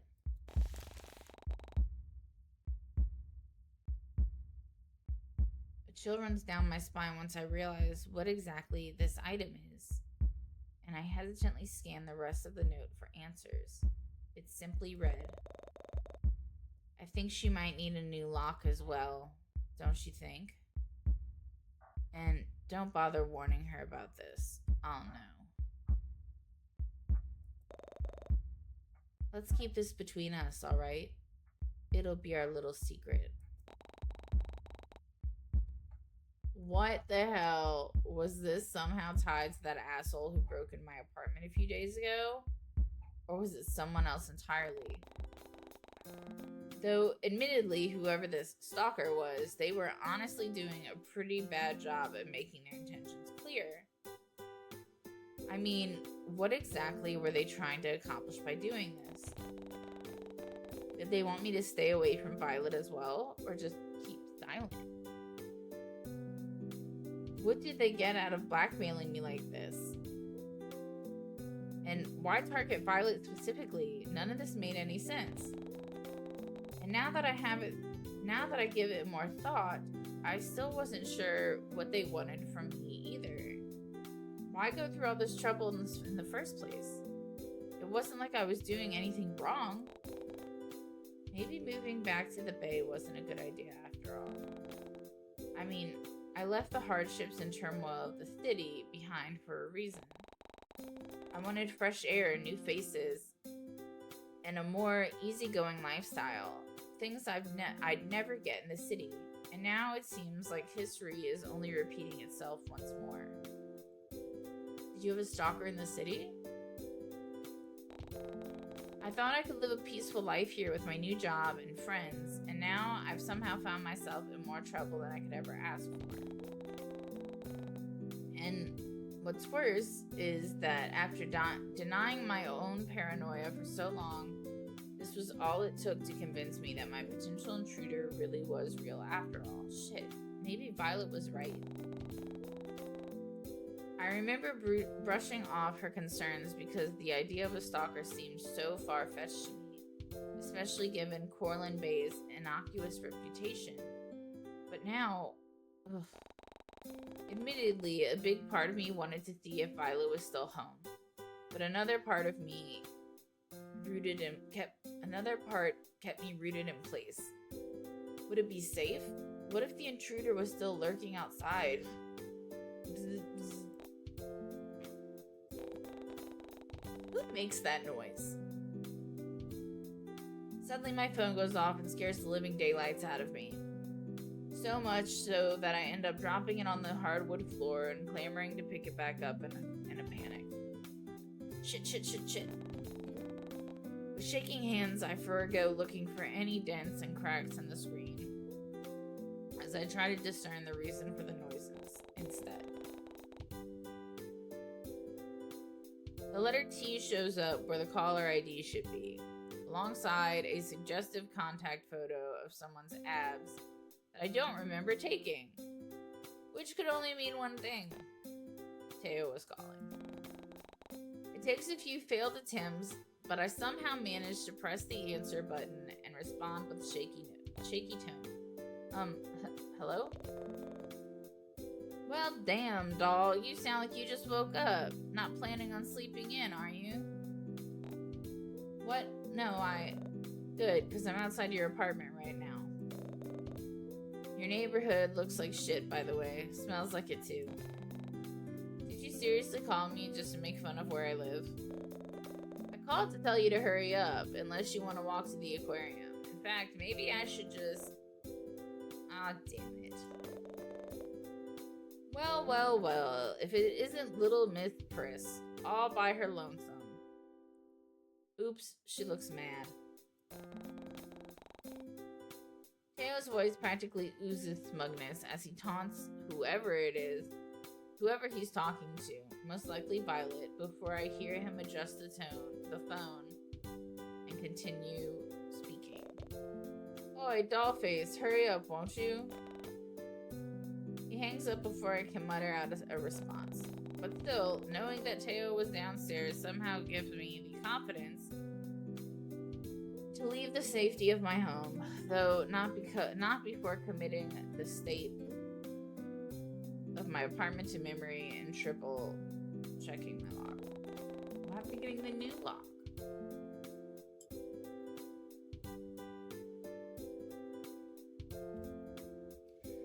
I have half a mind to quickly snap photos of everything to see if anything was touched in my absence, but I doubt I'd have enough time. Still, if my stalker does decide to come back again, I'd want to know. But now that I'm thinking about photos, this gives me the perfect opportunity to splurge on some security cameras. I bet I've been needing them for quite some time now anyway. With all this talk of violent crimes, dead bodies, and murder happening on the news lately, and now this intruder, I figure it'd be better to be safe than sorry. Yeah, but if you get cameras, then he can just, hack them, and then you never know he's in your apartment. So, deciding to let Teo suffer, even just a bit, at the hands of Violet, I pull out my phone to scroll through some home security bundles as I make my way towards the lobby. ended up being uncharacteristically quiet throughout the drive, as if I were being honest. And if I were being honest, I appreciated the silence. It was definitely odd not to have your typical playful banter, but it also wasn't something I needed first thing in the morning. See, Eleanor said that they had to work. And then they would go after she got off work. So they made it sound like I had to work too. So now I'm confused. He also doesn't seem in the mood to be disturbed, given how he clenches the wheel with one hand, while the other supports his head against the window ledge, like some angsty teen. So I try to settle further into the admittedly comfy seat of his luxury car and focus my attention on the scenery as it passes by. It isn't long before the aquarium comes into view as Teo looks around for a decent place to park. Where's Eleanor? Where's Leon? He must have picked a busy day to visit, considering the amount of cars parked, both outside and in the reserved parking area. Though Teo seemed to have somewhere in mind. I watch as he drives straight past a very clearly labeled no-go zone and pulls up in one of the empty spaces without so much as a reaction. He doesn't even wait for me to get out before he opens his door and walks to the front of the car. And now, and not wanting to be left behind, I quickly follow suit. Teo. I was about to question whether he was allowed to park in the employee zone in the first place, but given how he shamelessly pulls down one of the warning signs and tosses it into a bush, I figured that was my answer. It doesn't take long before he's right by my side once more and ushers me towards the front entrance. I almost stumble over my feet as Teo pulls me along, but not before almost bowling him over as he abruptly stops in front of me. Look at that, almost like a loyal dog, isn't he? Glancing in the direction he was pointing, I see Leon sitting on one of the benches as he absent-mindedly watches people go by. And once he catches sight of us, he immediately leaps to his feet and rushes over with a wave and a warm smile. It's a good thing he doesn't bite. At that snarky comment, I nudge Teo with my elbow and send him an eye roll. I doubt he takes any notice of it though, since Leon's arrival takes up all of our attention. Yo, you look good, sunfish. You're not so bad yourself, oarfish. Hello, I'm here too. Anybody know what an oarfish is? If you don't, it's this long fish that almost all pictures of it, they're dead, and because they live deeper in the ocean and they only come up to die. And it's a lot of cultures take it as a sign that there's like something horrible coming. Fun fact. Eleanor hasn't arrived yet. Scoffing at our playful dismal, Teo cracks a joint in his neck, crosses his tattooed arms. However, he doesn't seem to stray from his spot, which meant that he still had an interest in our conversation. At his almost childlike reaction, Leon shoots his friend a cheeky, lopsided smile before continuing. I'm sure she's on her way. She said something about wanting to get her steps in our group chat. Is that why she didn't want Teo pick her up? And actually, I don't know if you realize, but you guys were 50 minutes early. Really? No thanks to Teo's speeding, I guess. What about you? I'm guessing you had to walk all the way here, right? There's nothing wrong with getting a bit of exercise in the morning. I'm sure Eleanor would agree. And I just got here, actually. Really? Because it looked like you were sitting on that bench for a while. I just sat down. Long enough to stretch your legs, huh? Okay, yeah. So maybe I did arrive half an hour early. But I was excited. It's been a while since I've been to the aquarium.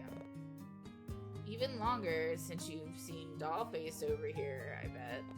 Huh? Can you blame me? We've been separated for years. Now we're finally reunited again. It must be fate. No, destiny.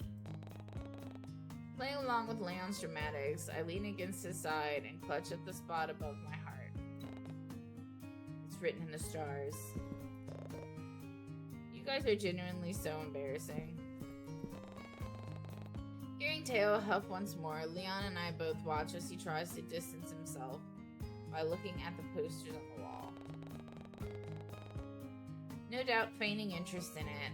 It wasn't like Teo really cared much for marine life. All his world revolved around was wealth and luxury, giant tech companies, and probably starting fires. Yeah, definitely starting fires. Though for a guy who spent most of his time in the shadow of his father's legacy, I had to hand it to him. Teo was seemingly more down to earth than other people I've met. He didn't have to spend time with us, but he did. And as much as he'd often joke about not wanting to affiliate himself with people outside his tax bracket, Teo sure seemed to like hanging out with Jay, Leon, and me. I wonder, does he ever feel lonely? Before my thoughts can delve any further, I feel a gentle nudge at my side. Looking to my left, I see Leon peering at me with a curious expression. You know, I'm really glad you came, but I'm also honestly surprised you agreed to this. Surprised? What do you mean? Well, you know, is Ren okay with this? We did not tell Ren. Ren? The guy we met at the pier the other day. He said something about being your boyfriend?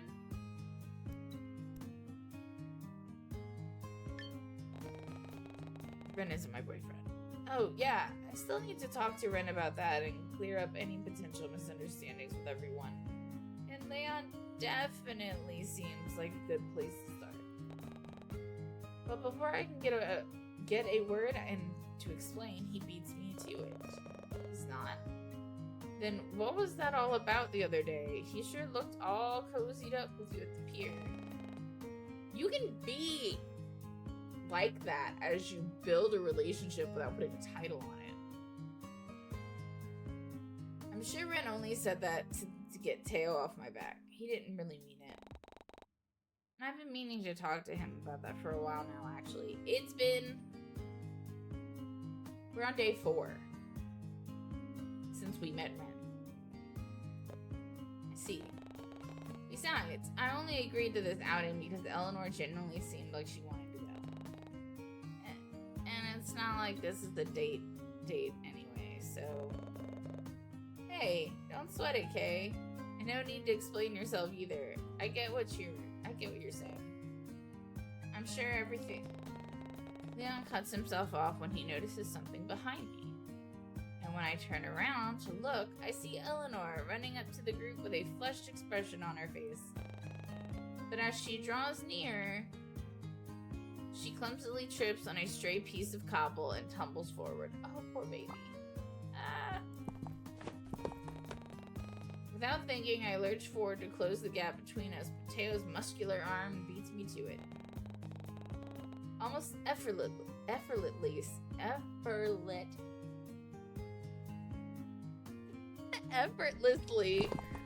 Oh fuck, no, go back.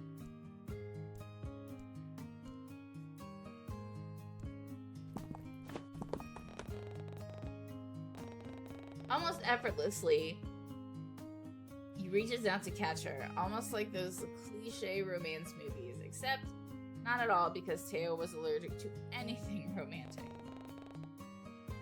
fact that's emphasized by the look of pure disdain on his face as he pulls my coworker to her feet. Eleanor seems to be blissfully enjoying every moment of it, though, seeing as she practically clutches onto his bicep.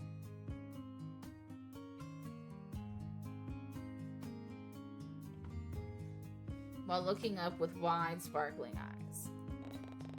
In fact, I doubt she was even aware of our presence with how she stays rooted in Teo's awkward embrace.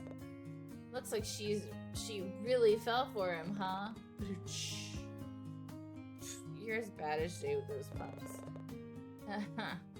He's rubbing off on me. Come on, let's go see if she's okay. As it turns out, Eleanor really was okay.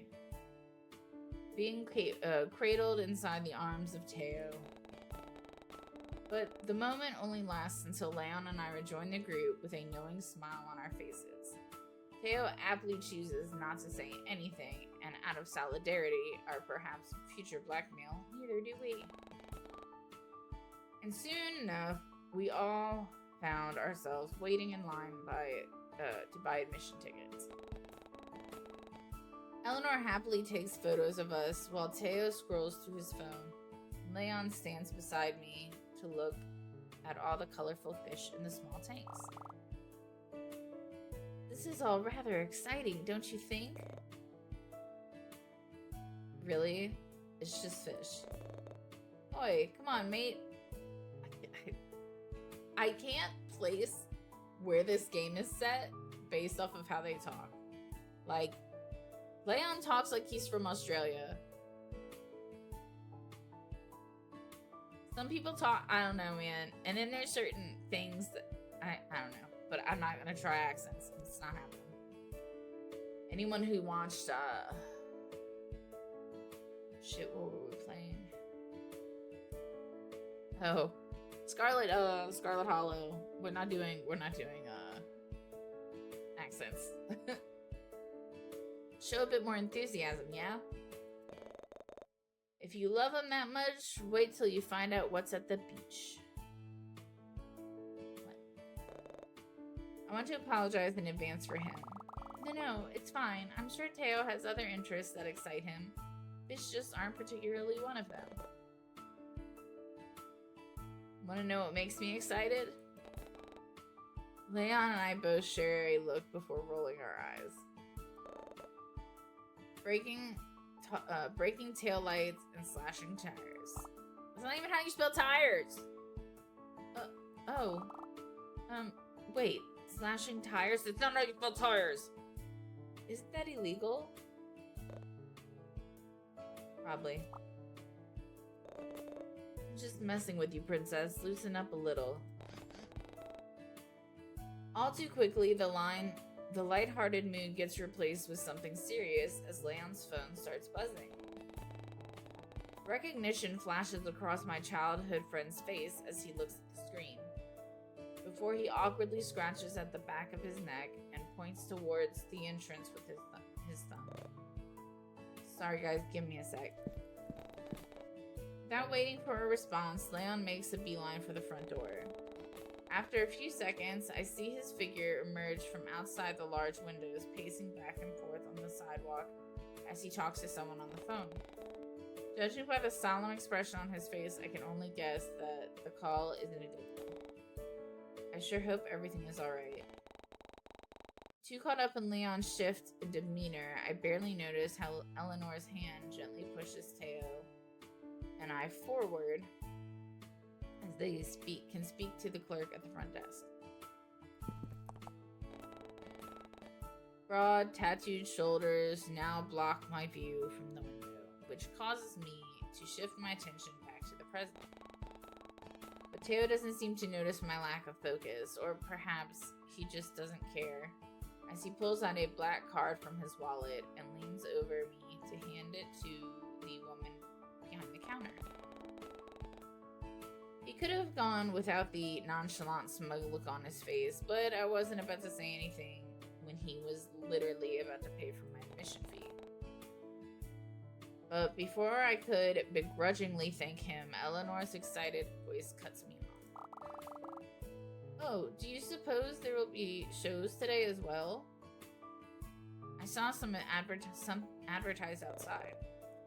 Oh yeah, I wasn't paying much attention to them. I hope there will be penguins. Perhaps Leon would enjoy them. Leon would enjoy them. What about me? You? I don't suppose you like sharks.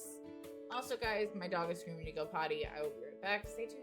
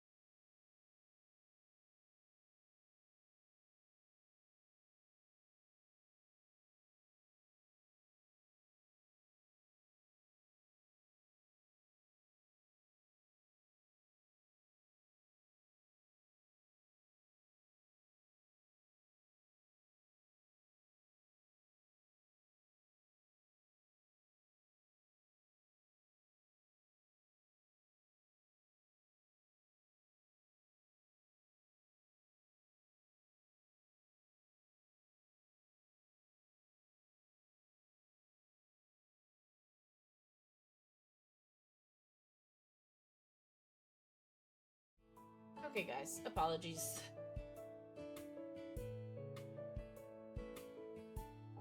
Alright.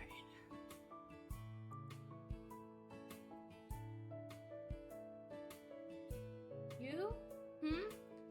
I don't suppose you like sharks. There we go. I can hear the clerk chime in with information on the latest hotspots and what shows were playing. But I shut it all out when I noticed Leon standing idly near the doorway.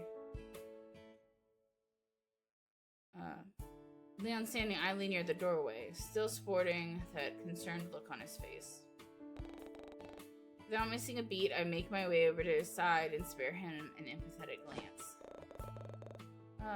I'm real sorry about all that, Kay, but something's come up involving my mom at the hospital. Oh no, is everything okay? Yeah, nah, Mom's fine. It's just some important paperwork I need to fill out on her behalf. You know, since Dad is still working abroad and all. I'm so sorry, but I really gotta go. I'll try to come back as soon as I'm... Hey, don't sweat it, Leon. Focus on your mother first. I don't miss the way his entire demeanor softens at my concern.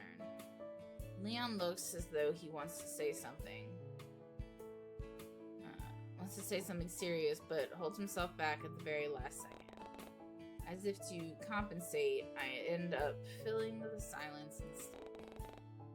I'm sure I can survive third wheeling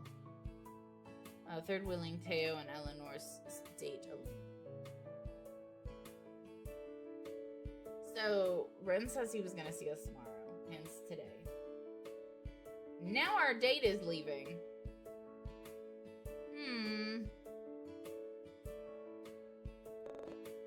Jeez, I really owe you one.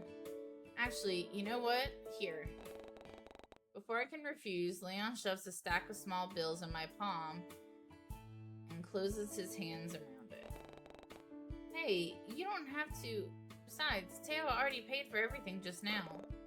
Nah, I won't be hearing anything from you. If you won't accept it, then spend it all on something for me instead. Yeah, go to town in the souvenir shop.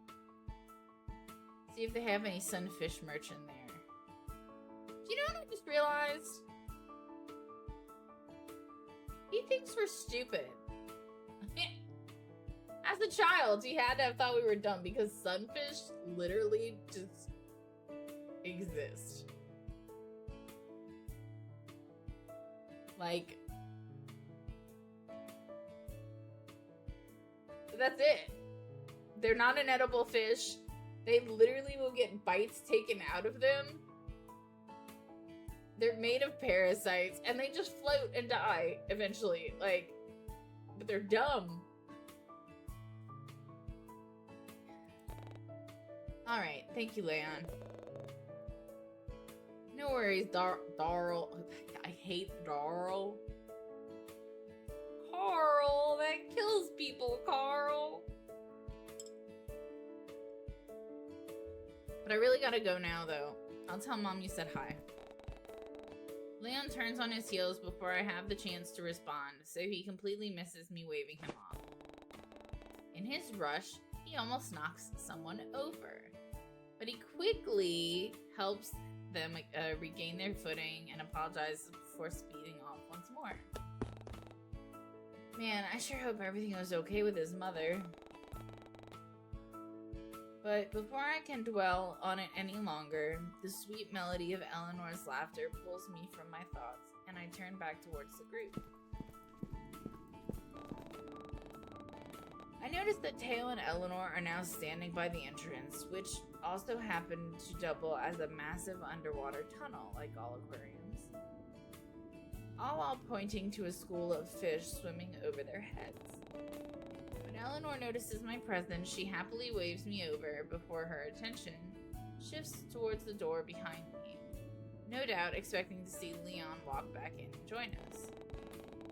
It made sense considering how they missed his departure, but she snaps out of her curious daze the moment Teo brushes a hand against her back to move her out of the way of a family passing by. But what truly shocks me is that he doesn't seem to move his hand. Instead, Teo leaves it there as he steps closer and blocks my coworker from my view. He meets my gaze with an intense, unbearable expression, and I can't help but look away. What was that all about? Suddenly, the moment felt too personal for my liking, almost as if I shouldn't be looking at something so intimate. Turning away, I decide to channel my interest into picking out a road map from the brochure stand instead. If Teo and Eleanor were planning on getting cozy with each other, I needed to plan my escape route. But before I move away, I notice a lone aquarium tank off to the side. It was far enough from the eyes of the people still waiting in the queue, but still close enough to the entrance to entice my passersby, any passersby, good lord, to come in and take a look. Inside were countless amounts of colorful fish, coral, and other sea crustaceans, and I couldn't help but look in awe of some of the bright marine life as they float about in the water. If only Leon could join us. I could almost hear his laughter at some of the sunfish-like creatures that swim by. Dude! Let me help everybody right now. Hold on.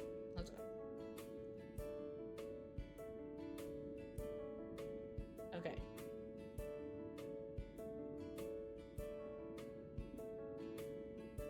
Let's help everybody out here. This is a sunfish. They are giant. This is a sunfish. Literally being bitten by a shark and still alive. They can survive that. Sunfish. There is no such thing as a sunfish-like creature ever in an aquarium. I'm sorry, to the creator, I don't know what you think a sunfish is, but my autistic ass says you need to know what a sunfish is. I'm really enjoying your game. Like, if you ever see this, especially when I put it on YouTube, and I will do my best to tag you or do whatever I gotta do. But, like, a sunfish is an insult. They literally just lay there at the top of the water and die. Okay. Keeping the rest of the group in sight, I stray slightly to the right for a better vantage point. A group of neon tetrafish swim past, and my eyes follow them as they swim around. They easily stand out against the bright orange and green corals, and especially the pink and blue. Tetras are this big. Tetras are tiny. So this tank has to be very tiny. Henceforth, there are no sun-like fish. Tetras would be eaten. Wait. Pink and blue. Did I miss some? Wait. Hold on, we're about to go back. Hold on. Shut up. We're not reading this yet. No. Okay. I want to go back. No. God damn it.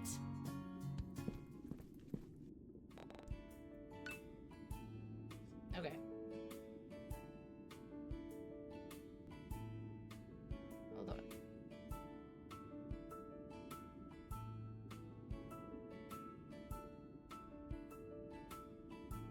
Okay.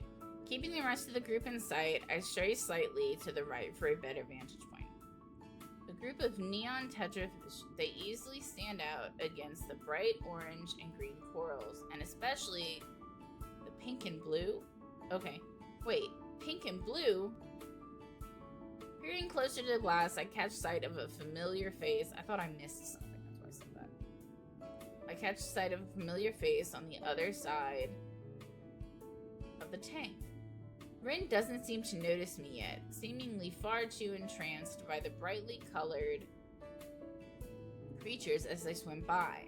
His soft eyes follow some of the smaller fish as they dart across the tank before swapping over to the group of guppies swimming past. Suddenly our eyes meet the moment the fish split up, and I watch as Rin's expression morphs from surprise into a sickeningly sweet look. He tries to say something, but his words come out inaudible due to the glass separating us. As if realizing, Ren instead points to one of the fish off to the side before resting his hand on the glass and mouthing something else. I still can't fully understand what he was trying to say. That is, until my eyes land on what he was pointing at. Catching me off guard, I watch in awe as a lone fish swims between us and captures both of our attention. Was that an angelfish? Oh, of course it was. The fond memory of our time in the pier comes to mind, and I find myself thinking back to when Ren affectionately gave me that nickname. And had I known any better, I would have assumed that he was thinking about the same thing, given the way my eyes crinkled and soften as the fish's scales shimmer underneath the artificial light. Too absorbed in how picturesque this all looked, I completely missed Ren's swift departure. That is, until he's rounding the corner of the fish tank and taking his place by my side. Hi, Kay. Oh, hey you. Fancy meeting you here. Okay, now we're caught up. The first thing I notice is how Ren is tugging at his sleeves again. Though he doesn't seem to shy away from my close proximity, nor seem to mind it as much. Those fish were pretty neat, huh? Yeah, I couldn't take my eyes off them. He's really bad at this stalker thing. Hey, did you spot the angelfish swimming by? There ain't no sunfish in the aquarium!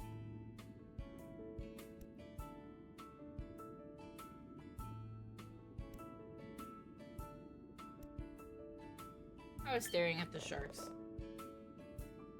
Sharks, huh? They did look kind of cool, didn't they? Oh, a shark enthusiast, are we? Huh. No, they're a bit too scary for my liking. Says the guy who breaks into apartments. Plus, I don't think Haruko likes them all that much either. Say, have you seen the latest episode of AOG yet? Haruko finally visits the sea for the first time. Ren, don't spoil it. I was going to watch it later when I have some free time. Oh, sorry. You're not really missing out on much, though. It's another one of those boring beach episodes, but I wouldn't mind watching it again. See, in that case, maybe we could watch it together sometime. Ren's response is almost comical. He immediately straightens his posture with such an exaggerated motion that I find it hard not to laugh. You want to... with me? Just the two of us? We ate dinner and watched people fuck in a movie. And you're acting like that? Sure, unless you know someone else who might be interested. No. I watch as Ren's cheeks flush a deep shade of red before he whips his head around and almost smacks it into the glass in the process, as he feigns interest in the fish once more. Though I can tell he was genuinely feeling embarrassed with how bright his cheeks are. It was honestly cute. Still, now that Ren was right in front of me, I couldn't help but wonder why he was here in the first place. You know, I wasn't expecting to run into you here. Oh, really? Yeah, no offense, but you don't really seem like an aquarium guy. His hair looks like fucking Laguna from Monster High. Come on now. That's so. I think I read that already. I didn't have any plans for today, so I figured I'd do a bit of under the sea sightseeing to pass the time. Plus, I finished the book you recommended the other week, the one about the underwater city. I guess it inspired me to come here. Really? Did you like it? What did you think about it? I enjoyed it, especially the part where... Oh, say, look at that. Rin isn't shy about how he leans over my shoulder to point at something outside my peripheral vision. I follow his finger, and between the driftwood and coral, I spot Eleanor and Teo standing awfully close together. I don't miss the way Teo sizes up Ren, even from a distance, before he tears his gaze away from us with an audible scoff. A surprised sound escapes the back of my throat as I watch Teo unabashedly run a hand down my coworker's side. But what truly shocks me is the way Eleanor boldly grabs his arm and loops her hand around his. Around it. No way. That's a, wow, I honestly didn't know she had it in her. And while her confidence shocked me, it also sparked about a curiosity inside of me as well. Even though we all established that this wasn't an actual date, Eleanor still wanted to treat it like one. That was a question. I'm sorry I read that wrong. Anyway, but now that I really think about it, isn't this similar to the date I shared with Ren at the pier as well? The next thing I know, I find my mind wandering to all the times I held Ren's hand as we walked alongside the boardwalk. And right now, it looked all too tempting with how it was casually resting against the glass. I could easily fit the palm of my hand in his, and I'm sure he wouldn't mind in the slightest if I were to reach out right now and... No, come on, Kay. What are you thinking? Although, come to think of it, wasn't I the one who initiated most of the hand-holding during the moments we spent together? Maybe he'd be okay with it after all. Should I?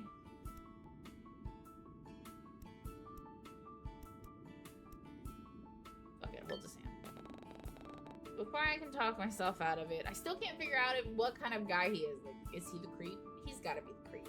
Why not fall in the... Why not? Let's see what happens. Before I can talk myself out of it, I reach out and slip my fingers between Ren's palm and the glass of the tank.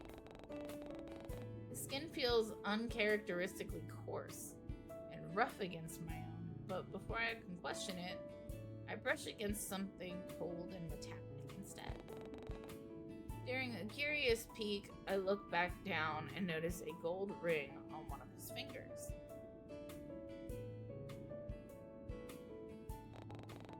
In fact, it appeared to look vaguely similar to the one around his neck.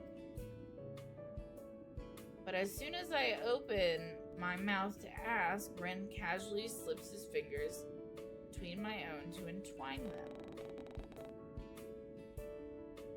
He gives me a soft smile, almost as if he knew this was going to happen, before Eleanor's voice pulls me back to the present. Hey, there you are. Why didn't you say anything earlier? Why didn't you say anything earlier, Teo? Where'd Pretty Boy run off to? Princess over here said he had to leave earlier. And damn, if it isn't Buttercup. It's Ren, actually. Not this again. Before the two can have the chance to butt heads, I carefully step in and interrupt. Something came up at the hospital with Leon, so Leon had to go. Oh dear, I hope everything is okay. He assured me that everything's fine, so I wouldn't stress too much about it. I watch as Eleanor shuffles on her feet in contemplation before noticing that the item still grasped carefully in my hands. That's a relief, but oh. What do you suppose we should do with this ticket, then? Shall I ask for a refund? Fine. That's like loose change to me. I'll make it back in 45 seconds. Still, we shouldn't let it go to waste. Oh, I know. Eleanor's expression shifts from revelation to something more cheeky, and she turns to me with a small, knowing grin. She leans close enough to whisper, but doesn't seem all that quiet about it. Here, why don't you give the ticket to Loverboy? Loverboy? You've got to be joking. Should I tell you all about your lovely Kay? Our lovely Kay has a secret admirer, and how he often rents out her books from the... Eleanor! I feel like I'm missing some context here. Almost hastily, I snatch the ticket from Eleanor's hand and usher Ren inside the tunnel, away from the gossipy coworker and Teo's smug grin. I hardly notice the time passing with all the fun I'm having, and before I know it, almost 2 hours go by in a blur. I'd initially been so fixated on being a third wheel that I completely forgot about the exciting things people could do at the aquarium. Eleanor seemed all too happy to snap pictures of everything, ranging from Ren and I, petting some stingrays, Teo getting splashed by a seal, and all the giant sea creatures that swam around in the overhead tanks. By the time I noticed my feet starting to hurt, we had all made it to the small food court conveniently placed at the end of the main attractions. That's how they get you. Eleanor used this as an opportunity to use the restroom while Teo wandered off to who knows where. So Ren and I were left to look for a place for us all to sit down and rest. But we didn't get far before the light sounds of footsteps drew closer once more. Hey, Ren, there you are. So sorry for that. I ran into Teo earlier while he was talking to one of our guides. He's a friend. And I wanted to talk to him. You didn't need to wait for me. Oh, but you said you were lost and needed help with something urgent. Oh, come on. Oh, come on, princess. No need to act coy about it. Act coy. Surely people say the same thing to you at the library, right? Well, yes, I suppose they do, but I don't see what that has to do with me waiting for you. Or acting coy, for that matter. You're adorable when you're clueless. Anyway, are either of you hungry yet? It's past noon, and I'm worried Teo won't put his pride aside and admit that he's hungry. Excuse me? Oh, am I wrong? I could have sworn I heard you start your stomach growling earlier. Now, who's acting coy? First of all, when did they reunite without me noticing? And secondly, was Teo embarrassed? There was no way I was going to let this opportunity pass. Aw, is the big baby hungry? Didn't eat breakfast this morning, did you? I did. Unlike you, I can afford to eat whenever I want. Though it came out blunt and harsh, I knew Teo was only joking. Then why don't I go and get us all something to eat? Any preferences? Allergies? Allergies I should be made aware of? Aw, why do you care, princess? You plotting to kill me or something? It's only natural to worry about the health of others. I wouldn't want to give you something you're allergic to. Why is that foreshadowing? Foreshadowing. Besides, everyone deserves to be cared for. You're weird. What was that? I said wasabi. I'm allergic to wasabi. Wasabi, huh? I see. And what about you? What about you lot? Any preferences? Do you think they have any cookies? I've been having a really bad craving for it recently. Then in that case, I'll have Before I can voice my preferences, Teo cuts me off by pulling out his wallet and handing it to my coworker. Eleanor takes it from him without complaint, but pairs it with a curious look and a slight tilt of her head. Yeah, whatever. I need to have a word with Dollface over here. I hear Jonah Scott. Like, Teo gives me the voice of Jonah Scott, which is Legoshi. God, come on, brain. He's the guy with the blue hair in Sasaki and Miyano. I know these answers, and I'm completely blanking. I love Jonah Scott. He's fantastic. I want him to read me a bedtime story. I don't get the chance to fully respond before Teo directs me towards the opening of the food court. But I barely get 3 steps away before I feel a gentle tug at my sleeve. Curious, I glance back only to find Ren sporting a pout on his soft features. Relax, Buttercup, you'll get her back in one piece. Now that I think about it, it was kind of out of the blue for Teo to be acting like this. I mean, since when did he ever want to talk about something serious? I just realized I'm like way hiding in the corner, so sorry guys. There we go, whatever. This is what y'all get. With that revelation in mind, I offer Ren a reassuring look and give him his arm a comforting squeeze. I'm sure it'll only be a few minutes. Oh. His eyes flicker between me and Teo a few times before it lands on my hand. Still resting on... Before it lands? On my hand. Okay. Still resting on his arm, and he lets out an audible sigh. Okay, I'll wait for you here. No, stay with Princess, can you? Unless you want her to freak out and think we ditched. Her name is Eleanor, you know. Wow, amazing. Whatever. Come on, let's go. Without another word, Teo nudges me in the right direction, leaving Ren all alone and confused. Following closely behind, Teo leads me to a quiet corner near the food court before turning around and boxing me in with his large arms. He casually leans his weight to one side before finally speaking. Hey, so I've got this fun idea.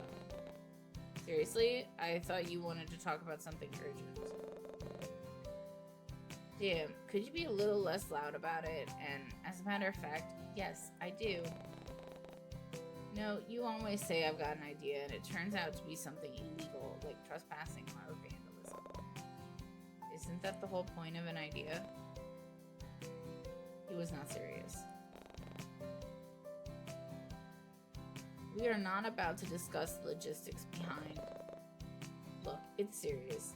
I need you to help me make Ellie or whatever jealous. She's getting a little too clingy for my taste, and it might even get Buttercup to ease up on all that juvenile puppy love shit. You seriously don't think he's being too clingy? He's practically glued himself to your side the entire day. What? Don't you think that's kind of a roundabout idea? How would this even benefit? Trust me, this is for my own benefit, not yours. Trust me, this is for my own... Oh, not yours. I'm sorry about that. Little Miss Princess over there is treating me like I'm a damn child who needs to be supervised all the time. And I can't even tell if she's interested in me or not. Plus, you're not exactly... Shit. No, never mind. Either my idea works out and this gathering gets more interesting, or she realizes I'm not the type to be babied and backs off. While I had to jump through hoops and hurdles to understand it, Teo did have a point. But everything about this idea still felt wrong. Regardless, if I agree or no, if Eleanor saw us flirting, wouldn't she assume that you're not interested in her at all? Besides, I'd never betray her like that. Who said anything about flirting? Shit, you really are into me, aren't you? Can't say I'm flattered, doll. What? Excuse me? All I was gonna do was ignore her for a bit, make them think you're more entertaining or something. I mean, it almost worked with the tour guide from earlier. You said he. When you said tour guide earlier, you said he. Okay. But if you want to cling to my arm too, by all means, pretty, go ahead. You're so insufferable. So is it a yes or a no? I still don't know what you want me to do exactly. Teo's gaze shifts to something behind me before a light ignites in his eyes as he sends me a sly smirk. Just follow my lead. I barely have any time to process his words before Teo places a hand on the small of my back and pulls me closer to his side. His voice is louder than usual, and it's when I notice Eleanor and Ren slowly coming into view. See that storeroom over there? Looks like it's unlocked. Wanna go check it out? What are you? Come on, doll. You're really not interested in having a bit of fun. Loosen up a little. All of a sudden, I feel my phone vibrate in my pocket. But as I move to pull it out, Teo gives me a pointed look, and I find myself stalling.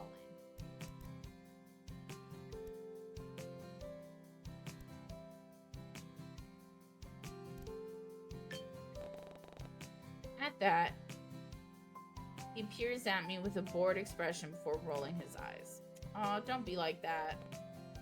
Come on, Teo, this is a stupid idea. Stupid? You're joking. Look, as much as I want to help you out, I don't really think this is going to accomplish, well, anything. Besides, it doesn't seem fair to Eleanor either. Is that what you really think? Fine, whatever. I should have asked Buttercup to help me instead. Got anything else to add? If not, let's head back. Without another word, Teo drops his hand and walks away, leaving me to trail behind.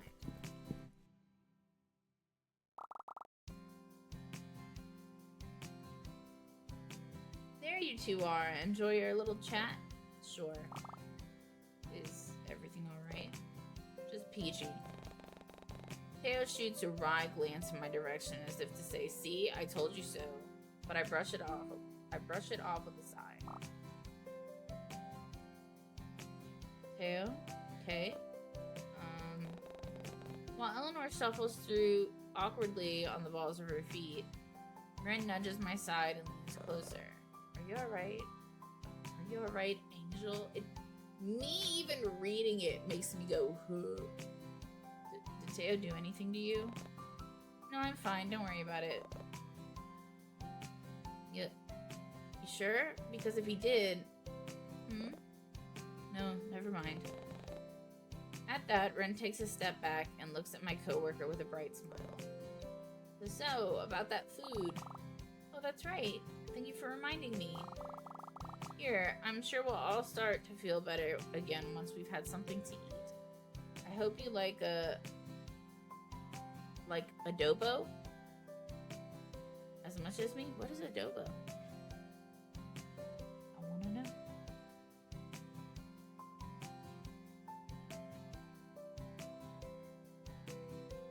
Filipino adobo is a beloved iconic dish of the Philippines. Well, no shit if it's Filipino.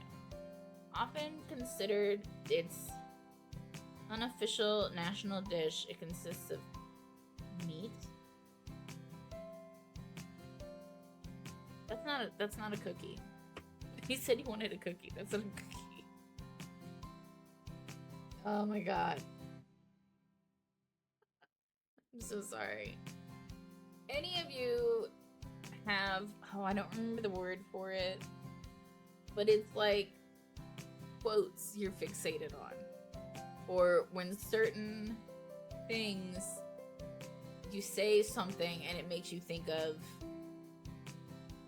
a quote or something from a movie. And I was talking about the cookie, and if anybody who watches New Girl, you wanted a cookie, got you a cookie. I got you a cookie, you wanted a cookie. Cookie gave you a cookie. And I know that if you don't get it, you're not gonna laugh, but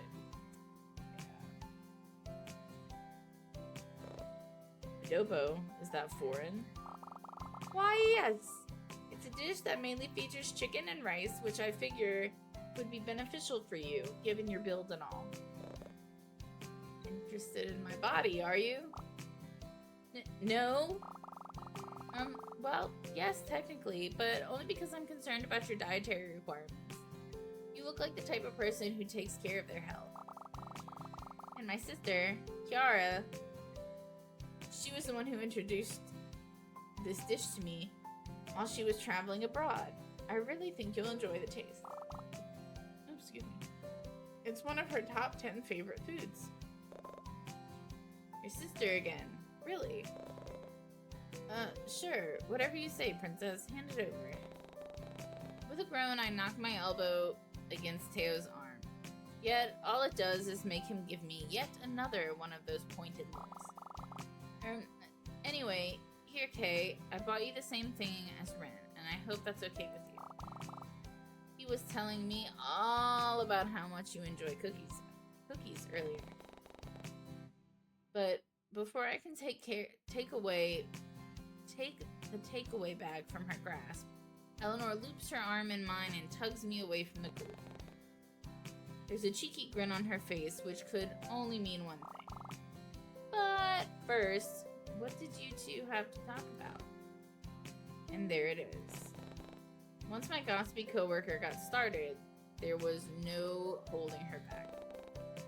Nothing important. Teo just needed some help with something. Oh, is everything alright now? I watch it as Eleanor peers over my shoulder to look at Teo, who was still within earshot. Shit. Does he still need help? I can go and find another staff member if you... Forget it. This is starting to get real annoying. Real annoying now. Oh? Teo. Move. Teo doesn't wait for a response as he shoulders past Ren and makes his way towards one of the exits. Does she still have his card? Because if he's gonna be a dick, spend his money. Did I say something wrong? No, Nori.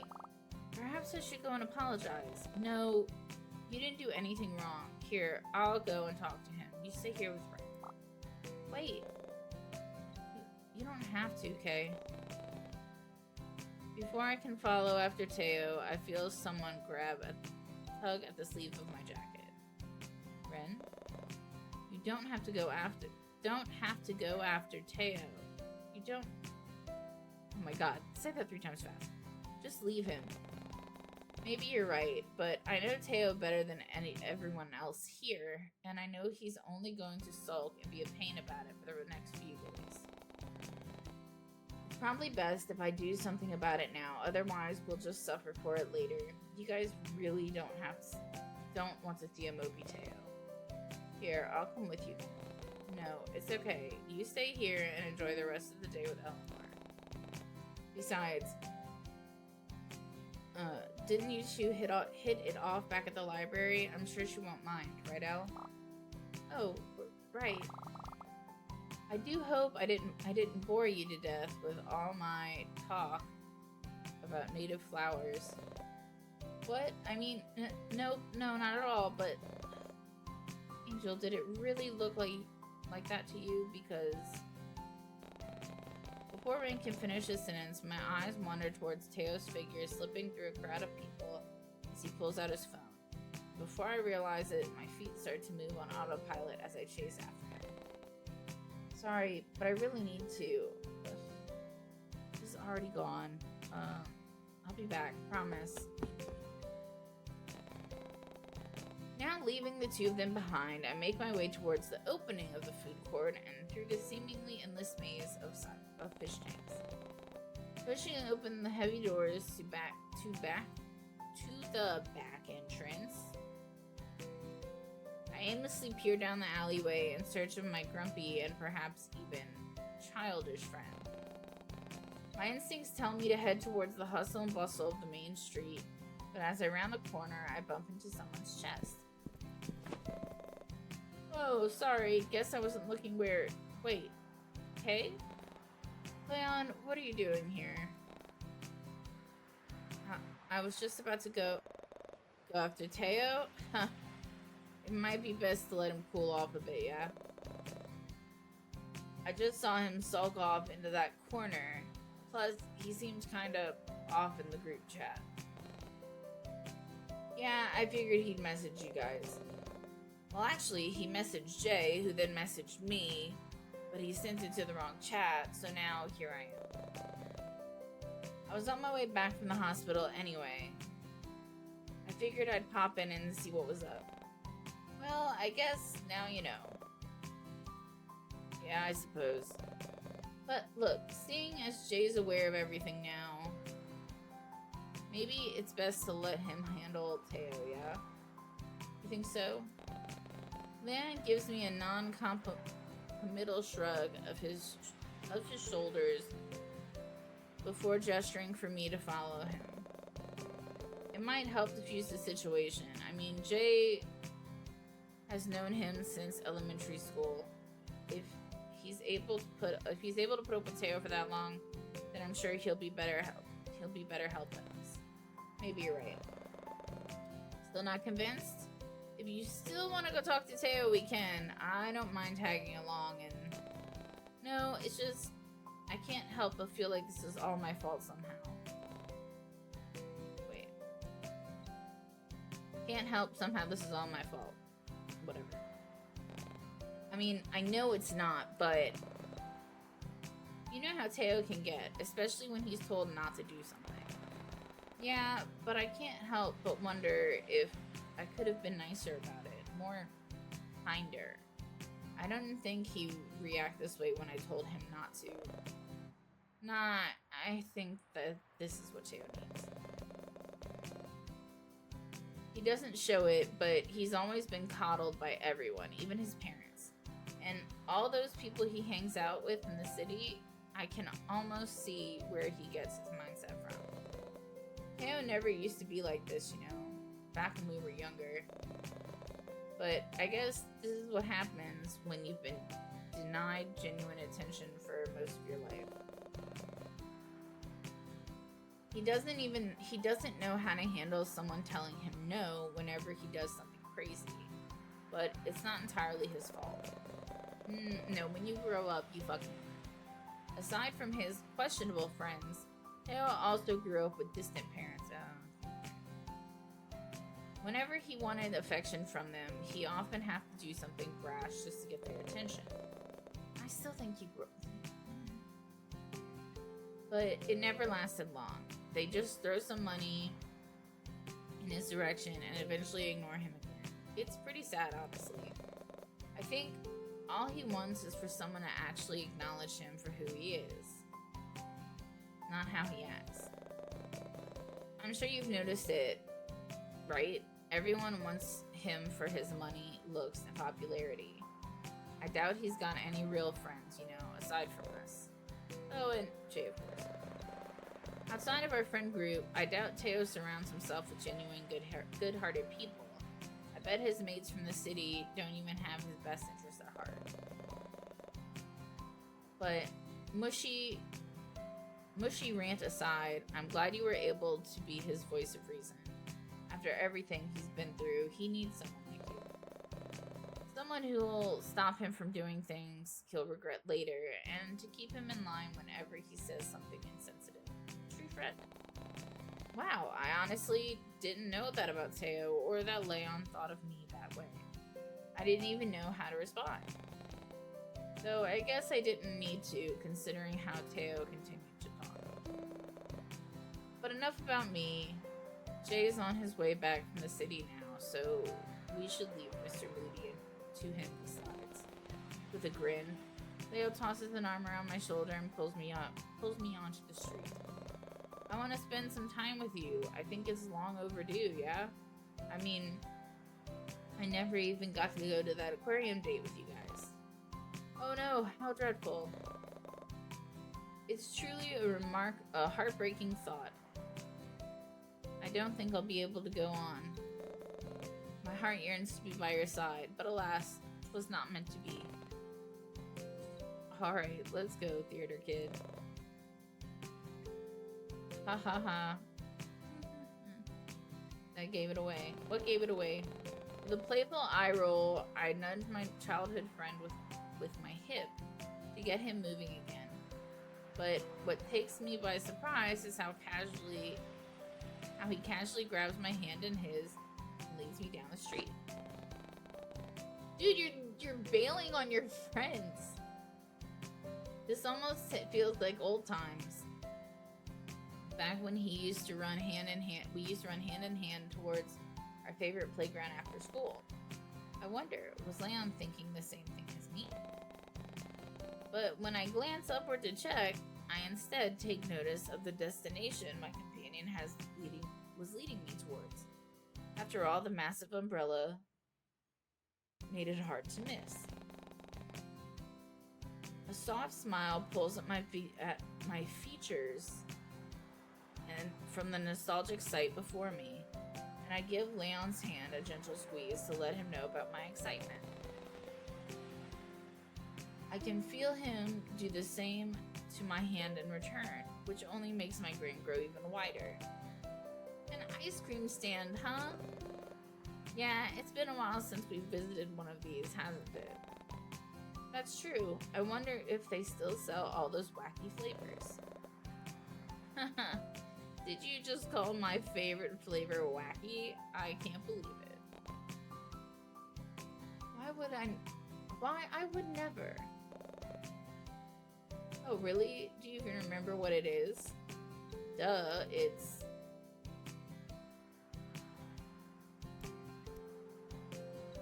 I'm gonna go with Neopets. It's the closest to wacky. You got it! See, I couldn't have picked wrong. See, I knew you'd remember it. I never doubt you for a second, Darl. I can't. Darl. I don't know how it's supposed to sound, but I can't make the sound. How could I forget? The only reason it's your favorite is because it's like 3 flavors in one. Exactly, and all for the same price as one too. That's kind of like cheating, isn't it? Oh yeah, that sounds more like jealousy to me. Oh please. Don't worry, I wouldn't mind sharing my ice cream with you.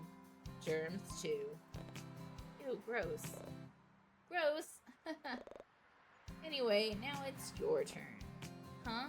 Oh. Are you going to guess? Of course I am. It's only fair. And also because I remember your favorite flavor too. Is that so? I mean, as long as it hasn't changed over the years. No, it's still the same. Then there was no way he was going to guess it correctly. But now that I thought about it, what is my favorite flavor ice cream? I should probably have one in mind before he guesses.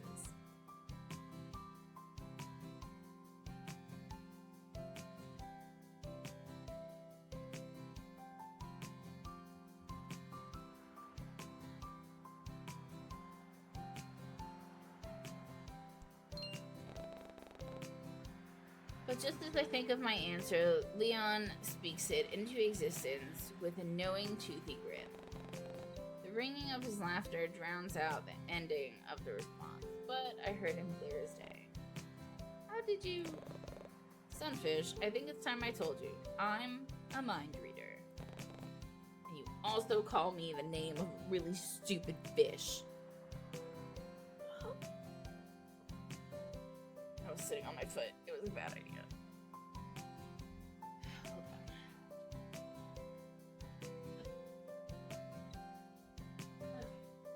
because everybody saw my ass. Sorry. Whoa, what number am I thinking of right now? 4. No, 60. 4.60. Haha. What? That's such a specific number. I don't know where to put this. The camera is not being kind to me. Yeah, well, that's how much we owe this fine gentleman.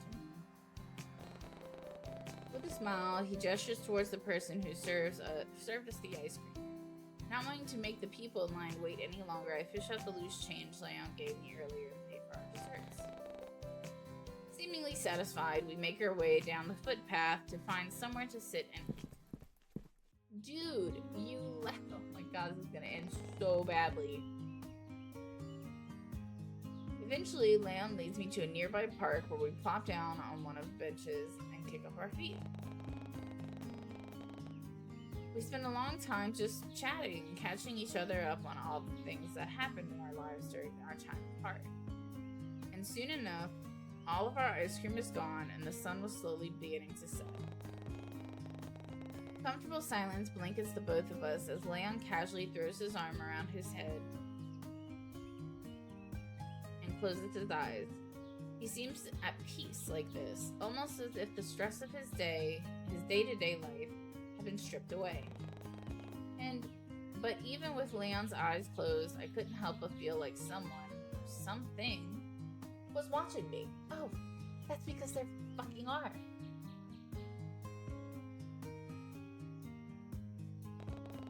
An eerie feeling washes over me, and I cast a hesitant glance over my shoulder to spot anything out of place.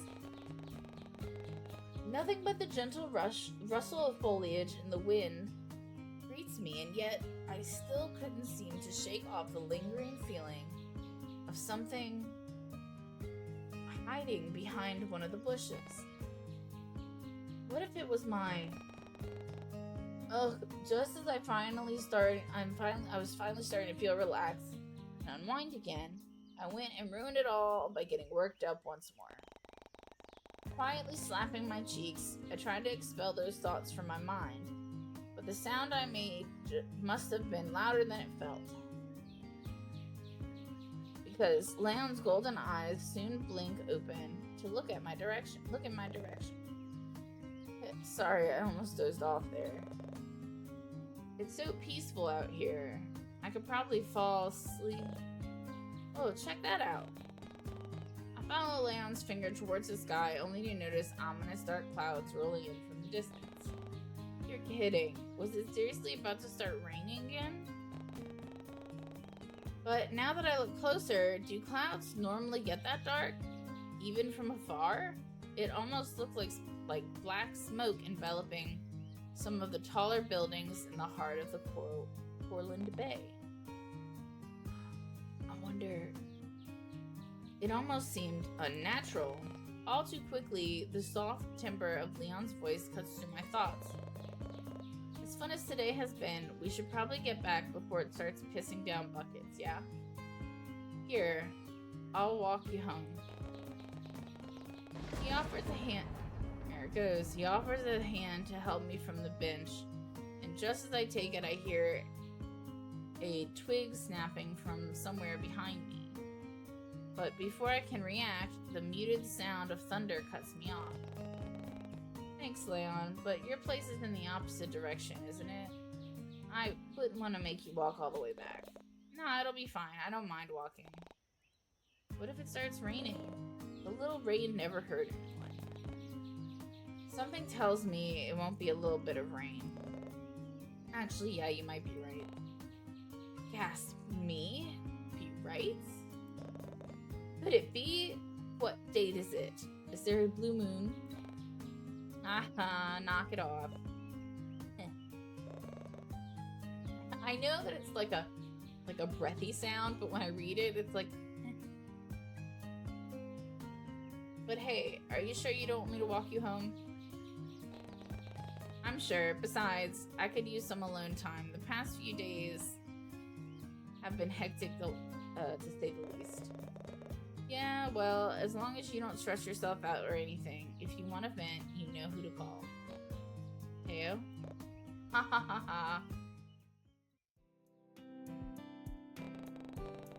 Despite saying that I'd be perfectly fine walking home on my own, Leon ended up accompanying me to the entrance of my apartment complex before finally parting ways.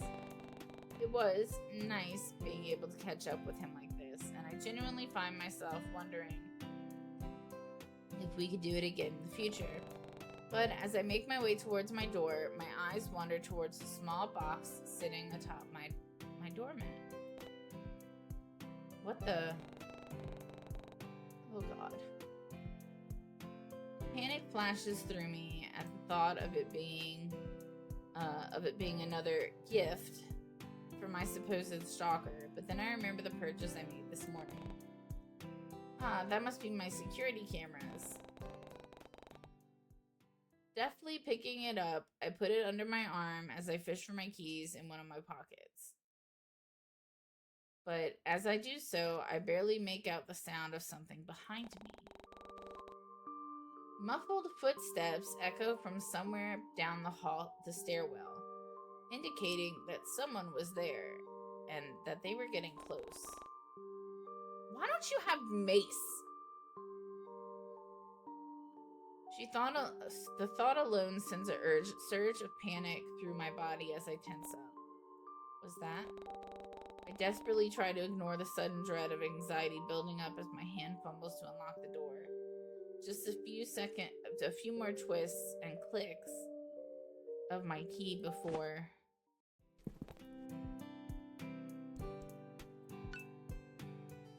Angelfish. Angel, I'm glad I caught you. Ren? Jeez, you almost gave me a heart attack. Sorry. It's fine. What are you doing here? Stealing my nerves, I try to calm down my rapid heartbeat.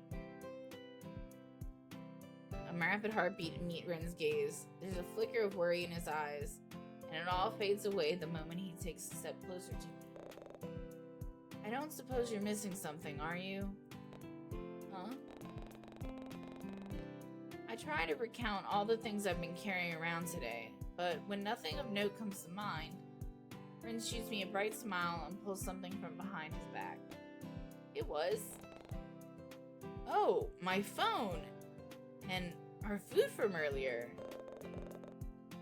Yeah, I figured you didn't have dinner yet. I also added something extra in there as well. As if realizing how suspicious his words sounded, Ren's cheeks immediately flush a deep red as he backtracks and stutters out a response. A dessert. It's a dessert. I bought it on the way here. You don't have to eat it, though. Oh? Peering into the bag, still being held tightly in Ren's grasp, I noticed the food, an adorable angelfish plushie, and... wasn't that a small cup of salted caramel ice cream sitting on top? How did he know? How did he know? Before I can snoop any further, his soft voice interrupts my train of thought. Actually, your coworker seemed really worried about you too. She wanted to be the one to drop these off, but something came up.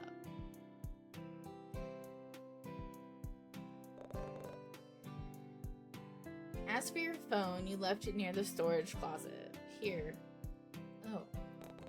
As if noticing my current predicament, Ren looked at my occupied arms before giving me another soft smile. It'd be nice to have more hands sometimes, huh? Need some help? It's fine. I think I got it. Just when I think my door is unlocked, I somehow lose my grip around the parcel in my hands, but luckily Ren catches it in time before handing it to me. Handing it and everything else back to me. Say, that sure is heavy, huh? With how obvious Ren's gaze was, I could tell that he wanted to ask what was inside it. Don't tell him. Surely there wouldn't be anything wrong with telling him. There's so much wrong with telling him. Oh, I bought a security system this morning, but because of how shady this neighborhood is, I figured it'd be a good idea to be safer than sorry. Then get the new lock you said you were gonna get 3 days ago. Oh my god. That creep didn't come back, did they? Without thinking, I drop my keys and slap a hand over Ren's mouth before cautiously looking over my shoulder. Ugh, what was I doing? I was getting worked up and acting paranoid again. With an embarrassing look, I turned back to apologize to Ren, only to find his cheeks a deep red and a hand wrapped around my wrist. When did he... Quickly withdrawing my hand, I squeak out an apology before picking up my keys and turning back to my door. I still didn't want to get Ren involved with my problems, but I honestly didn't want to risk being alone tonight either. Too lost in my own world, I barely noticed Ren coming closer, nor his hand covering my keys to steady my fidgeting. Do you want some help? He must have seen the look of confusion on my face, since he continues talking. Setting up your cameras, I mean, self-taught programmer, remember?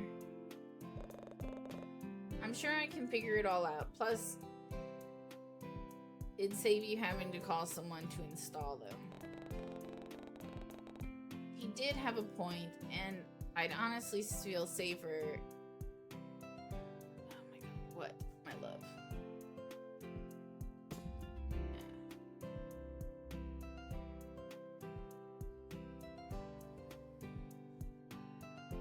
Sorry. He did have a point, and I'd honestly feel safer if I weren't alone tonight. Still, I've been spending so much time with Ren lately, and I didn't want him to get fed up with me and my presence. Would it be a good idea?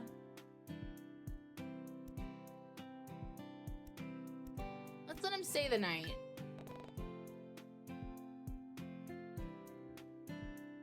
Maybe it would be a good idea after all. Would you mind? I probably look pathetic with how I barely make any eye contact, instead choosing to stare at my door rather than Ren. But he doesn't seem to mind, or perhaps he simply chooses not to comment on it. I'd be happy to, Angel. With a smile, I open the door and let Ren inside. I mean, Angel's a lot better than Sunfish. Fuck.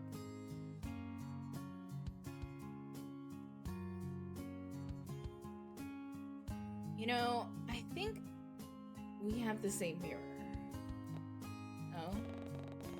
Putting the small talk aside for a moment, I usher the pink-haired person into my living room and situate ourselves on the couch.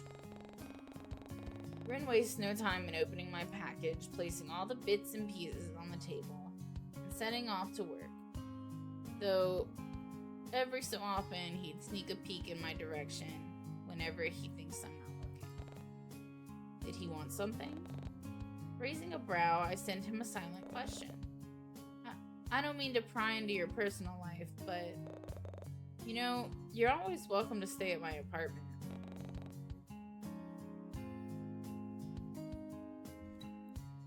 Ren, I've seen where you live. I doubt I could afford rent. You could stay for free. I don't mind at all. And I'm more than more than capable of covering your costs. I'd make a really good roommate too. I always clean up after myself, and I wouldn't mind doing the same for you as well. Only if you'd be fine with it though. And I can cook as well. Laundry, cleaning, repairing things around the house, yard work. I can do it all, really. All for you, really. Wait, you have a yard? Man, They can really fit a lot into those upscale apartments, huh? Well, no, I don't. But I always did the gardening and used the lawnmower a lot when I was younger. I'm sure I can figure it all out again. Not that I need to, though. Like you said, no yard. No offense, Ren, but I can't imagine someone like you mowing grass. Was that your first job as a teen? Before that, actually. Huh, before that? You mean as a child? Maybe a bit younger? Younger? I mean, just kidding. Yeah, it was my first job as a teenager.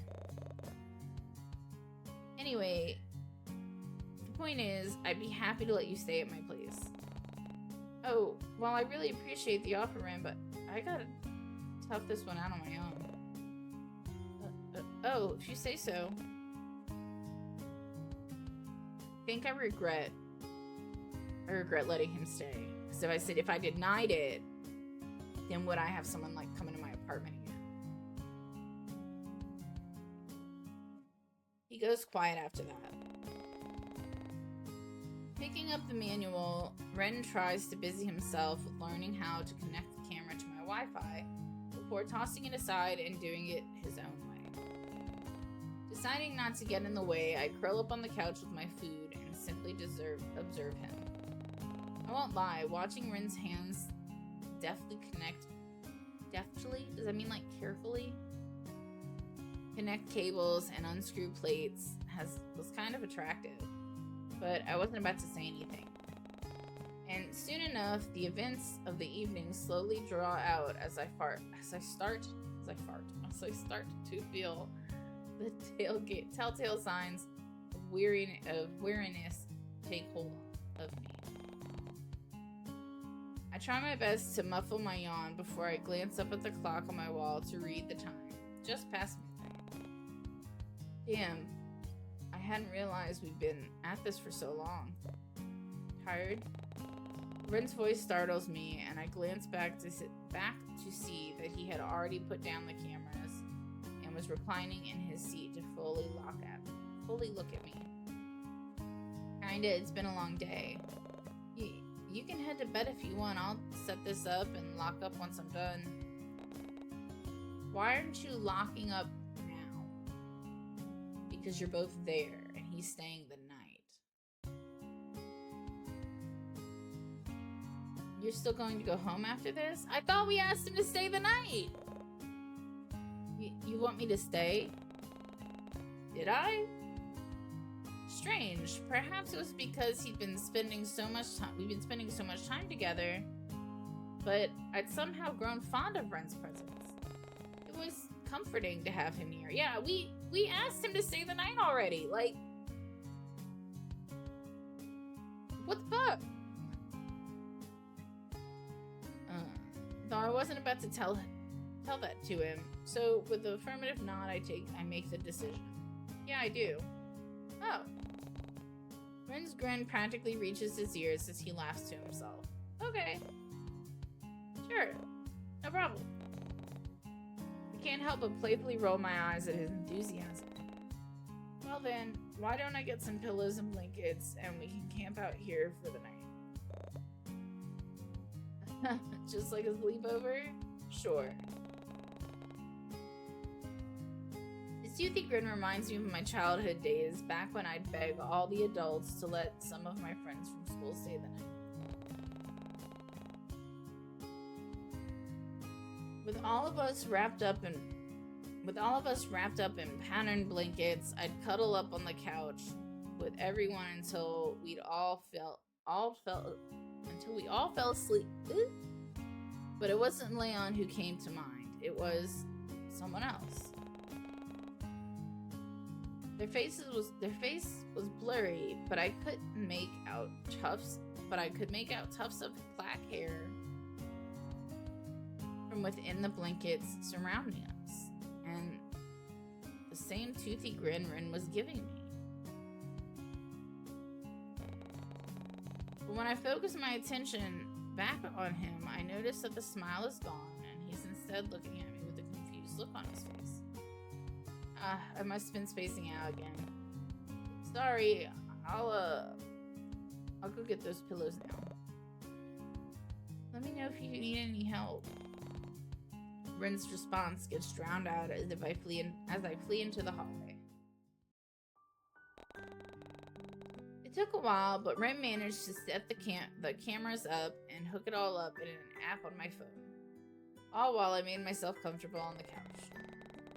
He explained how to use it, but if I were being honest, I started to nod off once he started geeking out about the different kinds of alarm buttons. Before I know it, my head falls onto his shoulder with a soft thump, and I feel Ren's body shake as he lets out a faint laugh. Something moves from the chair next to him before a warm duvet is wrapped around my shoulders. I can feel Ren pull me onto his side before we both fall backwards onto the couch. His chest softens the blow, and with one of his hands gently threading through my hair. Oh. I was like, what? I slowly start to drift off. Nostalgia greets me once more, and before my consciousness fades away, I try to chase after the foggy memory that had been plaguing my brain as of late. Those 3 kids laughing and playing together near a lake. Who were they? And who was the one that stayed right by my side even after everyone else went home? Almost desperately, I try to recall their face, or any of their defining features. Really, at this point, I'd take anything.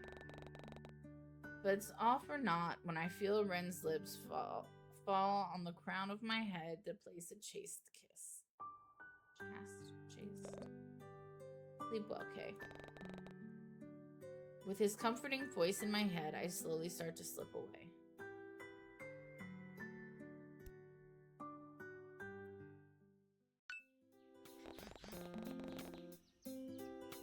And that is the end of day 4. I am invested. I better get all 14 days. I am invested. I am obsessed. I am all these feelings. This game has me feeling so many things. So yeah, I hope you guys are enjoying it too. I am gonna actually find a way to reach out to the creator, I think, at some point. And whatnot. But yeah, I'm loving this. So I hope you guys are enjoying it too, and I'll see y'all in the next video. Okay, thanks, bye. Welcome back to my channel, or if you're new here, welcome to my channel. My name is Kay, and I play a bunch of shit, so you don't have to.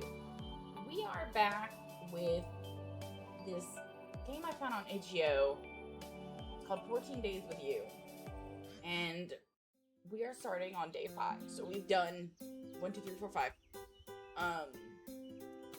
It won't let me tag the game in here, which really sucks. The creator is Cutiesai, and yes, hearing the word AI can be concerning. I am assuming there's a lot of that in here, but I don't care. I'm invested.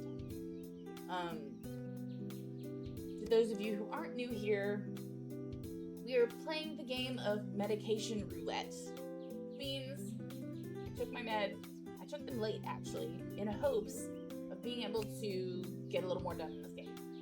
Might have to go grab my sweater though, because I sat down and I didn't think I'd be cold. But we'll figure that out later. Anyway, let's go ahead and hop right into day 5. If you need to be caught up, 1, 2, 3, 4 are available on Steam. I'm going to be eventually updating all this on YouTube. If anyone has any good recommendations for editing programs, I'd really appreciate it, because I don't know how or what to use, and I'm not user-friendly. I'm not computer savvy. So here we go.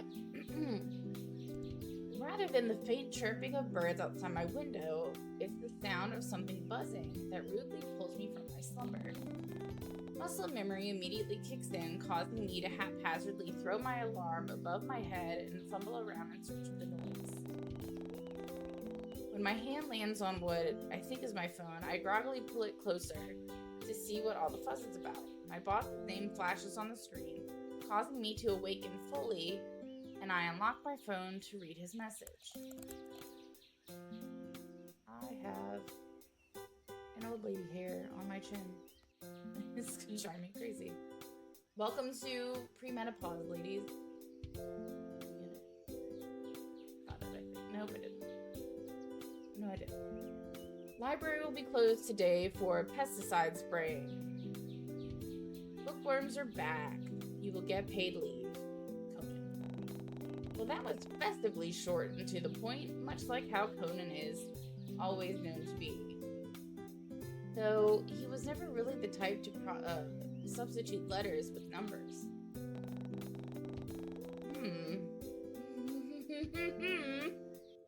He was always more of the punctual type, I guess, maybe Eleanor was giving him texting lessons again. Or perhaps his daughter. Alice? Was she even old enough to text? Before I can let my thoughts wander, I instead busy myself with drafting a response before haphazardly throwing my phone onto the empty space near my bed and letting out a sigh. Wait, empty space? That reminds me, what happened to Red? The last thing I remember from last night was us snuggled up on the couch together. At that, my cheeks immediately grow warm at the thought, and without so much as thinking, I reached for my phone once more to check out the security camera app he installed. I guess it was a good purchase after all, since I could use these cameras to check if Ren was still in my apartment. Looking for the app he installed on my phone, I open it up and navigate towards the camera in my living room. I see the telltale signs of my pillows and blankets on the couch, though what catches my interest is the fact that they were neatly stacked and put away, with no Ren in sight. Curious, I switched to a different camera to find him. He wasn't in my kitchen either, and not near my entryway. There was no point checking the camera in my bedroom since, well, I'm here already, which only left. As soon as I check out the camera in my hallway, it's then that I notice a familiar pair of blue jeans and a soft cardigan slumped against the wall. Was that Ren sitting outside of my room? What was he doing? Perhaps a bit impulsively, I sit upright in bed and call out for him. And almost immediately, I hear the telltale signs of someone clamoring around outside my bedroom. It's shortly followed by the faint sounds of a throat clearing before a familiar patch of pink hair peeks through the gap in the door. Ren peers in and sheepishly looks at me with a soft smile before he opens the door fully and invites himself inside. Good morning, Kay. Did you sleep well? Ren looks like he wants to say something, but instead chooses to clam up and stare at his feet. I almost want to reach out and ask him to look at me, but I hold back in favor of letting him take the initiative. Well, it doesn't stop me from calling out his name. Ren? Almost immediately, Ren's head whips up as he looks at me with wide eyes. There's a crooked smile on his face this time, and almost timidly, he shuffles on his feet as if deciding whether he can come closer. You asked me to stay last night. Yes. But then you started mumbling about not having enough room for something. So, I carried you to your bed instead, and then you asked me to join you in your bed, and then you said something about the grown-up saying it'd be okay for me to stay, and I didn't really know what to make of that, to be honest. Shit, seriously? Was I really asleep talking about something that happened when I was a child? But I figured you really did want me to stay, so I ended up camping out in your living room. So don't worry, nobody came into your room. But besides me, of course. And I only just woke up, actually. Right.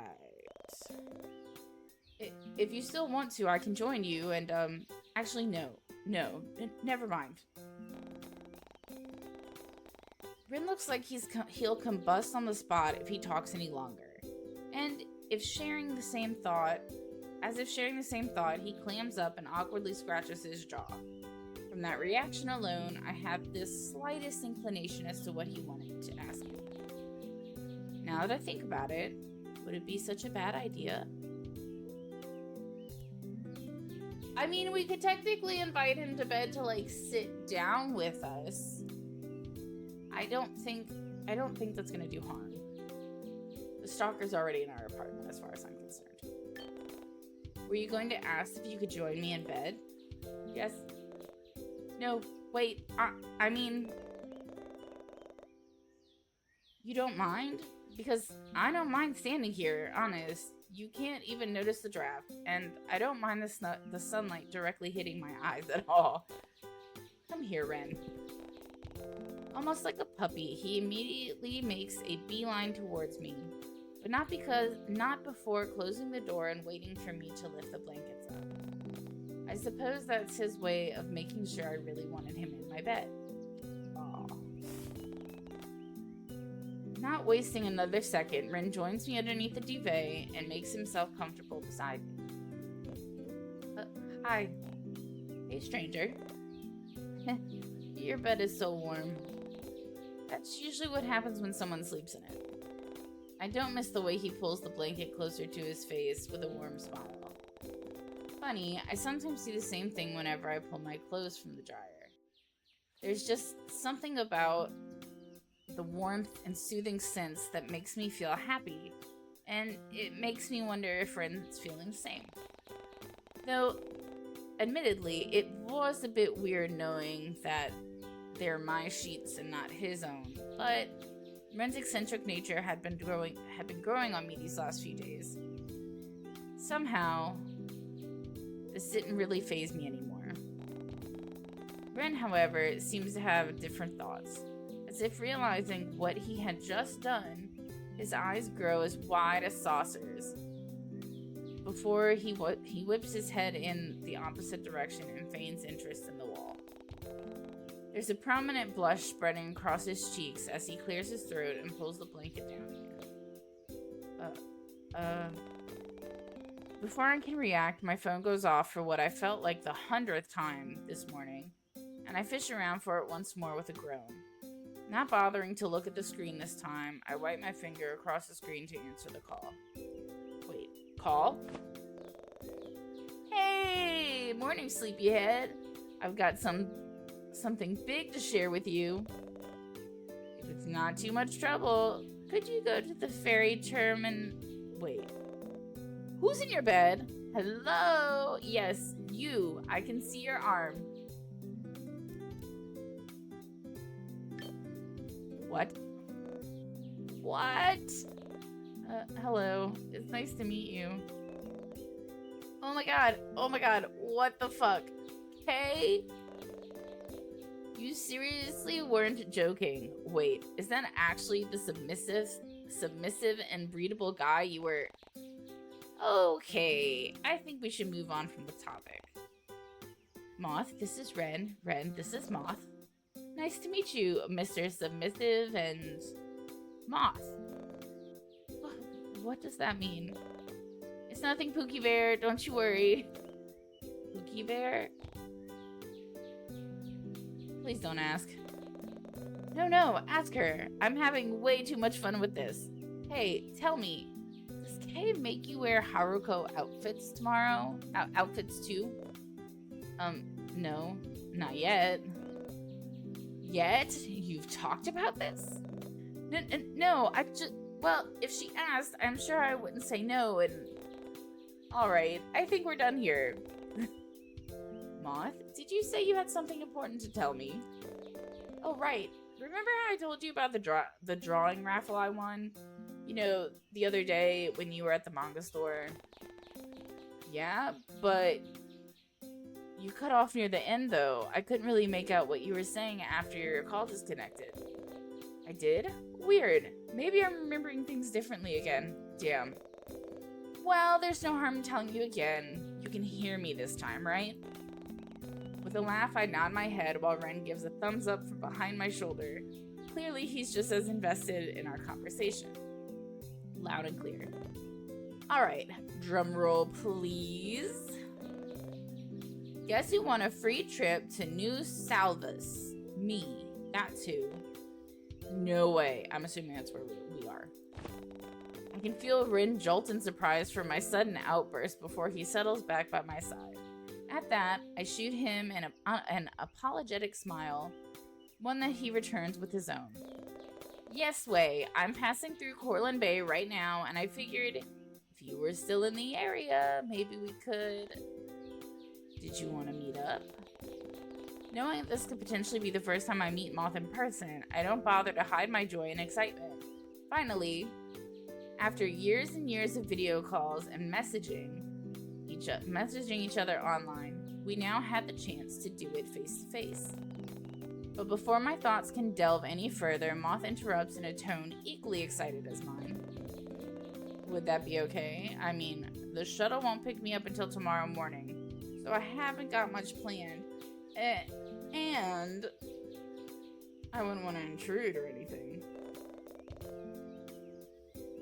I know this is all so sudden, and we've never actually met in person yet, or even made any plans to.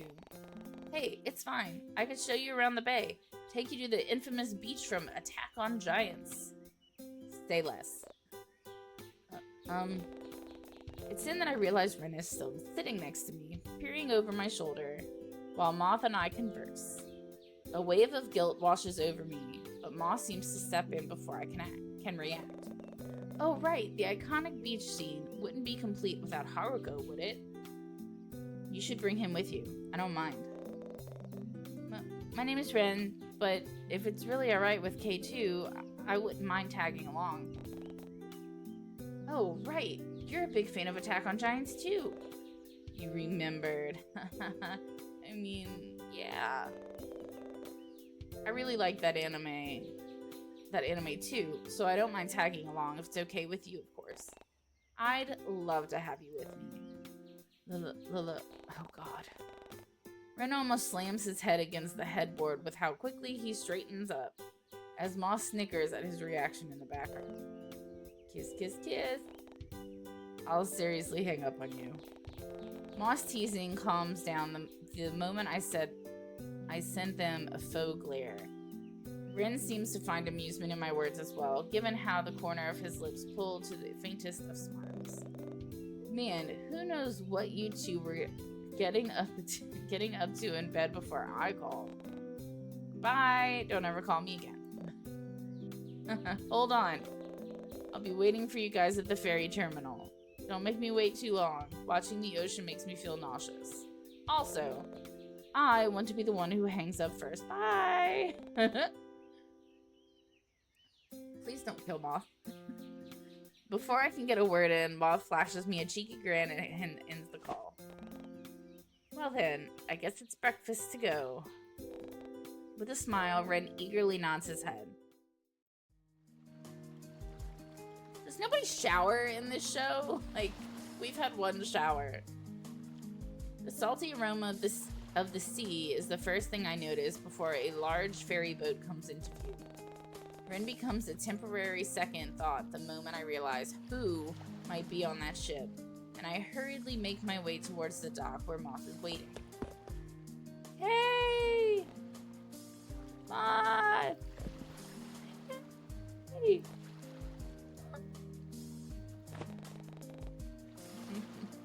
Almost immediately, Moth runs towards me with outstretched arms before pulling me into a warm hug.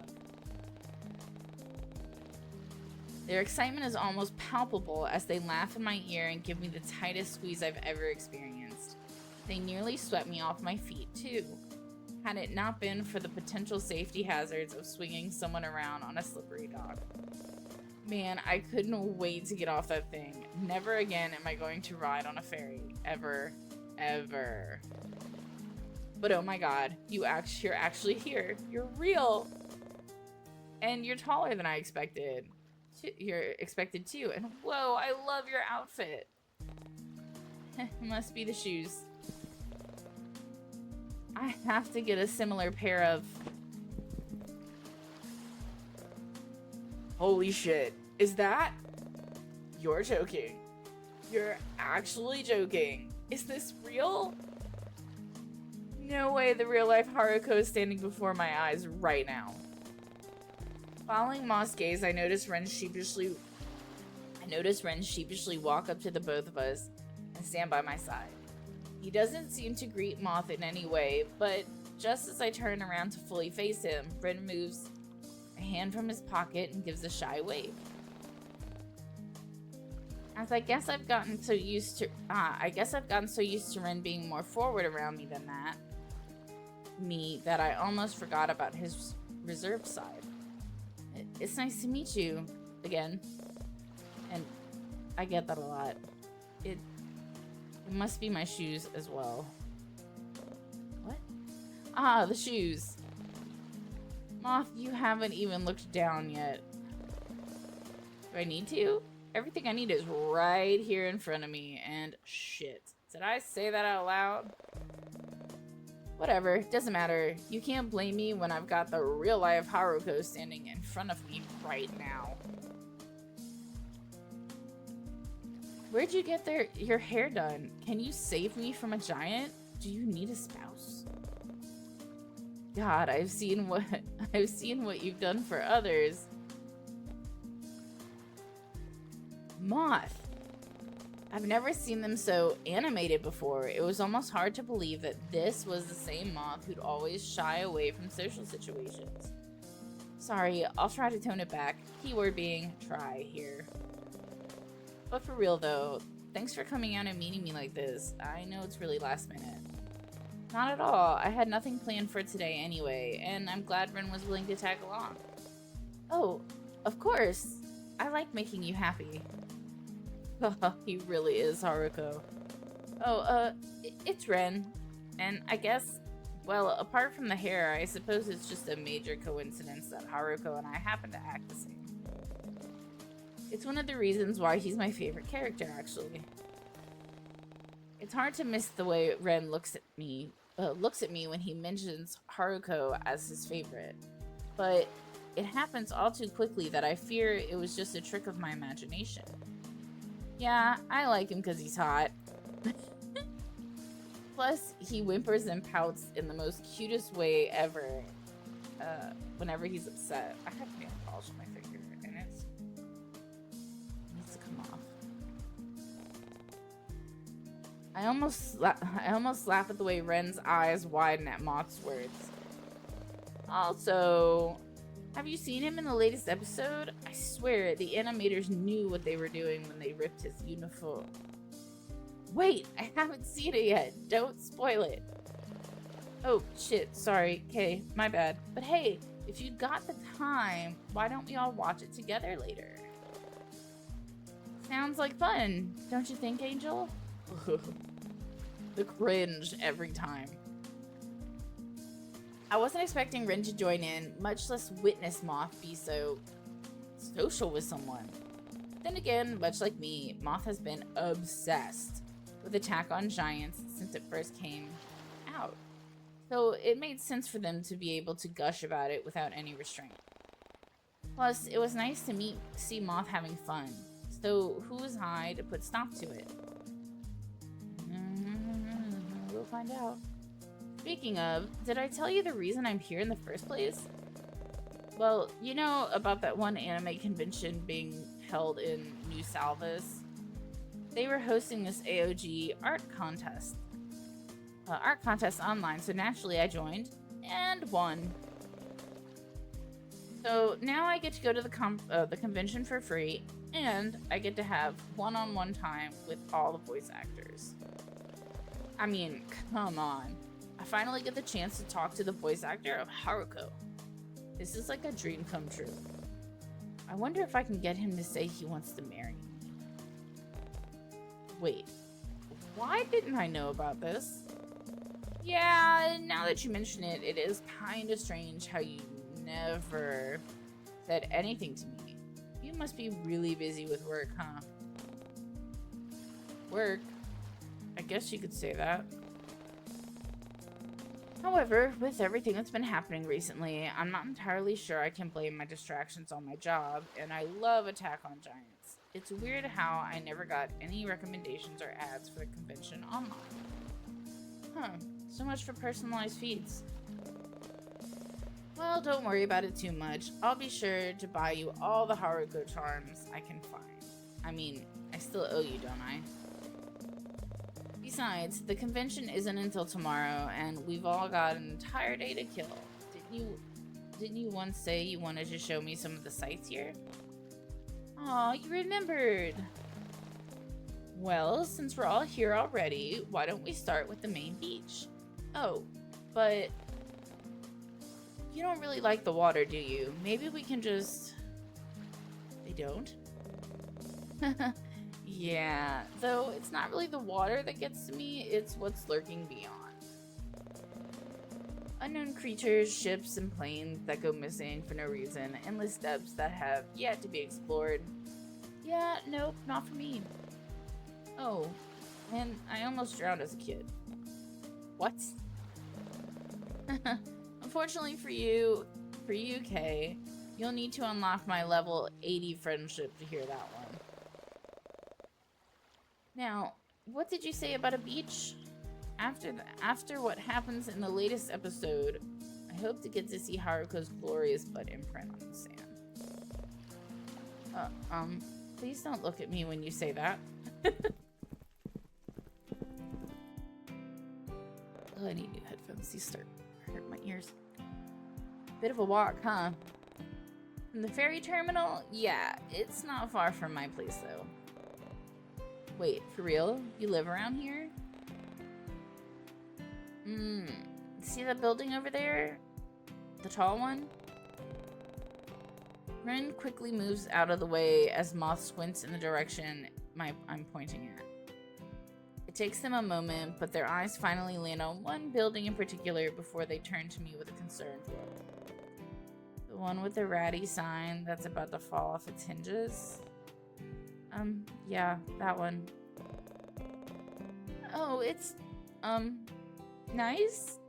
Not too shabby, but damn, it's really close to the beach, huh? I bet you'd get a good view of the ocean from up there. Actually, the main street blocks my... Oh, I forgot about Jay. Hey, and Ron, right? Excuse me. Oh my god, I'm so sorry if you heard that. Hey. A familiar voice calls out from somewhere behind us before Jay emerges from one of the buildings and jogs towards us with a bounce in his step. It's Ren. Oh, shit, sorry. So it's Ren, huh? He just fucking said that. Ren. Alright, stored that in my brain. I could have sworn I heard Leon call you Ron, though. But it's nice to finally put the name to the face. You weren't what I was expecting, to be honest. But that's not important right now. What are you guys doing out here so early? I thought you had work today, Kay. I've actually got the day off today. My boss said something about bookworms, I think, so I'm spending the day showing my friend Moth around Corland Bay. They're new here. Now that you mention it, yeah, your friend does kind of have that touristy look about him. So your name is Moth, huh? That's such a cool name. I'm Jae Hyun. Feel free to call me Jay, though. That's so much easier to remember, huh? Though, I totally won't blame you guys if you start calling me Joe or something. I mean, think about it. Ron, Joe, an unlikely duo on the hunt for more hair dye. Hair dye? Yeesh. Tough crowd today, hey? Ah, right. I almost forgotten how shy Moth gets around people they don't know, unlike talking to strangers online. There was no safety or comfort in having a screen to hide behind in real life. Part of me wonders if this might be the reason why they seem so out of place right now. But this isn't the time to ask, and I didn't want to make Moth feel any more uncomfortable than they already were. So, were you guys heading to the beach too? I heard the swell is going to be good today. We are actually. I wanted to show Moth the infamous Giant's Cove. Nice. Here's hoping there won't be too many tourists there today. It's still early, so maybe they're all... Oh, wait. Are you going dressed like that?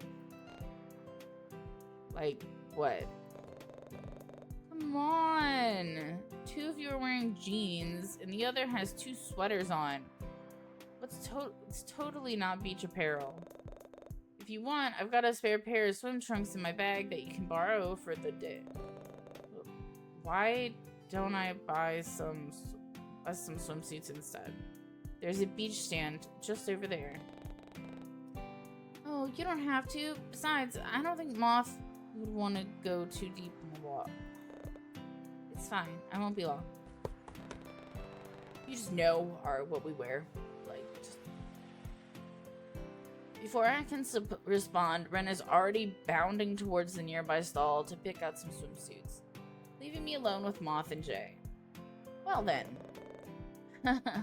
He must be real excited about visiting the cove too, huh? Well, if you guys want to try out surfing later, come and find me. I'll be hanging out here all day. Teo and Leon might even show up later if you want to meet even more of Kay's totally cool and handsome friends. I couldn't help but playfully roll my eyes at Jay's antics. I think we'll pass, but you're heading to the beach already? Oh, you want me to stay? Aw, shucks, Kay. Never mind, see ya. With a gentle shove, I usher Jay in the direction of the beach with a smile. His boisterous laughter slowly fades off as he waves goodbye to Moth and me. Nice meeting you, Moth. Tell Ren I said bye. He's really nice. He is. In the end, I find myself listening to Moth lore dump about an anime while we wait for Ren to return. And when he does, he comes back with a bunch of bathing suits, towels, and a beach bag bundled up in his arms. He wastes no time in handing me a swimsuit, and before I can tell what's happening, he's already ushering me towards a changing stall and promising to watch the door from outside. A small part of my brain picks up on the fact that the swimsuit is in my exact size. What did I fucking say? But I put it on the back burner for now so I can focus on changing out of my regular clothes. When I look at the items Ren got me, I notice that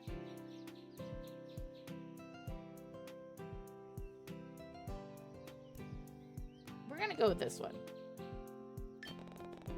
The design on the front somewhat resembles my edgy aesthetic, and it makes me wonder if that was the reason why Ren intentionally picked it out for me. He also seems to understand that I don't normally show much of my skin in public, and especially when it comes to wearing a swimsuit at the beach. And while it was greatly appreciated, it did come across as a bit odd. I mean, how did he even know this about me? Did I mention it in passing at some point? Whatever. I'll make a mental note to ask him about it later. Like all the other mental notes you have for him that you're not asking. I can still hear Moth moving around about in the stall next to me, alongside the rustling of fabric and a few expletives.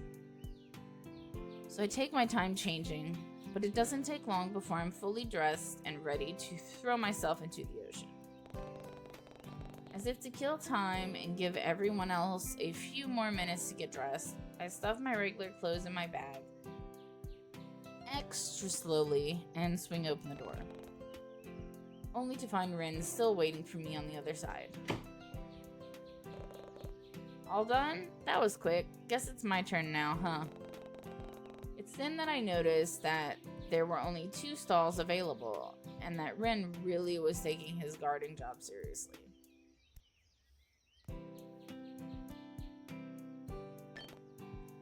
All yours, buddy. You are? Ah. The stall, Ren. It's all yours.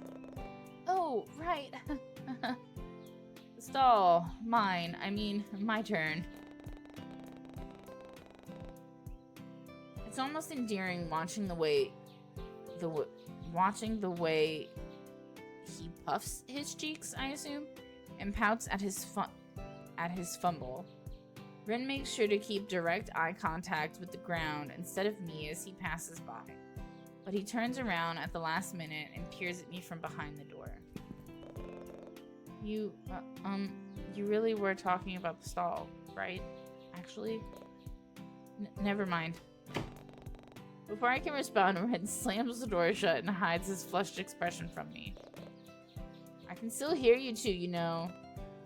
Hi, Moth. Yeah, whatever. You guys better hurry up. I'm almost done here.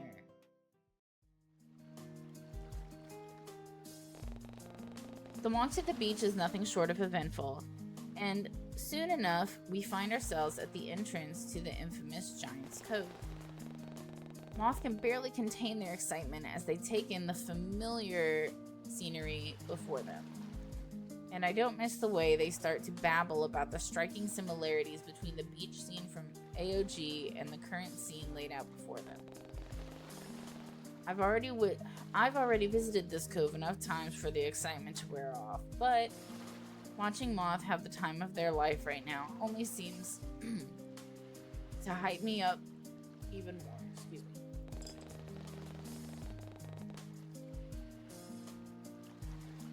When I look back at Ren to see whether he was feeling the same, I find that he's already staring straight at me with a soft look in his eyes. He reaches a hand out to me, but just as he's about to say something, Moth cuts him off. They actually built a monument for Attack on Giants here? That's so cool! Oh, we should take a photo to commemorate. Here. In a blur, Moth excitedly shoves their phone into Ren's hand and tugs me towards the stone statue made in Haruko's likeness. One of their arms hooks over my shoulder to pull me closer to their side, and I can feel their smile grow the moment they press their cheek next to me. Ren, however, seems to have a bout of confusion as he takes in the scene in front of him, before he snaps out of his daze and lifts Moth's phone to take the photo. The camera flashes every time he takes a picture, but after the 7th flash, Moth decides that's enough and signals for their phone back. Oh, let's see the results. When I peer over Moth's shoulder, I see that the photos Ren took were actually kind of bad. Although the statue and I were perfectly in the frame, Moth seemed to be cut out entirely, with only the arm around my shoulder making the shot. Really, bruh? Really? Hey, what about me? You're right. You're right there, see? My arm, you mean? Yeah, that doesn't count. Here, take another one. This time, Moth curls her arm around my waist and leans closer to my side. I don't miss the way Ren's eyes widen, nor the way he takes a second too long to take the photo. But I chalk it up to him being surprised at Moth's sudden clinginess. I mean, it makes sense, even how aversive I've been whenever I try to initiate any form of physical contact with Ren. I wasn't a big fan of it, but I knew that Moth's intentions were harmless. But before I can think about it further, Ren's voice grabs my attention. There, better? When Ren hands the phone back to Moth, they hunch over the screen and look over everything with a critical eye. It's almost comical watching them zoom in and out to scrutinize every little detail, but I figured it'd be best to leave them to their own devices as I see them open up the photo editing app. No doubt to cover our faces with AOG stickers before they share it in their family group chat to boast.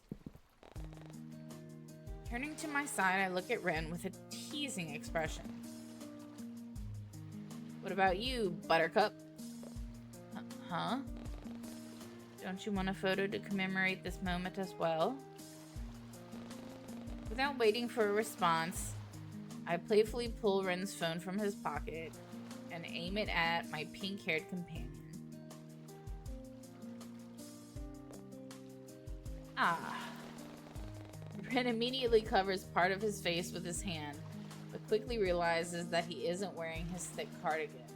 So the sleeves of his rash guard hardly do much to hide his bronze. He seems almost camera shy with the way he turns away from me with a soft blush on his cheeks, though he doesn't complain when I start to take a few pictures of my own. In fact, Ren appears to revel in all the attention I'm giving him with the way he indulges in my requests with a warm smile. Feeling a sudden surge of confidence, I reach out my hand expectantly and gesture for Ren to place his cheek against it. He wastes no time in leaning down, pressing his face against my hand and nuzzling it into my touch. Ren almost looks like he's like a cute puppy like this, and I find myself taking a few more pictures to savor the tender moment. Though admittedly, the eye contact he's giving the camera feels a bit intimate. But I brush it aside for the sake of my rapid heartbeat. If I send these to you, will you make it your lock screen? Ren, can you come here for a second? I need you to compare hairstyles with this statue. My brother thinks Haruko's hair isn't fluffy enough, but I stifle my laughter at Ren's confused look as Moth continues to rant while they tug him towards the Haruko statue. I look away the moment they ask him to start posing, and it's then that I realize I still have his phone in my hands.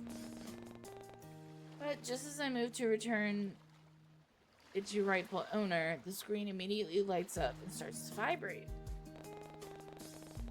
Perhaps it's muscle memory kicking in from all the times my own phone would go off, but I find myself unconsciously lifting it up to look at the screen before realizing what I had just done.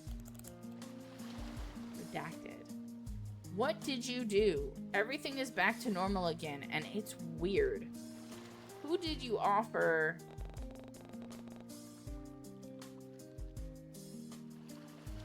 It's definitely hard to understand out of context. Shit, what exactly are you doing right now, Kay? I shouldn't be reading through someone else's private notifications like this, and yet I couldn't help but feel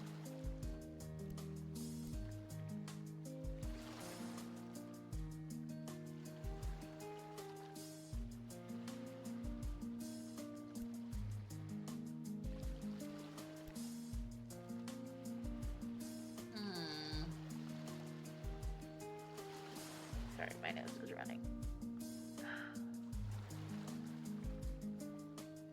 I don't know. I just want to ask him about it. Give me that option.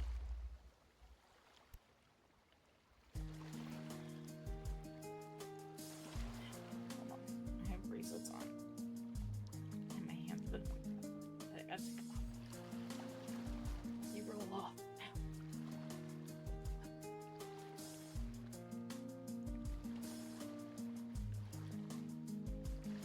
Alright, my whole right hand is fucked up.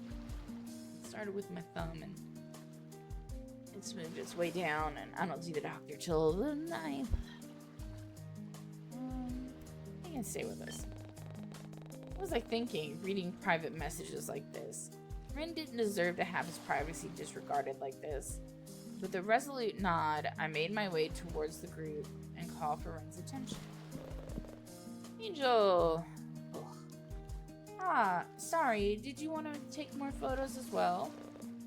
Here, I'll move out of the way. Actually, I was thinking about heading to the manga store to check out some of the new merch. Do you want to join us? Oh, and here's your phone. That sounds like a good idea. Here, I'll go get our bags while you're fishing, while you finish taking your photos. Let me know when you're ready to go. Almost like a puppy, Ren bounds off towards our belongings and starts to pack them up with a blissful smile on his face. Man, he really is like Haruko. Haha. I want him to turn into a sticky hand just so he can repeatedly throw him against the wall over and over again. What? Your level of cuteness aggression genuinely terrifies me sometimes.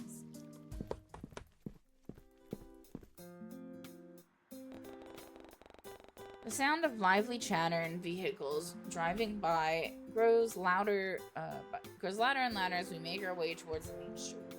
Strange. Everything seems so busy and chaotic today. Was there some kind of event going on? I doubt it, considering Eleanor and I were both in charge of keeping the library's community board up to date.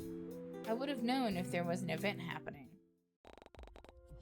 But before I can dwell on it any longer, I suddenly find myself being thrust forward and onto the road by an unknown force. Before Ren reaches out a hand to pull me back.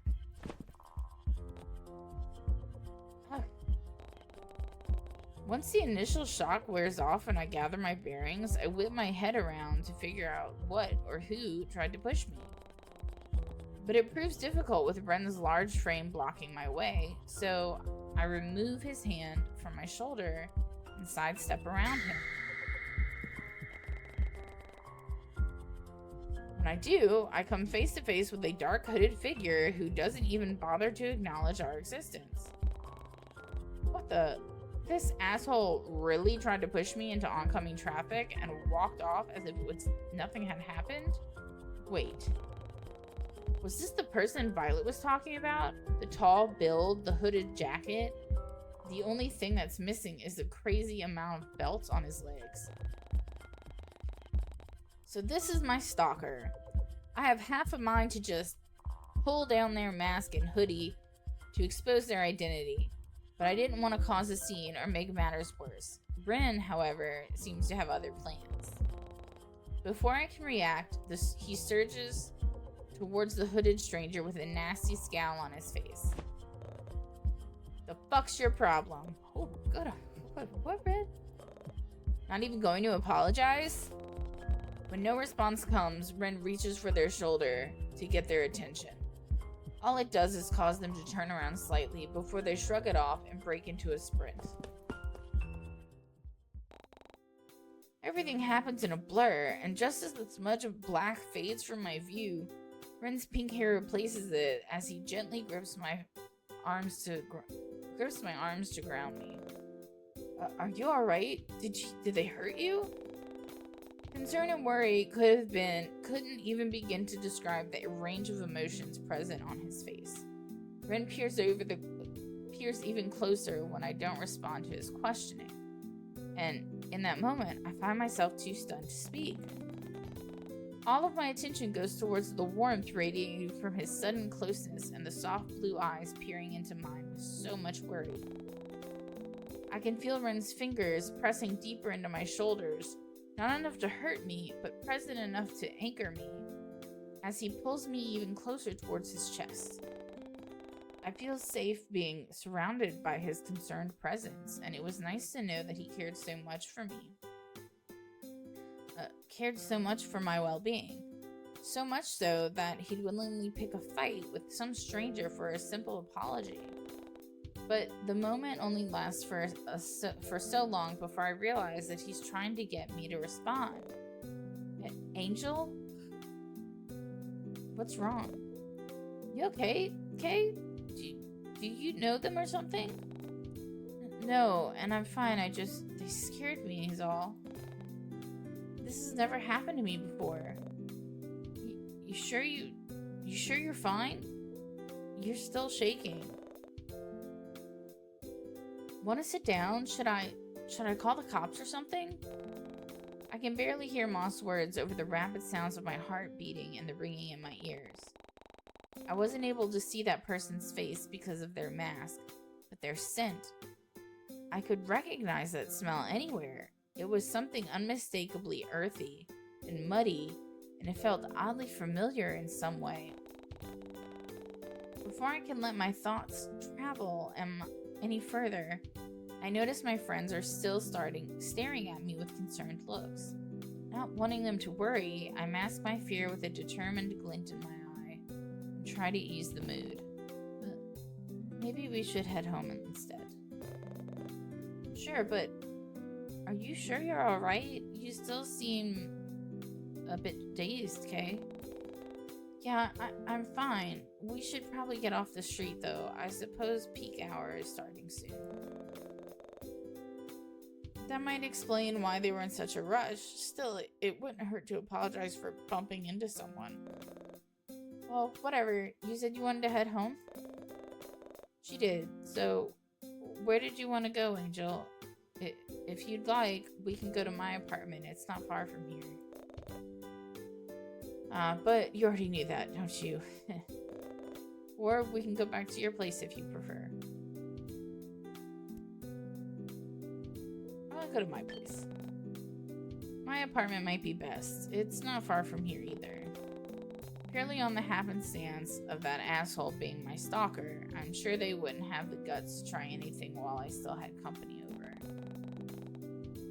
And somehow, having Moth and Ren nearby seems to boost my confidence, so I boldly commit to my decision with a nod of my head. Is that fine with you guys? Oh, of course, it's fine. Moth still seems a bit peeved by the person who bumped into me, but they still nod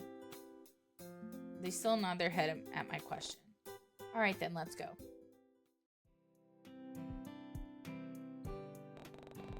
I'm not sure who exactly suggested it, but once we settle in my apartment, we all find ourselves huddled in the kitchen with a recipe pulled up on Ren's phone. It was by some miracle that we had all the necessary ingredients in my pantry, though the only thing missing was a tablespoon of sugar. Yeah, 1 single tablespoon. It's fine. I doubt it tastes any different whether or not we had sugar. But the recipe calls for sugar. I'm sure the recipe will continue to live a long and prosperous life without it. Didn't you read the chef's family story? The sugar is mandatory.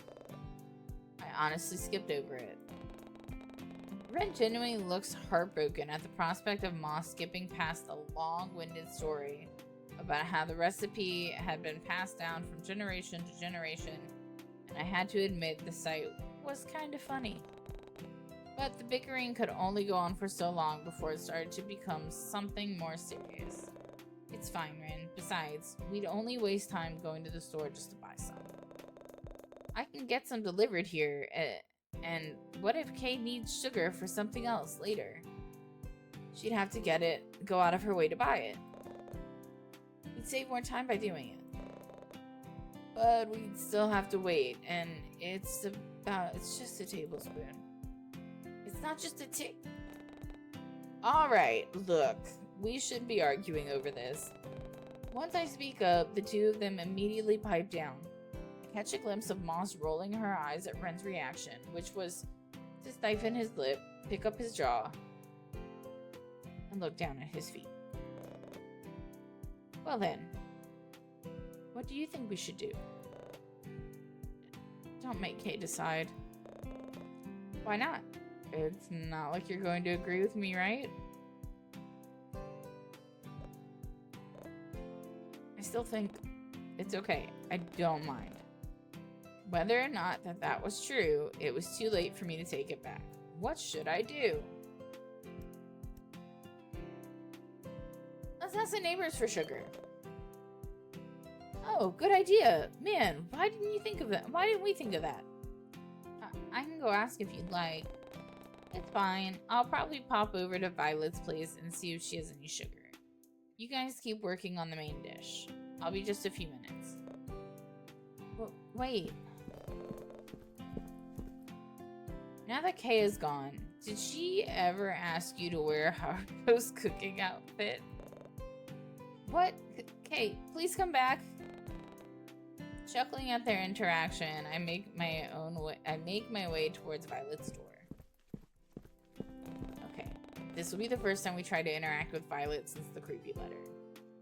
As soon as the cursive welcome mat comes in view, I clear my throat and gently knock on Violet's door, making sure to avoid the hanging ivy near the peephole. It barely takes 5 seconds before I hear the sound of feet shuffling and my neighbor's head appearing from behind the door.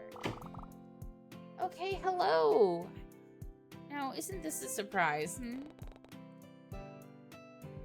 Hey, Vi, I'm sorry to bother you. I was just wondering, you don't happen to have some extra sugar I could borrow, do you? Sugar? Well, of course. I was just using some to bake a batch of blueberry cookies the other day. Here, I'll be just a moment. Before I can respond, Violet goes back into her apartment, but leaves the door open for me to peer inside. Once more, I'm hit with a calming aroma of lavender and herbs, though the smell of something luxurious is new. Leaning closer, I pick up the faint sounds of chatter in the background as well, and it has me wondering, did Violet have a guest over? Curiosity washes over me, and it's then that I notice a pair of high-end heels by the door. Were those Kiara shoes? They looked an awful lot like... I don't have time to wonder for long, however, as Violet soon returns with a small container full of sugar. Here we go. Is that enough, or would you like some more? Oh no, this is fine. Thanks, Violet. No problem. Feel free to stop by any time. You're always welcome here. Oh. She follows my gaze towards the pair of heels, and almost shyly, she retreats behind the door with a sheepish smile. Ah, an old friend of mine is in town for a while. Her name is Kiara. We're catching up and reminiscing about some old times. Kiara? You mean Eleanor's sister? I didn't know you two knew each other, or that you guys were friends. Yes, well, it's quite a bit more complicated than that, actually. The faint blush on her cheek says everything. I have half a mind to tease her, but I ultimately go against it, considering how she literally just let me borrow some of her sugar. Still.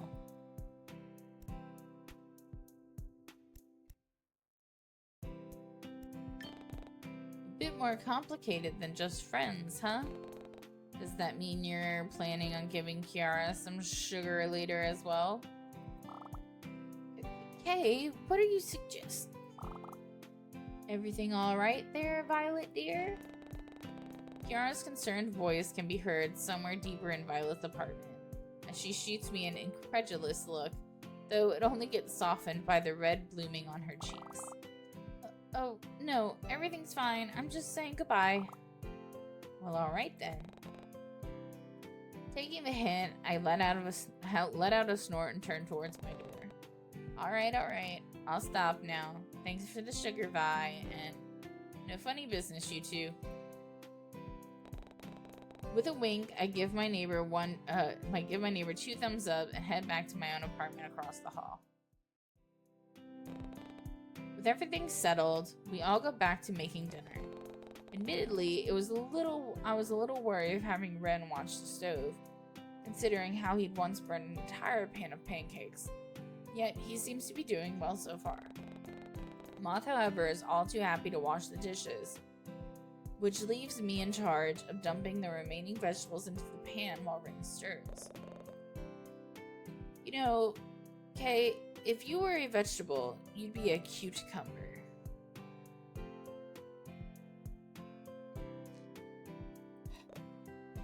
Cringe. Well, if you were a potato, you'd be a sweet one. I'm gonna have to use that on my husband. You think I'm sweet?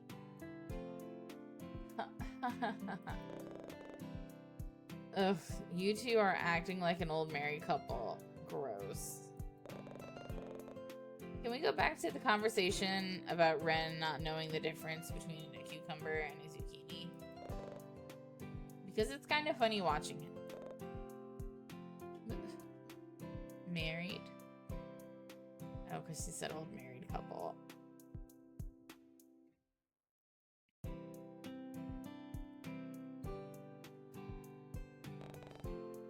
It's like he didn't hear a word Moss said. We really look like we're married?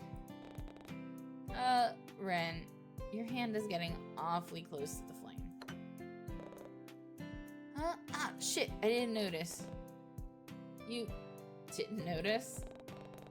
Now that I'm here thinking about it, Ren did have quite a number of strange markings littering parts of his hands, but some look like deep cuts, while others closely resemble inflamed blemishes and burn marks. You know what I'm just noticing? Look. Every time we see him, he's got a turtleneck on. And there are definitely tattoos under that turtleneck.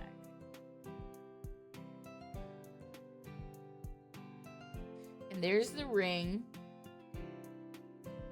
He's wearing one. And at one point she said that he had one that looked similar. Did something happen to him in the past? Was that why he wasn't able to feel the heat coming from the stove? Before I can ask, Ren seems to notice my inquisitive gaze fixating on his hands and beats me to the punch. Curious? I don't mind telling you. I don't like keeping secrets from you anyway. All you need to do is ask me, Angel. He was really being genuine right now. If so, alright then, how'd you get those burn marks? There's a flash of something in Ren's blue eyes as he steps closer and fills the space between us. He effortlessly cages me in between his chest and the flat surface behind me, before he leans down and lowers his voice to a hushed whisper that sends a shiver down my spine. You'll have to keep this secret between you and me, okay? It's pretty embarrassing. And no telling your friend either.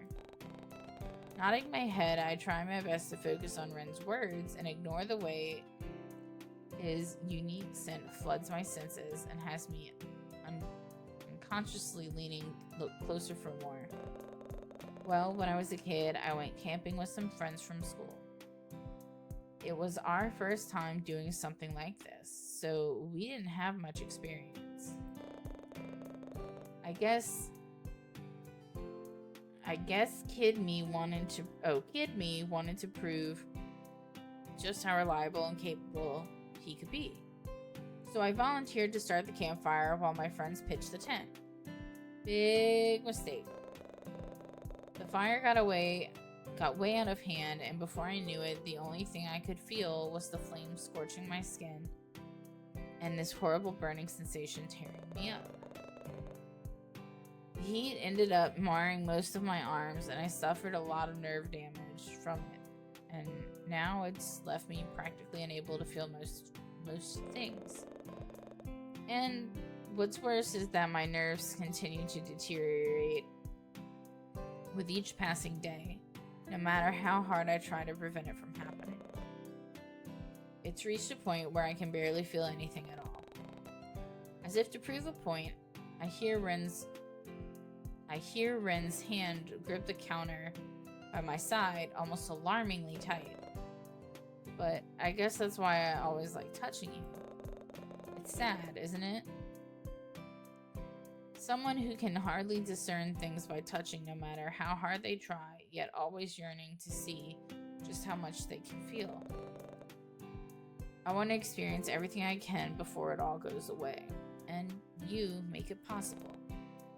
Wow, after hearing all of that, it makes me want to... Phase!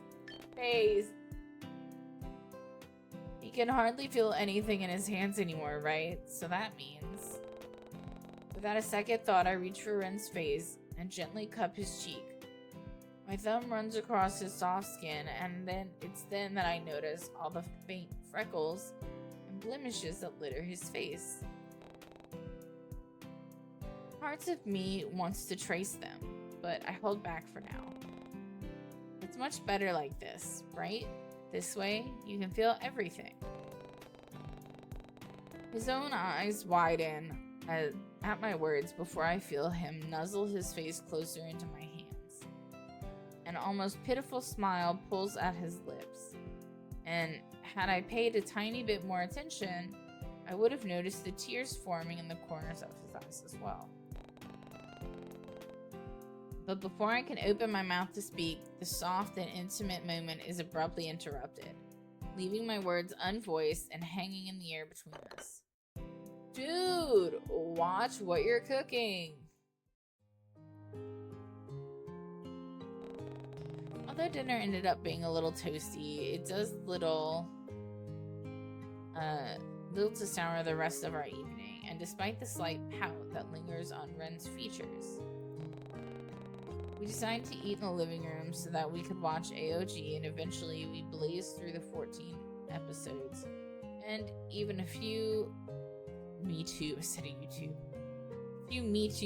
videos before the events of the day slowly started to catch up on us.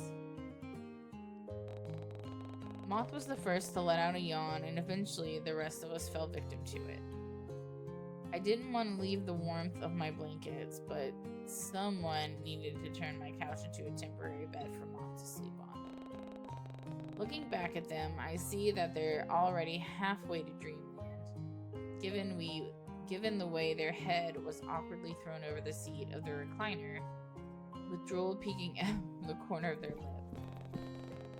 Getting up as quickly as I can, I silently tiptoe towards my bedroom to retrieve a few spare pillows and a blanket. But what I didn't expect was for Ren to follow close behind.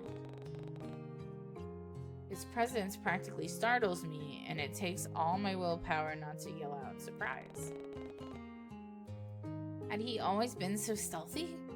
You'd think that with his large and lanky frame, he'd be a little more noisy, right? As I notice how quiet I've suddenly become, Ren offers to fill the silence. Sorry, I just wanted to see if you needed any help.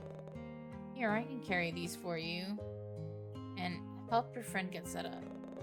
Did you want to get changed in the meantime? Sleeping in that night, that might be a little uncomfortable. Oh, sure, thanks, but I can easily distinguish the concern in his voice, but my thoughts were elsewhere at the moment. I can't believe it took me this long to realize, but where was Ren going to sleep? What about you, Ren? Me? Yeah, where do you want to sleep? Unless, were you planning on going home instead? Admittedly, I somehow feel safer whenever Ren's around. His presence never fails to bring me peace of mind, and a small part of me finds itself hoping that he'd choose to stay. But if he did, there weren't many places for him to sleep. You know, aside from my bed and the floor.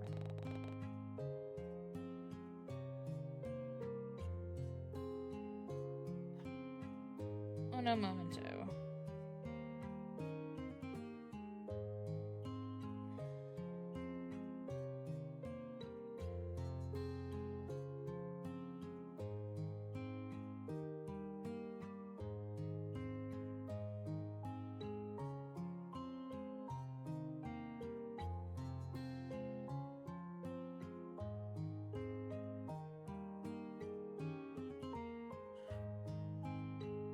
The husband is falling asleep.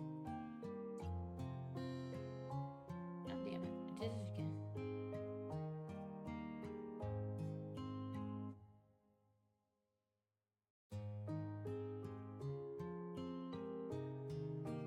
Okay.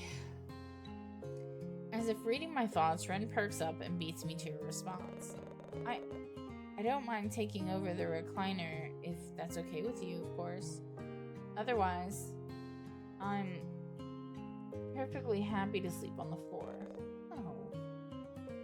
Or the carpet outside your room, even. But wouldn't the recliner be uncomfortable? It's fine. Besides, I've slept in worse places. Sometimes I don't even sleep at all. What? Nothing. Don't worry about it. Anyway, I should let you get dressed now. Good night, Kay. Right. Good night, Ren.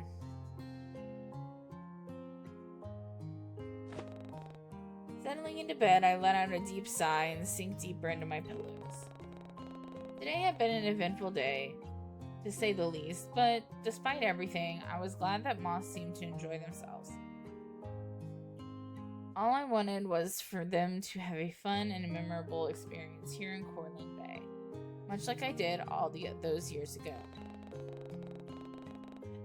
Nothing could replace those fond memories of me exploring the wonders of the town on my own as a child, even going as far as Lake Blue Moss before an adult would find me and tell me it was time to go. Thinking back on that memory, wasn't there someone else with me? I feel like it's Ren. Like, the more the story evolves, the more I think, what? I remember leaving the playground to venture deeper into the woods, far enough that I could see the actual lake itself. And there would always be someone waiting there for me. Was it Leon? It was him, right? I honestly couldn't remember anyone else from my childhood. But what about the child with the pigtails and colorful bandages all over their body? Was that Leon? Somehow that didn't feel right. Well, all this thinking wasn't doing me any good. I had to be up early if I wanted to catch up with Moth before they left. Sighing once more, I turn on my side and try to count sleep. Eventually it works, as I soon find myself falling into a deep, comforting slumber. No! No! No!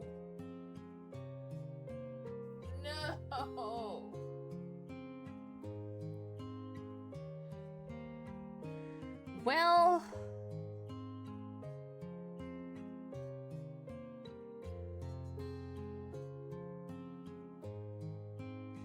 so that was that.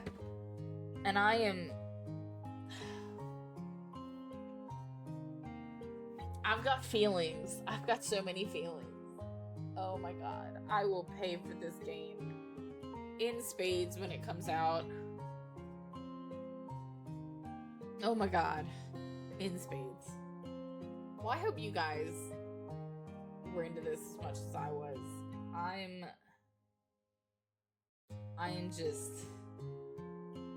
have a lot of feelings. So I'm gonna go sort out those feelings. See you guys in the next video. Okay, thanks, bye.